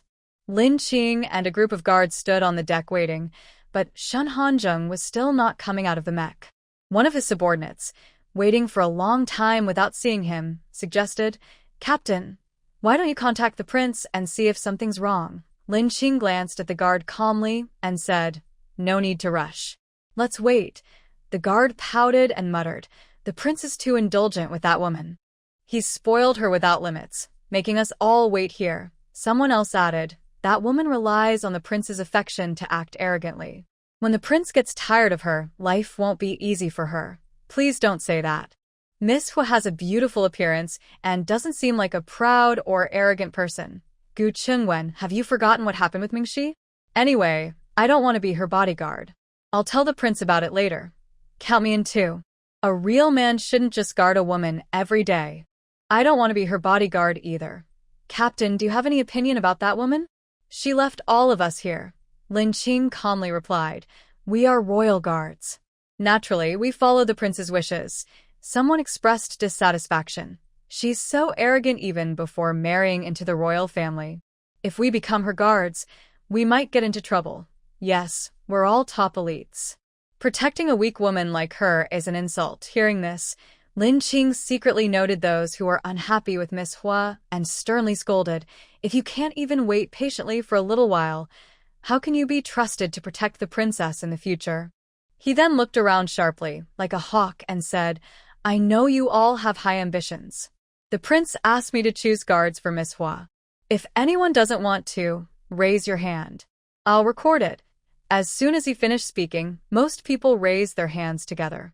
Lin Qing recorded their names with his device, then realized that out of a total of 300 guards, only 16 volunteered to be Miss Hua's protectors. He sighed at their arrogance. Their bright future was right in front of them, but they chose to abandon it. He looked at those 16 and asked seriously, Are you really sure you want to stay with Miss Hua as her guards? Gu Chengwen was silent for only 2 seconds before saying, I volunteer to be Miss Hua's guard. Following his words, the other 15 quickly agreed, We volunteer too. Lin Qing's eyes showed satisfaction. Good. Now, hand over your current tasks and focus on protecting Miss Hua. Yes, the 16 guards responded in unison. Lin Qing sent a message to Shen Hanjing, informing him of the selection and reporting the list. Inside the cockpit, Shen Hanjing received Lin Qing's message. He reluctantly released Huamian's lips, then reached out to undo her seatbelt and pulled her into his arms. Mian Mian, your guards have been chosen. Let's go down now. When Huamian heard this, she looked up at the deck and saw so many people standing there. Her beautiful peach blossom eyes flickered with a hint of nervousness. When they first arrived, there were no one on the deck. Now, why are there so many people? Huamian quickly grabbed Shen Hanjing's sleeve, her voice trembling. How long have they been waiting? It's all because of this man. He always wants to get close, and now I feel too embarrassed to face anyone. Shen Hanjing saw her shy look and gently comforted her. Don't worry, I am here. Don't be afraid. Mian raised her hand to fix her hair, her voice a little playful. Is my hair messy? Shen Hanjing reached out and gently brushed her hair, his fingertips lightly touching her reddening ears, his voice low and soft. They're all done. When Mian followed Shen Hanjing onto the deck, only about a dozen people remained there. The others had been sent ahead to the first floor rest area. Lin Qing saw them come down and immediately respectfully said, Your Highness, there are 16 people who volunteered to be Miss Hwa's guards this time. Mian looked at the 16 people when she heard Lin Qing's words. They were all over 2 meters tall, with calm presence, standing straight with their boots firmly on the ground. Shen Hanjing's sharp eyes swept over everyone, his tone serious. Mian is my fiancée, and she is also the only 3S level healer in the Empire of Sky. As soon as he finished speaking, there was a gasp from the crowd, and the sound of their boots scraping the ground. Everyone looked at the slender figure in disbelief. The information they received was too shocking. It felt like they were dreaming an unbelievable dream. Shen Hanjing's commanding gaze swept over everyone. From now on, your loyalty belongs only to her. Her safety is above all else. If anything happens to her, I will personally exile you to the barren star. Hearing this, everyone was instantly shaken by Shen Hanjing's fierce aura and shouted in unison, We swear to protect Miss Hwa with our lives. Shen Hanjing's phoenix eyes flashed with satisfaction. Then he looked at Mian, his cold gaze suddenly softening into tenderness. Mian, say hello to everyone. Mian wore a gentle smile and sincerely said, Hello everyone. Thank you for your protection. I will do my best to protect everyone too. If anyone gets hurt, you can come to me. I will help you heal. When everyone heard this, their eyes shone with admiration and warmth as they looked at her eagerly. Gu Changwen shouted loudly, Miss Hwa, we swear to serve you with our lives. Hearing his words, the others quickly responded in unison, We swear to serve you with our lives. Mian had never experienced such a scene and looked at Shen Hanjing for help. Shen Hanjing received her plea and couldn't help but smile slightly. He took her small hand in his, gently squeezed it, and received a slightly annoyed look from the girl. Shen Hanjing looked at the person who spoke first and asked, What is your name? Gu Qingwen hurriedly replied when he heard the prince's question, My name is Gu Qingwen. I am currently a level 6 lightning type ability user. Shen Hanjing looked at him for a moment and then said slowly, From now on, you will be the captain of Mian's bodyguards. Gu Chengwen was very excited and responded loudly, Yes, your highness. I will do my best to protect Miss Hwa. Shen Hanjing nodded and looked over the crowd with a calm expression, saying casually, Today, besides choosing bodyguards, I will also help you treat your hidden injuries and mental energy disturbances. In the interstellar era, the meat of exotic beasts and mutated plants that humans eat contain faint, aggressive energies. Over time, these energies gradually accumulate and have small effects on people's mental strength. While they don't threaten life, and eating exotic beast meat and mutated plants has more benefits than drawbacks, the long-term effects become apparent later. The ability level may increase slowly or even stagnate in severe cases, similar to absorbing unpurified crystal cores. In the interstellar world, only healing ability users can ignore these hidden threats. When they heard that Mian would treat their illnesses, everyone showed expressions of joy. In the interstellar world, healers who can eliminate aggressive energies are very rare, and their ability depends heavily on their mental strength level.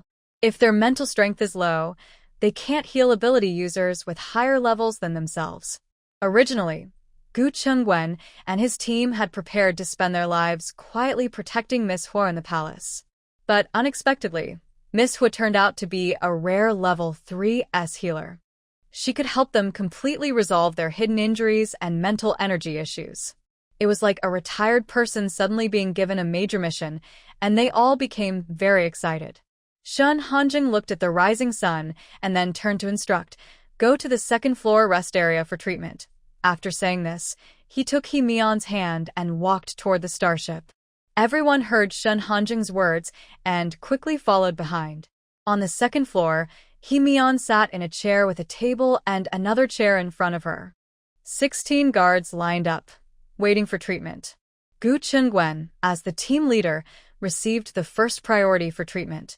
He sat in the chair, placing his hand on the table. Just as Mian was about to raise her hand to approach, Shun Hanjing's large hand suddenly stopped her hand from the side. Shun Hanjing tilted his head and said to Gu Qingwen, "Put on the eye mask and lie on the lounge chair." Mian's eyes twinkled lightly, and she stared intently at Shun Hanjing. Could this man be jealous? Not letting her touch other men? Shun Hanjing noticed her gaze and said calmly, "Mian, men and women should keep their distance. It's better if they don't touch." Gu Qingwen released a lounge chair from the space, laid down properly, and put on the eye mask. A hint of satisfaction flashed in Shun Hanjing's eyes as he spoke gently, "Mian, just bring your hand close to his head. This will be the way to treat him in the future." Mian stared at Shun Hanjing for a moment, then looked away, her eyes flickering as she watched the man. Only then did she reach out and move closer to Gu Qingwen's head, beginning to transfer her energy.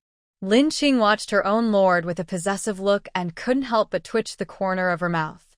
This lord was too exaggerated, getting jealous and acting so nervously. The guards saw the gentle white light on Mian's hand, shining softly and brightly. It was brighter than any treatment glow they had seen before.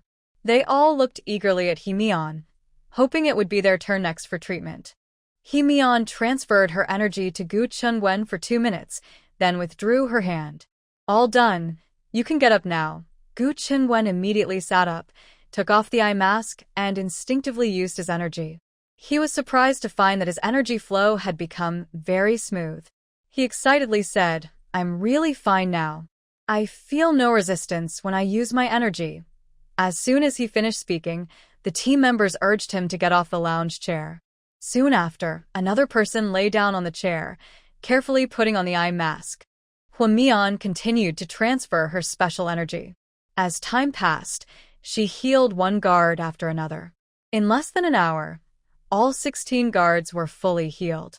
Lin Qing looked at Mian eagerly, wanting to ask her for treatment, but he was afraid the prince would disagree. Mian noticed Lin Qing's gaze and remembered the last time he looked at her the same way. So she said, "Lin Qing, lie down too. I will help you heal." Lin Qing immediately smiled happily, instinctively looked at his prince, who nodded at him. He grinned and quickly lay down, not forgetting to put on his eye mask. Mian skillfully transferred her energy, perhaps because Lin Qing's energy level was higher. She spent 10 minutes transferring her energy before healing Lin Qing. When he felt the warmth on his forehead disappear and heard the words "all done," it sounded like music to his ears. Since his energy level rose to level 7, he had felt a blockage in his energy flow. He didn't expect that this time, thanks to the prince, he cleared away years of accumulated aggressive energy. This meant his energy could increase by another level. After healing Lin Qing, Mian realized her energy was almost gone, and she was a bit thirsty. She took a bottle of mineral water from her space and was about to open it when a well-defined hand reached out and took the water from her. "Mian, drink some honey water to soothe your throat," a deep, magnetic voice said softly beside her. Mian naturally took the water and took a few sips. Shun Hanjing saw that the girl looked a little tired, and a trace of concern flashed in his eyes. He frowned and seriously ordered, "Lin Qing, arrange for people to stand guard. 2 people per shift, 4 hours each." "Yes, Your Highness. I will not fail the mission," Lin Qing replied energetically. He quickly gathered the 16 people into groups and confirmed the shift schedule. Mian placed the water cup on the table, feeling her body stiffen. She instinctively stretched and then stood up, planning to walk around nearby. After just 2 steps, Shun Hanjing suddenly reached out and lifted her into his arms. Mian gasped and instinctively wrapped her arms around his neck. Realizing what she was doing, she bit her lip and lowered her voice, saying, "I can walk by myself. Put me down quickly." Shun Hanjing glanced down at her, still calm and unmoved. His voice was gentle as he said, "You're tired. I'll take you to rest." He spoke briefly, then turned his sharp, commanding gaze toward the guards, his eyes filled with warning and possessiveness. The moment they met his eyes, everyone quickly looked down, not daring to stare at Huamian any longer. Huamian had no idea what was going through Shen Hanjing's mind. With so many of his subordinates watching, she felt too embarrassed to show her anger, so she quietly stayed in his arms. However, her slender fingers mischievously pinched the back of his neck to show her displeasure. After a few steps, Shen Hanjing suddenly felt something unusual on his neck. His steps paused for a moment, but he quickly returned to normal and looked down at the girl in his arms. She looked innocent, but if one looked closely, there was a hint of playful defiance in her eyes. Shen Hanjing smiled faintly, his handsome face slowly moving closer to hers. Seeing his face draw nearer, Huamian's beautiful eyes widened in surprise. Startled, she quickly changed her grip, wrapping her arms tightly around him and burying her face in his chest. Noticing her shy reaction, Shen Hanjing's eyes glimmered with quiet amusement. He took long strides forward, and just as he was about to go upstairs, he turned to glance at the others. Seeing that no one dared to look, he continued toward the third floor.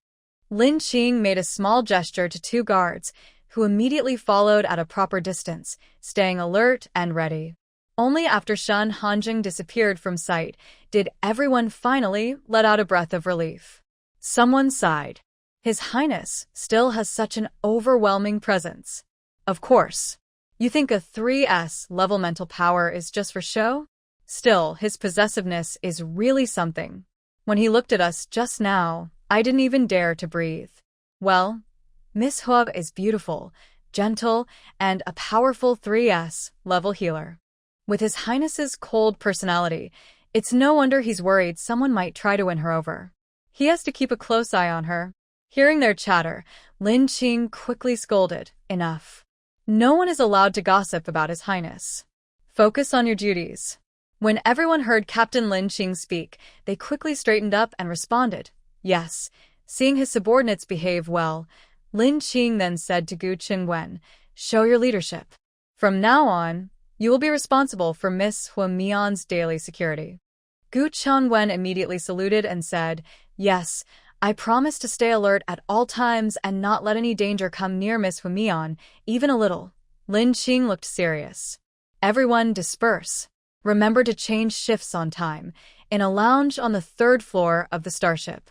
Huamian stood with her hands on her hips, looking down at Shen Hanjing with an angry face. "Shen Hanjing, from now on, you are not allowed to hold me in front of others without my permission. Your behavior just now made me uncomfortable. I don't like it." Shen Hanjing sat stiffly on the sofa, pursing his lips without speaking. He had expected Huamian to be angry about this. But seeing those men's intense eyes on her, he just wanted to hide her and not let her appear in front of any man. "Do you agree or not?" he asked. Seeing him silent, Huamian clenched her fists and asked again. Shen Hanjing looked straight at her, calmly making a request. "As long as you don't smile at other men, I will agree." Huamian looked at Shen Hanjing as if she was seeing a rare animal, her beautiful eyes full of surprise. How had she not noticed this strange possessiveness of Shen Hanjing before? When did this weird control obsession appear? After a moment of silence, Huamian frowned slightly. "Are you serious?" Shen Hanjing didn't answer. He just stared at her steadily, with a firm look. Huamian felt a bit discouraged. She couldn't understand why Shen Hanjing was so childish. "Can you explain your reasoning? If this keeps going, we're doomed to go nowhere." Before she finished speaking, his lips pressed against hers, sealing her words. His possessive kiss forcefully took her breath away, and his strong hand grabbed her slender waist. Huamian instantly exploded with anger. She was already upset, and this man still kissed her. Her beautiful eyes filled with fury. She instinctively bit the invading object. The man let out a muffled groan, then slowly pulled back, releasing her. Huamian was about to scold Shen Hanjing, but she saw his eyes redden at the corners, with blood at the corners of his mouth, showing a cold, sinister expression. Seeing this, Huamian immediately felt short of breath, looked at Shen Hanjing with a guilty and confused expression. She hadn't used much force. When did this man become so delicate? Could you squat down a bit?" I'll help treat your wound. Her tone unconsciously softened. Shen Hanjun glanced at Huamian, then turned cold and strode out of the lounge, leaving Huamian standing alone. Huamian was stunned for a moment. She didn't expect Shen Hanjun to be so stubborn, but she didn't chase after him, not wanting to indulge his bad habits. The foundation of their relationship was equality. If Shen Hanjun always acted superior, it would definitely affect their feelings. Huamian couldn't accept a partner who was too strong, to the point of controlling who she smiled at. Seeing Shen Hanjun leave angrily, Huamian clenched her teeth and picked up the cold water on the table, taking several big gulps. Right now, she didn't even want to leave the house. It was just a small matter. If they had discussed it properly, there wouldn't be any problem. But Shen Hanjun showed no respect for her at all. The more she thought about it, the more wronged she felt. Huamian walked forward and directly locked the door. Was he planning to leave? Then don't come back to find her anymore. Her beautiful eyes shimmered with tears. Huamian was furious as she got into bed, pulled the blanket over herself, and went to sleep. She decided she wouldn't talk to Shen Hanjun for 3 days. Meanwhile, Shen Hanjun left the room, wiping the blood from the corner of his mouth with a tissue. 2 guards stood dutifully at the door. Seeing the blood on his face, one hurriedly asked, "Your Highness, are you all right?" Shen Hanjun made a gesture to stop their questions, saying it's nothing.